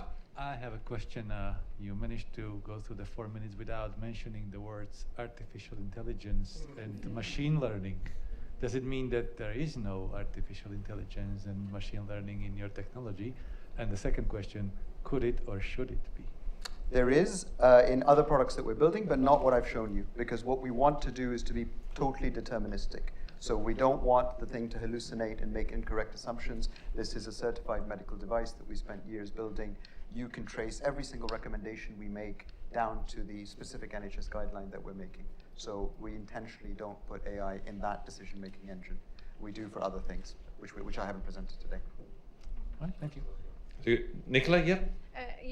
Really, really good. It was more of a comment rather than a question. So we support something called CDRC, Clinical Digital Resources Collaboration in the North East. It's a locally born innovation.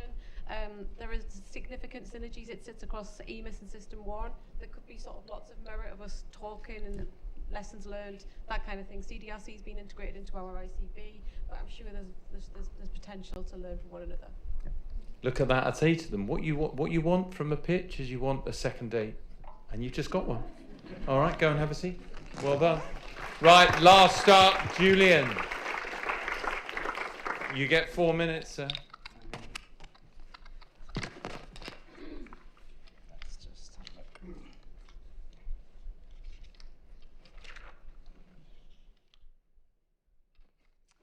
Good afternoon. I'm Dr. Julian Nesbitt, a GP and founder of Dr. Julian. As we all know, across the NHS, mental health services are under huge pressure. Patients face long waits, services are fragmented, and clinicians are overwhelmed with admin. Too often, people feel lost, stuck between services, and unable to get timely support. We need solutions that give people early access, empower patients, and support overstretched NHS teams. That's why I founded Dr. Julian. We actually started out as a therapy provider on a mission to improve access to care and empower patients. But over the last 9 years, we've built a comprehensive, regulated digital platform to support our own services. But this platform has now evolved into a modular infrastructure that supports clinicians, engages patients through personalized dashboards, and captures outcome data in real time. Alongside our technology, we provide direct clinical services through our network of over 400 qualified clinicians, covering the full mental health spectrum, from talking therapies and counselling, to psychology, to ADHD services, maternity services, eating disorder services, and child services. This means that we can give patients immediate access to the help they need, whilst also supporting NHS staff and wellbeing services. We're not just a concept. We're already live nationally. We've delivered over 220,000 sessions ourselves and more than 1 million sessions through our tech licensing model. For the likes of Lincolnshire, Oxleas, Milton Keynes, Gloucestershire, and lots of other NHS talking therapy services, we support them in direct therapy delivery, improving outcomes for them and reducing their waiting lists, as well as saving them money. But from our technology perspective, in Scotland, our platform is powering the national digital front door for mental health with the SAMH charity up there, including digital triage, population level and localized resource libraries, personalized self-help tools, appointment booking, and telemedicine functionality. And locally in Cumbria, our platform is being deployed as a digital social prescribing tool, supporting prevention and helping people back to work with localized and personalized self-help tools through our resource library builder and resource libraries. It's also about to be deployed to support NHS staff across the region, giving them immediate access to therapy with no waiting lists with our clinicians. And for national organisations like NHS Practitioner Health and Vita Health Group, our platform is actually the backbone infrastructure that runs their entire service. The key is flexibility. Systems can use as much or as little of the platform as they need. Whether that be a population-level resource library for well-being and social prescribing that can actually be localized by region and collect outcome data, an ADHD pre-screen to reduce inappropriate referrals, return-to-work tools, or direct therapy access to our clinical services with no waiting list. Or it could even be the full infrastructure with our case management, bookings, assessments, telemedicine, therapy tools, outcomes tracking, and a lot more. So we've gone from being a therapy provider to building our own technology to now being the infrastructure for mental health delivery at scale. Our platform has been shown to halve did not attend rates, hugely improve recovery rates, double engagement rates, and we're the highest rated mental health service on platforms like Trustpilot from patient feedback. We've also delivered significant cost savings to the NHS. We're proven, regulated, and already delivering nationally, and we're ready to continue scaling across the north of England, so we'd love to explore how we can plug into your priorities to make mental health care more accessible, more efficient, and more effective for the populations you serve. Amazing. Well done. Don't sit down yet. Don't sit down yet. 2 seconds over. And is that a first you've done in Cumbria in supporting the workforce in the NHS? We do it in Lincolnshire, and yeah, we do quite a few different NHS workforce support. They're on massive Any waiting questions from anyone on the panel? Just tell them about the size of what's happening in Cumbria, this contract you've just got. Yes, so yeah, we're going to be delivering, supporting NHS staff across the region, and then I think what's interesting with the technology, it's evolved over a long time. How many staff are you going to be supporting? This hopefully the whole region, so we'll see. And then the patient population, so you can sort of use the tech in different ways, so the resource library and this. So yeah, it's depending on the budget, it can be as many staff as anyone wants. Okay, and what do you want from this? Taz is going to have a question. What do you want from this lot? Well, it's just we're there, and yeah, we'd love to. There's lots that we can do. We're doing it in lots of different ways across the region, but so yeah, come and talk to me if any of what I've said is interesting. 220,000 appointments now through that platform. How amazing is that? Laura, how many were you? How many? A million. Yeah. So ours is 1 million on the tech side. The competition game. One question, Taz. It's actually a comment. A very close friend of mine who's a doctor was telling me about this platform, and it was a lifeline. And I only recently found out it was your product, actually, Dr. Julian. And I haven't told you that yet. So nice. Yeah, it's actually, I think it's saving lives for healthcare professionals. Thank you. That's very good. I agree. And when you hear, go on, you give me a round of applause. When you hear those stories, we've heard it in maternity from Gemma Paul, who I think was here last year or the year before, one of our fellows, who said when a woman goes to see her GP and has a mental health issue, it's going to be 6 months before they can see someone. But with your platform, you can see them straight away. And it's also about underrepresented groups, because if you've got people that speak different languages and different cultures, and you've got a much wider network, you can actually get people that help, because a lot of them weren't getting the help because they didn't want to talk to someone that wasn't of their own language or culture. So we were able to bring them together. Okay, well then, go and have a Thank you. seat. Look, so thank you very much to all our pitchers. And I hope you've seen that theme of how it's digital. It's going out into the community and getting that shift. And it's been about prevention and maximising what we do, as well as productivity and economic growth. One last thing. Any last one thought you would just like to leave, or one ask any of you have for our audience here? You don't have to have today. Yeah.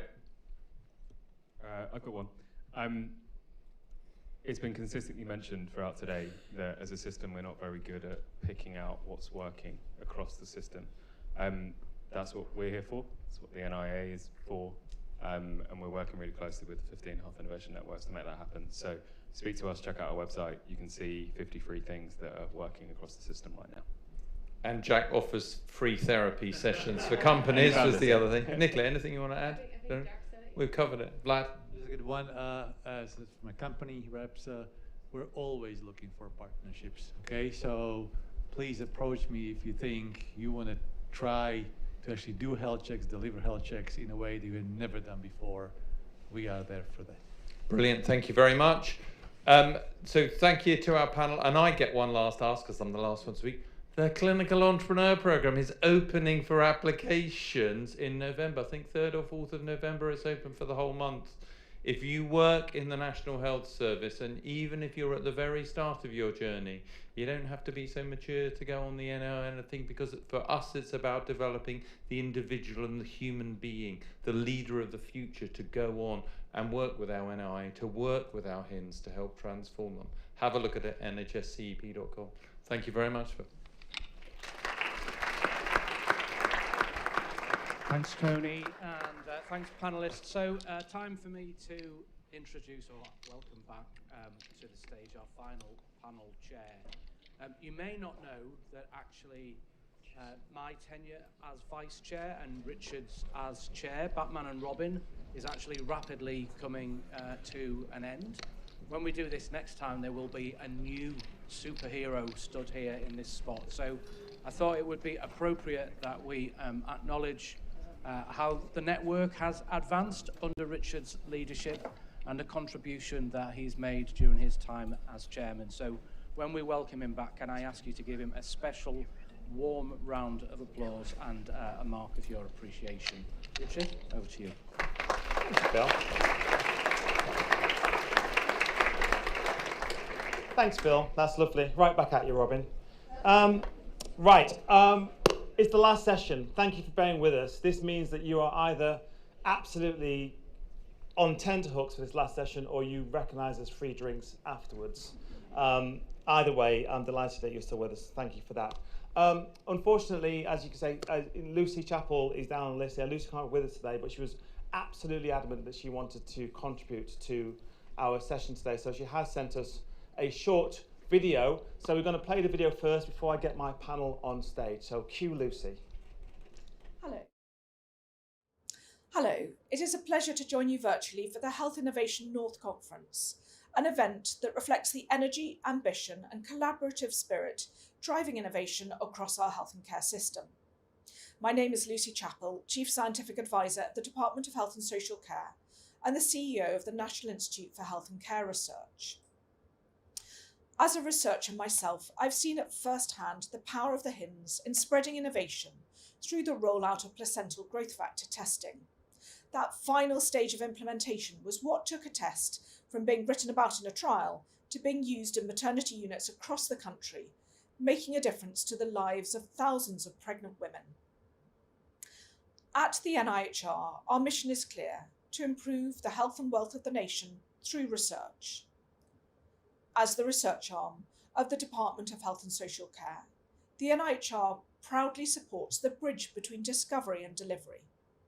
We champion innovation as one of NIHR's 4 I's, alongside investment, impact and inclusion. The 10-year health plan was published in July this year with a strong future-facing focus.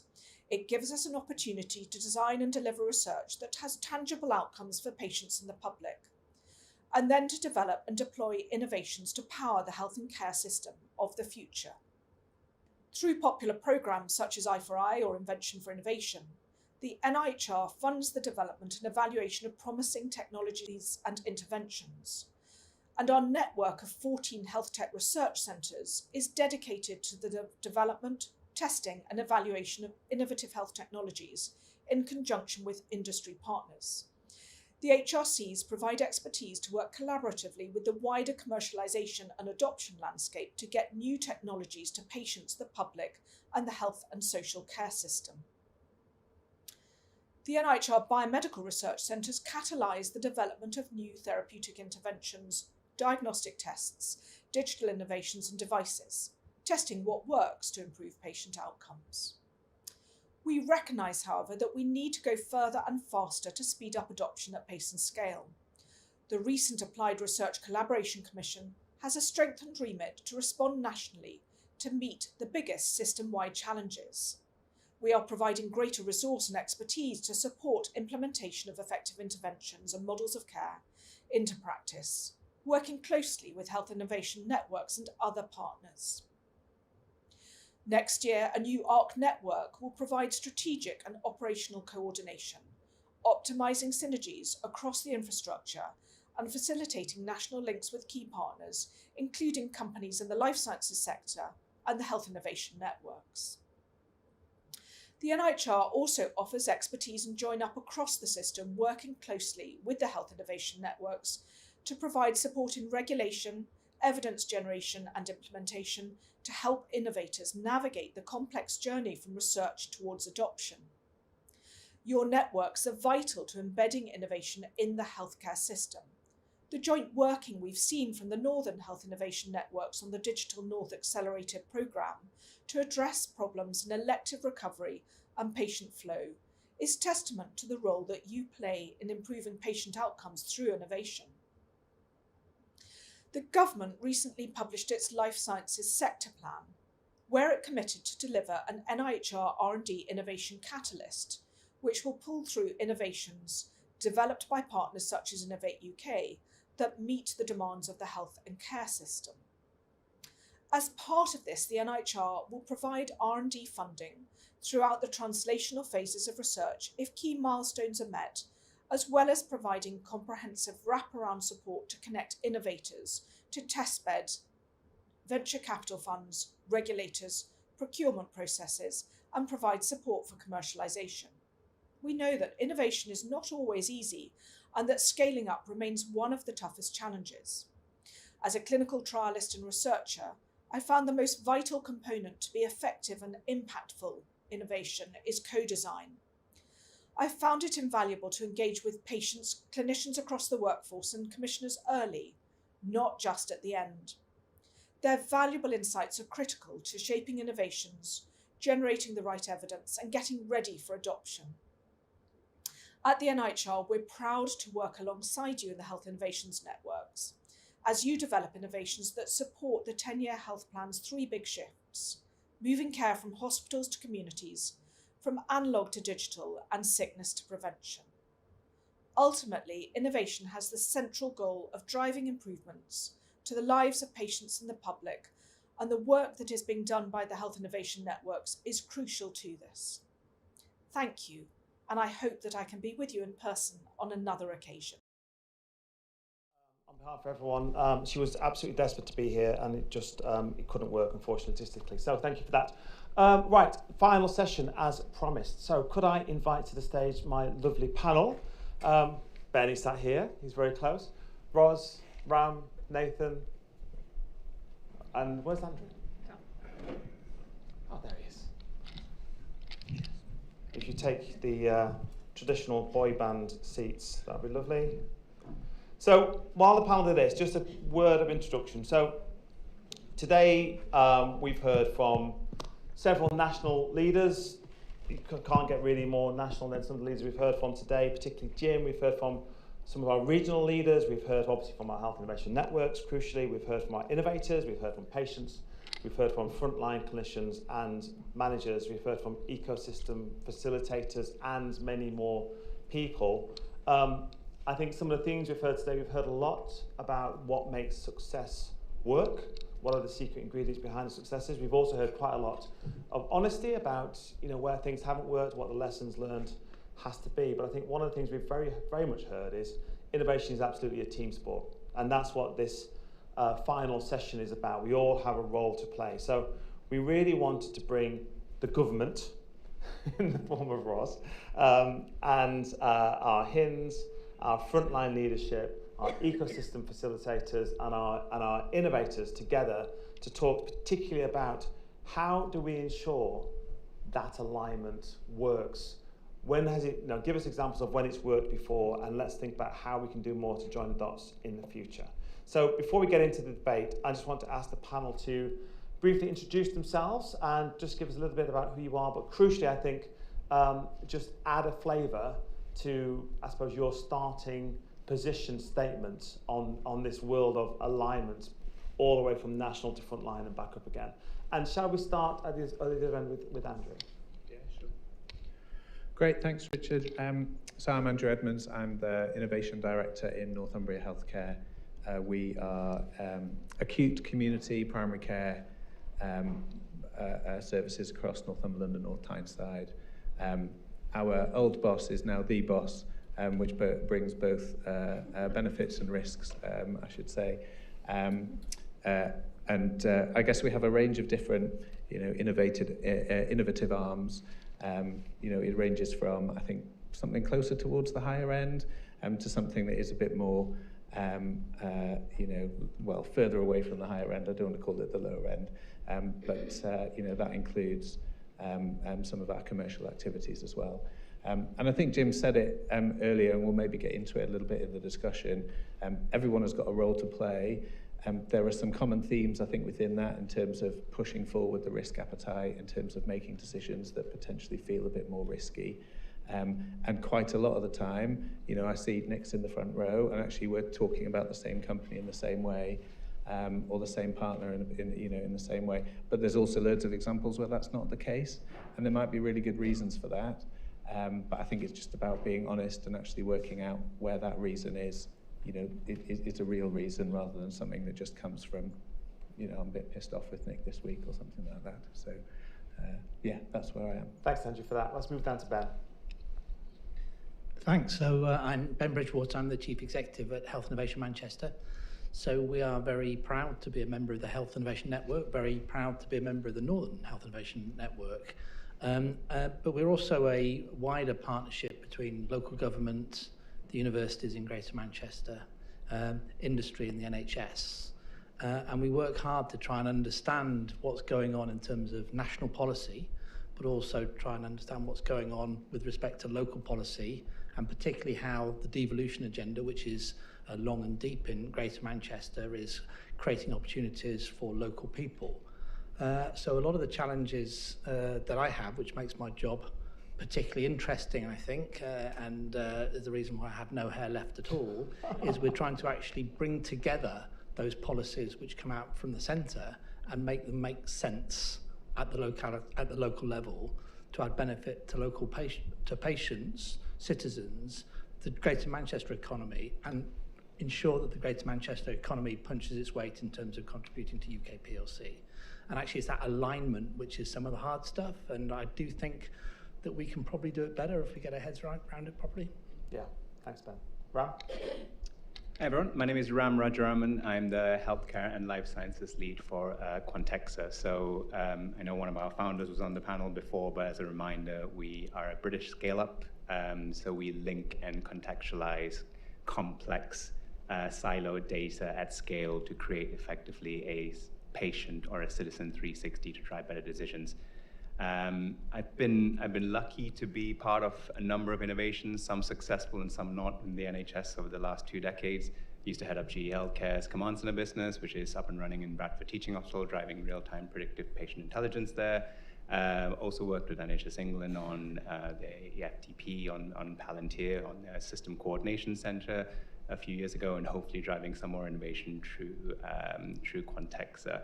So in this conversation, hopefully what I want to kind of drive out is four ingredients, I would say, helps and supports innovation when policy, the problem statement, clinical sponsorship, and data, when all those four come together in harmony, is I think where the true magic happens. Thanks, Ram. Nathan. Hello everyone, I'm Nathan Berry. I'm the Head of Collaboration and Health Tech Lead at Nexus, which is the innovation community at the University of Leeds. So we have about 130 members of that community, of which over half, about 60 to 70, so roughly half, are within the health tech space. And my role, my team's role, is to work with them, understand their challenges, and help them navigate the complex landscapes that exist, not just into the NHS, but for these companies, even though we're based at the University of Leeds, only about 15% are spin outs. The rest are all companies that have come to the university, come to the region to say, how do we access the skills and the expertise? So when we look at it in that respect, it's into the university as well as into the NHS. Prior to joining the universities, I worked for a small company, so I understand the challenges of finding the right person. And I think that's when we talk about policy and the announcements and where they come from central government. Sometimes they're not the policy announcements, but there's no detail behind it. But the innovators, they hear them, they come to us, and they say, right, how do we get in there? How do we solve this? We've got a technology to solve this. And then there's a frustration there because the local NHS, they see the local NHS as the barrier, but the NHS, the services are still trying to get their heads around what these policy announcements mean, how they deal with them, how they service the patients. So how we smooth out some of those bumps in the road, I think, is something I'd like to get my head around. Brilliant, thanks Nathan. And finally, Ros. Good to see you all. I'm Ros Campion. I'm the Director of the Office for Life Sciences, which is a trilateral unit in the UK government. So we report into the Department for Health, the Department for Science and the Department for Business. What I think that means, having heard everybody on this panel, is that I'm the bad guy, which was really not the pitch I was told. No, that's the other. And I no, find we didn't send that brief. deeply upsetting. And Ben, I thought we were friends, but apparently no longer. But anyway, but in terms of sort of my sort of take on this, so I of course recognise some of the picture that's been set out already, and for me, the key thing that needs to happen is to get the right sort of push and pull between the systems. So as we looked at doing our work to develop the life sciences sector plan and the 10-year health plan, this wasn't a sort of some random person in ivory tower sort of coming up with their own ideas. Like, we did all of the policy work within task and finish groups, which involved many sort of people from industry, many people from the NHS, many people from the HINS. In fact, John Siddall from Cornwall and the Southwest chaired one of our groups. So for me, there is something about making sure that we get the co-creation right, because otherwise you will have slightly bonkers things coming out. And then I think the second thing for me is really making sure that we are listening to the demand signals that are coming out from the front line as much as, listening to those within government rather than sort of being too sort of push. So those are sort of two things from my perspective. Thank you, Ros. And staying with the bad guy, no, staying with Ros for a second. Actually, you're definitely not the bad guy, by the way. You're an absolute hero for us in terms of innovation adoption. But this is a two-way conversation. This is absolutely not a conversation about how the front line sends a message to the national to say this is what we need to happen better. There's also, I think, a very clear conversation about what is it that we can be doing better from our regional and frontline level to help governments, wider government, not just OLS, in policy formation. So you talked a little bit about the structure you put in place for the 10-year health plan, for the life science sector plan. If you could wave that wand, what would you wish to see here, engage with at frontline level that would make your job easier to spread innovation? So maybe a couple of thoughts on that. So, I mean, the first, and somebody referred to this earlier, like, you can end up in a world where policy gets set in London and then it feels like there's a gap and everybody's like, gosh, like, how do we fill it? So one of the, and I'm very conscious of that as a risk, and so one of the things that we did with the life sciences sector plan was to be really clear about what good would look like, who the SROs were, and then to give one person accountability for, you are going to go and do this, but we expect you to do it with the system, not to the system. So in part there is, for me, I hope we've set up our system in a way that policies and the policy pull through from the life sciences sector plan will be starting from a place of clarity on what good will look like, but also clarity on partnership in terms of pulling through. And a decent example of that is in one of the initiatives that we included, the regional health innovation zones, where absolutely the policy is not sort of nailed down. This is about a concept of giving sort of greater freedom at a local level, permission to break all the rules, to be able to help get innovation pull through. And that is something that we only can do in partnership with all of you in policy development, because frankly, you are the people who know what the rules are that need to be broken. So if I could wave a magic wand, it is partly what I have I hope I've set in train. But I think the other thing, and Ben and I were talking about this just before this session, is hearing sort of like an even louder voice into government on what you think, where you think we should be really prioritising, where you think the focus should be. There was a slightly dispiriting moment where Ben said sometimes the steers come through and they're a bit bonkers, and I was like, not the ones that we put out, surely, as my heart sort of slowly broke. But like really, or indeed quickly broke, let's be honest. But like really sort of making sure that we are having an honest dialogue, because like there's no, the worst thing in the world is some rando in government comes up with an idea and you don't say that's a terrible idea, don't do it. So be a bit more demanding of us and a bit more open and honest. That's really good, Ross, thank you. I was at the launch of our local growth plan for South Yorkshire last week, and I can't remember who was talking about it, but the old joke of, the worst words to hear are, I'm here from government, I'm here to help. Was it I think it was the mayor who used it as a punchline. Not about OLS, absolutely not. I feel we should come to Ben. I'm just like, what is this? The new roasting Ross? I think that's... I keep my support group in the front. Yeah. Help me out, Ben. I know. I think it is right that you come to me now. So, can I fully and formally and humbly, if in any way I've upset Ros in terms of my opening statement, I regret it deeply, and it wasn't what I meant.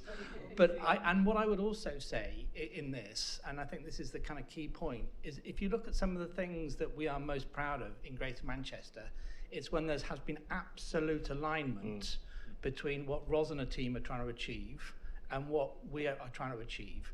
And actually, there is inherently a friction sometimes between having a deep devolution agenda and having stuff that gets run from the centre. And the way you get around that is you talk about it and you find a way through. But we've got a number now of absolutely fantastic examples. Some of the things that we've pursued and actually OLS have really come in behind and we've got them over the line. And these are not small things, these are massive big ticket items. Some of the things that actually OLS have done, and they've asked for our help, and we've given a little bit of a shove at the end to help it get over the line. Again, big ticket items. Some of the things that OLS have just done, and we go, wow, that's fantastic. And I think there's otherwise some of the stuff that we've done, vice versa. But it does work well. But I think my point is, to actually get those synergies, you've actually got to work at it and recognizing you've got to have the conversations. There is inherently a tension that you work those tensions through. But the more you align the priorities, the bigger prizes you can get and the quicker that you can get them.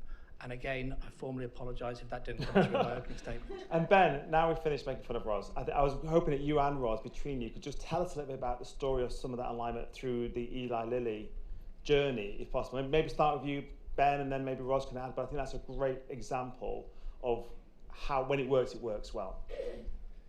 Yeah, thanks. So I don't think you had to be Nostradamus 4 years ago to work out there were some new therapies coming over the line, which were going to be big ticket items in driving population health.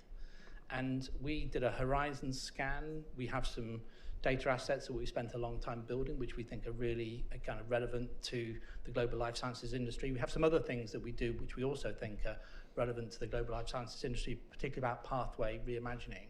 So we looked at who's got a rich pipeline, who's got a culture that we think is compatible, where might there be some big opportunities, and we started to work on this a long time ago to try and build the opportunity for the future. And we have some fantastic team and two of them in the front, and we have a methodology, understand, reimagine, implement. And so we wanted to understand the obesity problem. So we worked with Eli Lilly to properly understand the obesity problem. Who's got it? What are the trends? How is that segmented by this, that, and the other? Number one. Number two, what are the existing obesity pathways? Who are they provided for? Are they effective? What's their geographical scope? What's their capacity? And then thirdly, what are the economic consequences of obesity? So we really built that understand a landscape in partnership, co-created with our colleagues at Eli Lilly. We then said, okay, the next step in that is then reimagine how you're going to do things differently. And actually out of that fell the fact that actually there was some further real world evidence stuff that was required, which actually we are quite well configured to be able to do in Greater Manchester. And they were looking for a place with a public policy around obesity, a public player model, a place with mature data assets and some people who could deliver some stuff. And they kind of ended up landing the trial with us. I can say this, can't I, without getting problems with compliance. So that was my story on that. But actually, a lot through the great work of Jay Hamilton, sitting in the front row here, is an absolute superstar. She was developing all these relationships into OLS, and in parallel, but absolutely connected that, there was a whole bunch of work which Ros and her team which came together, and it was those coming together which got everything over the line at the end. Hand over to you, Ros. I mean, you have told the story very beautifully. I mean, we also spotted obesity was going to be the thing. Great minds think alike. And had also been, we'd had in the life sciences vision, so the previous government strategy, we'd said we want to take a sort of fairly radical approach to a few different disease areas, one of which was obesity, bring together government, industry, the NHS to try and look at solving them differently. And of course, for obesity, we could tell that the real problem was not going to be the invention of medicines because they'd been invented, but was going to be how you actually give them to patients. So we had been working with our externally appointed chair, had been brewing up conversations with all the companies who are in the obesity space, and partly inspired by their conversation with Manchester, we then began a sort of broader conversation about the partnership, the broader partnership that we could have. And this ended up with what was a very nice multi-limbed partnership, which had the Manchester trial as a core component, but also a broader national programme run via Innovate, which is, I think, still open at the moment, which is about testing how to give obesity medicines to patients safely on the NHS. So this is a sort of total package, then, I think, became a partnership that Lily couldn't resist. And I would say that I don't think that either element, well, my personal view is that neither element would have necessarily got over the line without the other bit. And I mean, I should say, since this is probably one of the last times I'll see Jay, that Jay has done, and indeed Ben and team that have done such a fantastic job from an OLS perspective, and you have such a large number of fans in my organisation. It's super sweet. But like it is sort of the epitome of demand signalling, horizon scanning, and then partnership, which frankly is what we need to do if we wish to align and accelerate. Yeah, brilliant. Thank you both. Andrew, can I come to you, please? We heard from your old boss and new boss, I guess, Jim, earlier today, about the lack of bandwidth in operational management. You know, obvious statement, but worth saying. As an innovation leader in the trust, I guess just what is the ratio almost of, I suppose, your attention to build it right here versus look out and look up about what else is happening out there which may be useful? You know, where do you put your time? Yeah. And also not just your time, but the time of your clinical entrepreneurs, innovators, others within the trust. Yeah. I mean, it's tricky, and I guess there are, you know, these things slightly go in cycles over the year. If you try to have a conversation with anyone clinical in December, January, and February, it's not going to go very far. Understandably so as well, I think. You know, I look at our innovation team, as it were. There's 3 people in the trust who have innovation in their title. Most of them have other things attached to it as well. So there's even a kind of ring fencing issue within people who, you know, are there to focus on innovation. I sort of feel like we try and focus on 2 things. One is the funnel. How are we funneling in the right ideas? And some of them could be things that we've developed, you know, internally within our people. And some of them will, of course, be external. And then there's the pathway about how do we make that, you know, happen, and how do we take it forward. We try not to use the word process because it sort of turns people off a little bit.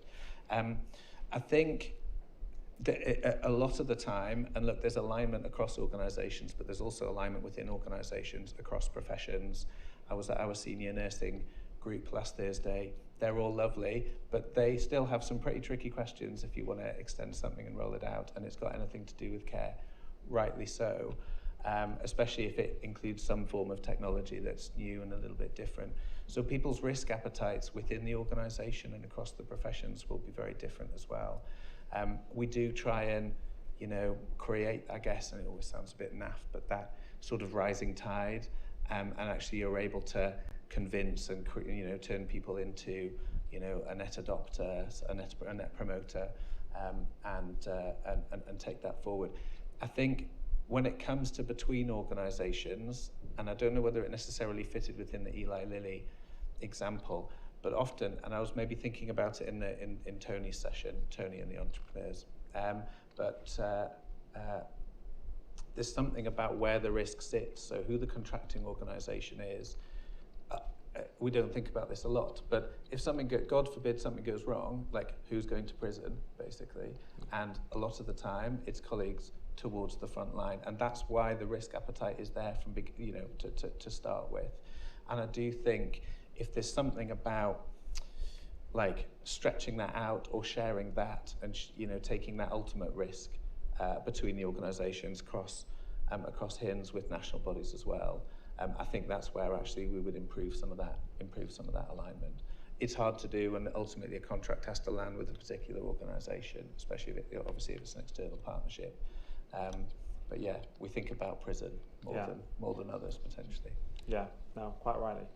Nathan, I'll come to you. I thought you had a really interesting point in your opening kind of gambit around this notion of the signal from the centre, the flare from Whitehall, how we want to describe it, goes up. So, we're all doing neighbourhood health now, or the 3 shifts, what it may be.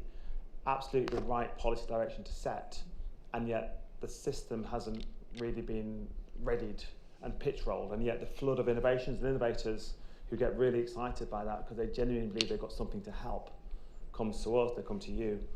I was just really struck by your point about how do we get that kind of staging better aligned and timed so that actually the system is ready for the innovations as they come forward, and it feels like you're almost holding back a horde of eager innovators who've got something to do, something to say about the problems that government have said they're really interested in. What would make life easier from your perspective in terms of that problem that you set out?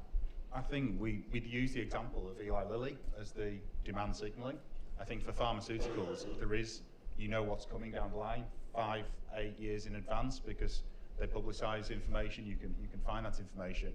With tech solutions, with health tech, med tech, there's not that same demand signalling. We can't map it as successfully, I don't think, yet. And so people have ideas, but they're based on what the problem is now, whereas pharmaceutical companies, not only are they a brand name that people recognise, so they get traction through that, they have a lot of access to what the needs of society are, the health economics, the different change in the population health changes that small companies don't. And I think I'm sat here looking at it and thinking it's great to say that we signal this and we've got the support and we can do health economics and look at a demand and say, right, obesity is going to be the problem. But when it comes to a small company, they don't have the same luxury of that. So when I'm sat here, I'm thinking I'm representing the 70 companies that I've got, and to find a clinical champion, to find someone who can help with the population health data, to then fund it and build all that in, is a huge challenge for a startup and a scale-up. And I keep looking over at Rory. Sorry, Rory, for calling you out. I had a company join us a couple of years ago now, and I was just saying to Rory earlier, if it hadn't been for them being signposted to us, coming through the system, and me knowing that I could email Rory and say, look, there's this company, this is what they're trying to solve. Can you give me any advice? And he said, don't send them anywhere else, I want them. And it would have taken them 12, 18 months to work through the system, to find the answer, to find that person. And that is one of the biggest challenges, not just when the messaging comes out from government, but these people with the ideas, how do they navigate that system? And if there's no help there, then it becomes a real barrier, and we will lose innovation.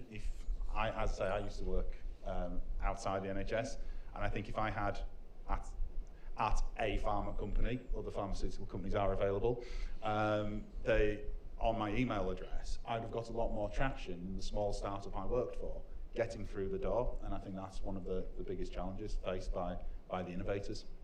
Thanks, Nathan. Roger, do you want to come in on that? Yeah, I mean, I thought it was, I agreed with loads that you said there. I thought it was incredibly interesting. I think we are, kidding ourselves if we don't sort of recognise that serendipity plays an unfortunately large sort of role in whether an innovation is successful or not. And in my view, you can take that in sort of one of two ways. You can say, dear God, that's terrible. We need to make sure that we're taking a system-wide approach that is really finding ways of ushering in the right technologies into the system. or we can say, that is the way of the world. Let us make sure that we are as well networked and as well understanding of the system as we can, so that we can make those connections. And of course, unsurprisingly, I think both of those are the right answer. Like, I absolutely think we need to have a much better approach to supporting innovations more generally. That is why you see our system, their government is putting more investment, more focus into things like the Innovate programs, the clinical entrepreneur, like all of the systems that we put in place. But like, serendipity will always play a role, and I think it is really incumbent on all of us to make sure that we are sort of helping serendipity work, right? So sort of a different example of a partnership that we forged in OLS was with Oxford Nanopore. And that was definitely a serendipity thing where I sort of put together that we had a sort of set of concerns around pandemic preparedness and surveillance from a sort of government perspective, and I had a UK company that really could do with selling their stuff, like proving that their technology worked in the NHS in ICUs. Finding a way of sort of bringing those sort of two things together has now meant that we have a national sort of rollout on an R&D basis, which is like quite something. So don't underestimate serendipity, although it's a shame that is always going to be a part of the answer. Thanks, Ross. Ram, if I can come to you, as an innovator, as somebody who works within the life science ecosystem, where's your North Star here? Are you somebody who sits there waiting for the policies to drop, as it were? Are you more interested in the customer in front of you and what their kind of local needs are? Is there a mixture of the two? How do you navigate this? Yeah, no, it's a good question, right? So I reflect on, I guess, the landscape in terms of two types of solutions that I'm seeing there. You have the horizontal kind of technology-led solution that's almost use case agnostic. Then you have the really point solutions, technology enabled, but very focused on like a clinical pathway effectively. And where we are focused on effectively is we have a bit of both as Quantexa. We have the horizontal solution that can be applicable to use cases, there are multiple use cases, and we can also focus very much on that. The policy landscape kind of lends at the moment effectively to where some of those various acronyms that are coming out on back of a large kind of data platforms and so on and so forth are very much broad horizontal use case agnostic to a certain degree. But I think where I feel the most impact will be had in the immediate term with longer term scalability effectively is in those point solutions, very much driven by that. We heard a lot about essentially in the morning sessions and panels about kind of redesigning the pathways effectively, like ripping it to shreds and redesigning it from the bottom up. And I think for that to happen, we do need to really be crystal focused on those problem statements I mentioned before. And I guess the experience, I can draw on my experience in a kind of like an opposite reaction to I think what Nathan you said. So before I joined Quantexa, I had my own startup, and I actually felt like I had a deeper understanding of the funding streams, the problem statements effectively they are trying to solve effectively, and the route to scalability. But I struggled to enact that. Whereas sitting on the other side effectively where we have a larger organization effectively, more doors are being opened effectively, but we're almost being forced into that side of big policy landscape effectively and almost forcing ourselves into that focused area effectively to be able to have the maximum impact, if that makes sense. So it's a bit of a, so where are we focused on, to answer your question effectively? We're trying to be that foundational, at least Quantexa are trying to be that foundational data layer that effectively drives change at the end of the day. And so we're certainly kind of keeping an eye on the landscape, or the policy landscape, in order for us to kind of ensure that we maximize our impact to the NHS. But the reality is we are very much ingrained in local innovation. So we're ingrained in Liverpool at the moment, effectively looking at vulnerable children, as I think one of our founder mentioned, and we're scaling from local to national with a view to effectively aligning to the policy landscape. Thanks so much, Ram. Maybe time for 1-2 questions, but that's all because we are short of time. So let's just take one from the centre here. Any quick second hands? Okay, one second hand over here as well. Thank you. Those 2 questions, then we'll wrap up. Hi panel, thank you very much for your responses and your chat today. My name's Lucy Williams, I work at Durham University and I work as a partnership manager with my local NHS Trust of County Durham and Darlington. I was wondering what the panel think about the fact that we have so many different foundation trusts, acute and also those who support mental health and the like, how they all do innovation and research differently. What can we do to generalise this? Because the structure that Andrew has in Northumbria is very different to the structure of the trust that I specialise and work in, as we do with other partner NHS trusts that we work in at Durham. And this is just around health and life sciences. What can we do to try and generalise this? What can we do to support the trusts to help them have a common approach? Because every trust that you go to has got a different management setup, they've got different routes of funding, they've got different sizes of teams. And it would be really great if we could, for us innovators through the universities, if we can find a common approach we can take with our NHS partners.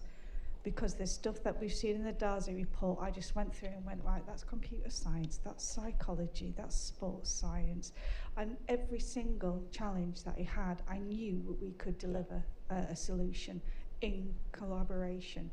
But it's making sure that they've got the headspace that everybody talks about, that they've got the capacity of staff, and that they're not hindered by cash flow, by headcount limitations to bring in collaboration. So I'd be really interested to see what your thoughts are.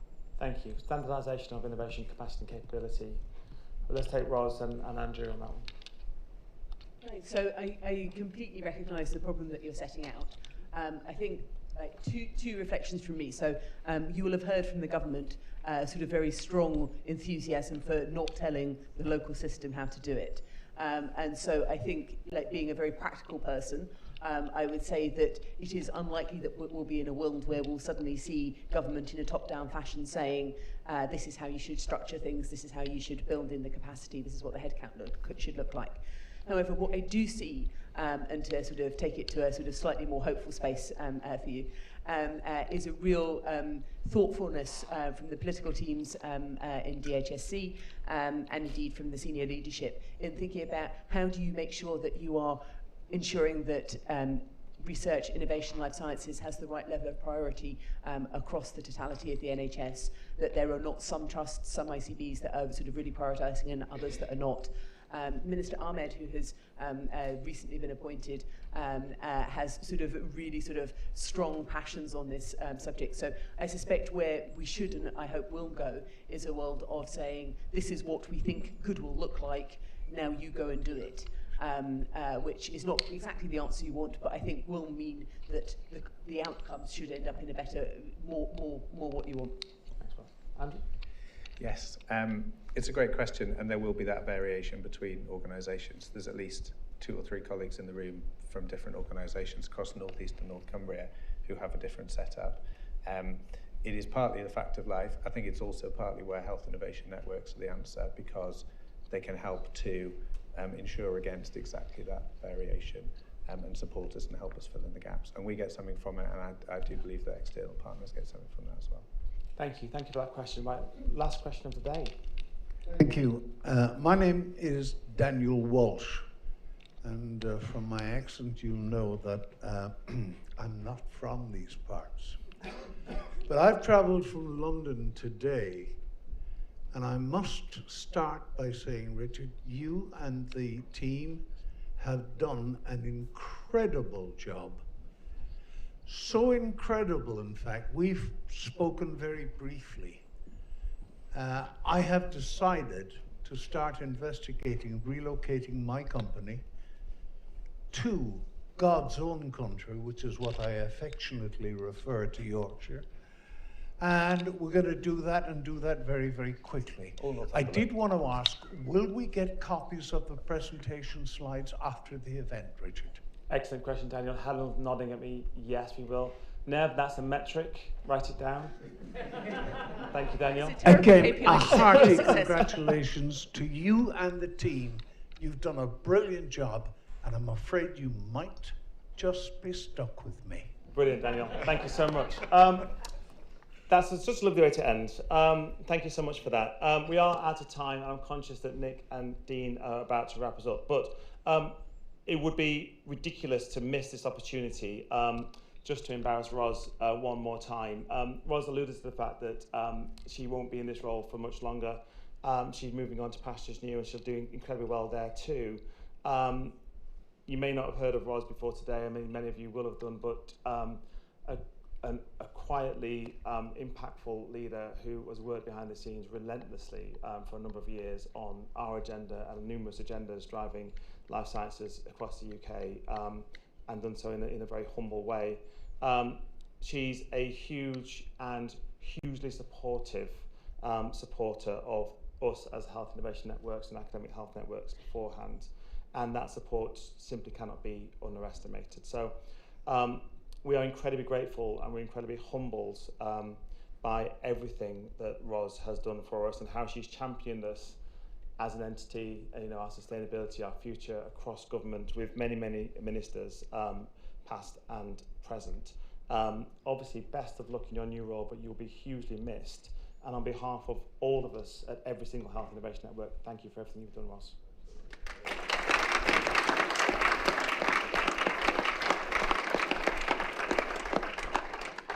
That's incredibly kind, although I should say that I think it's also the first time I've ever been described as quietly impactful. So I'll take 50% of it anyway. You're right, I have been a sort of constant champion of the Health Innovation Network. And that is only for one reason.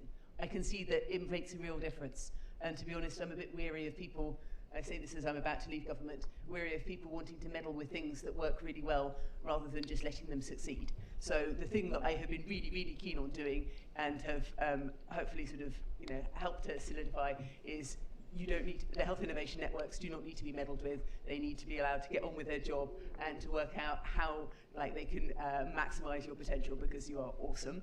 The second thing to say is that I'm off to be the CEO of the Academy of Medical Sciences. So life sciences will remain sort of at the heart of everything that I would do. My absolute intention is to take that job and turn us into, as an organisation, an engine of growth. And as you will have gathered from my first comment, you know that I know where growth comes from. So you will inevitably be seeing me again in a different guise, and I will work on the quietly impactful. Thank you, Ros.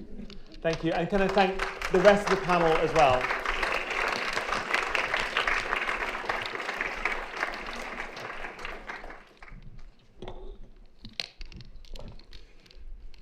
And so the day comes to a close. My name's Dean Fathers, and following a theme that we've had today, I am a very proud Yorkshireman, but I have to confess that I'm also proud to have been adopted by the North East as the chair of the Health Innovation Network for the North East and North Cumbria. And I've got a very simple task to do before I hand over to Nick, who is my chief, and that is to say thank you to lots and lots of different people. So first of all, thank you to all of you for having the resilience to stay till the end. I saw the wave disappear just before I got up, so I know that you are the stalwarts that are going to join us for a drink afterwards, I'm sure, and celebrate the event today. So thank you very much. I know some of you have had real difficulty getting here today, apparently from Manchester. It's been a major crisis on the rail network, and of course we did have Yorkshire rain this morning. I really would like to make the first thanks to Batman and Robin, the desperate duo, and the two of you have been inspirational over the last 2 years. It's been a pleasure to work with you. It's been a delight. I'm glad to say you're not disappearing. I don't know if anybody felt that might have been the message, but you're very much still going to be around the network, and we can look forward to continuing to work with you in the future as well. So thank you very much for that. We also, we've got some sponsors who are up there, but we had 2 sponsors who came along last night that we also need to thank. So Gemma and Rob from Hill Dickinson. The good news, Richard, is I did hear Rob say that he would buy Sheffield Wednesday a new football ground. So that commitment from Hill Dickinson is now recorded live across the entire globe. So good luck there. And also Claire from Paxman, who can't be here today, but Paxman were very good at doing a real patient story driver for why we do innovation in the NHS. And that was such a powerful message we got last night. So thank you, Claire, as well. If you're listening, it is appreciated. We've got some fantastic sponsors, Anna and the team from Boehringer Ingelheim. We're delighted in the North East to be working very closely with them. And we're very supportive of all of those collaborations. Collaboration has been the theme of the day, and turning conversation into collaboration I'm going to come back to in a few seconds. But Boehringer is a great collaborator, a great partner, and we're proud to be partners with them. We also heard from Craig from First Data Bank. It was great that he was here today and supporting, and it was good that we've got that team here, so thank you for your sponsorship. Nexus, the last time I was in the room with Nexus, I've got to say, Nathan, you were picking up a national award. I was on the judging panel for Medilinks, and Nexus had won a national award. So we are sponsored by an award-winning organisation in the form of Nexus. So thank you, Nathan. Please take our thanks back to your team as well. And then finally, Iman and Raj from Contexa. You know, you've spoken on the panel and given us some great insights, as well as all of the other speakers today. So as speakers, I'd like to thank all of you that have contributed. We've had a national kind of presence here today in two forms, but we've importantly had some real live innovators. And I've got to say the pictures were brilliant. I thoroughly enjoyed those. I've been associated with the Clinical Entrepreneur Programme now for 9 of the 10 years. Officially, unofficially, I sponsored and championed, when I was chair of an acute trust, one of the very first ones, without even knowing I was mentoring him, because the pitch that Tony gives was so strong from this person that I couldn't absolutely not be his mentor. So it's a great programme, fully endorse it, and anybody who wants to join it, I strongly suggest you do so. So thank you to all of those. The biggest thank you I've got to say has got to go to, we wouldn't be here without these people. Helen Williams and Kathy Scott and the 4 whole teams of the health events people that have just put hours and days, sweat, pain, toil into organising this. Thank you, all of you. This is something which we do so well. And you really all do deserve that round of applause. Absolutely superb. But before I hand over to, I just want to share with you, when I was a young man, before Richard was even thought of as a young man, I was in Leeds at the Queen's Hotel, and I had the pleasure of meeting a guy called John Cleese that old people like me will know about, of Monty Python fame.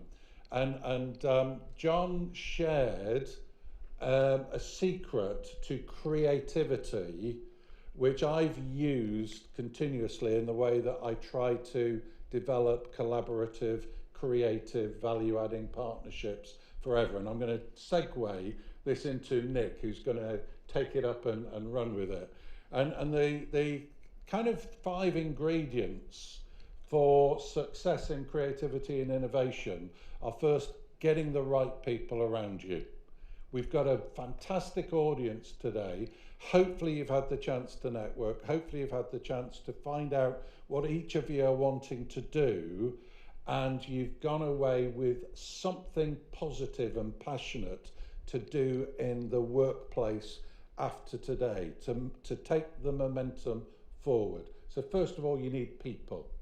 The second thing you need to do is have fun with them. Hopefully you've enjoyed the day. Hopefully you've had fun. Certainly there's been laughter, until I got up here anyway. And The consequence of that, you're going to take those memories back with yourself. What you then need is time. This has been designed deliberately to give you the time to think, to take that and develop it. And you need a space to do it in. And one of the things that attracted me to working with Nick in the Northeast is you painted this vision of us having this collaborative space up in the Northeast where we could actually bring innovators together to share time and ideas and fun with each other for the purpose of dealing with the health inequities that we've got within our system. And then when you've got that time, that space, don't go with the first idea. Spend even more time. And the good news is, and this is my segue to you, Nick, we are going to have more time at a future space somewhere else in the future, and you're going to reveal where that is. Thank you, Dean. So again, I just want to echo what Dean has said. Thank you to all of those that have been involved in the organisation of this. I know it's been a total mean feast. Also to Batman and Robin, again, I would like to express my thanks. Hopefully it will be a new duo. We've like the Ant and Dec of the Health Innovation Network. We're not taking over from Batman and Robin, but no, today has been really enlightening. There's been some fantastic conversations around innovation. Thank you very much to all of you who've taken part. Of course, we've got a long, long history across the north of innovation, and whoever organised the conference in the week where we are celebrating 200 years of innovation across the north, and Stevenson and partners in the railway, thank you for making it this week. I have an 8-year-old son who's a train fanatic, so it's all I've been talking about. So I'm delighted to kind of close the conference today and announce that the 3rd Health Innovation North conference will take place next year on the 22nd of October. It will take place in the Hilton Hotel, which is just across the High Level Bridge, across the Tyne, almost opposite from where Stevenson's boiler shop was obviously created. So we look forward to seeing you next year in 2026. We've had to find a venue that will take a bigger capacity, so hopefully we can get the Hilton Hotel up to about 400, 500 people, so we look forward to seeing you next year. Take care and have a safe journey home. Thank you.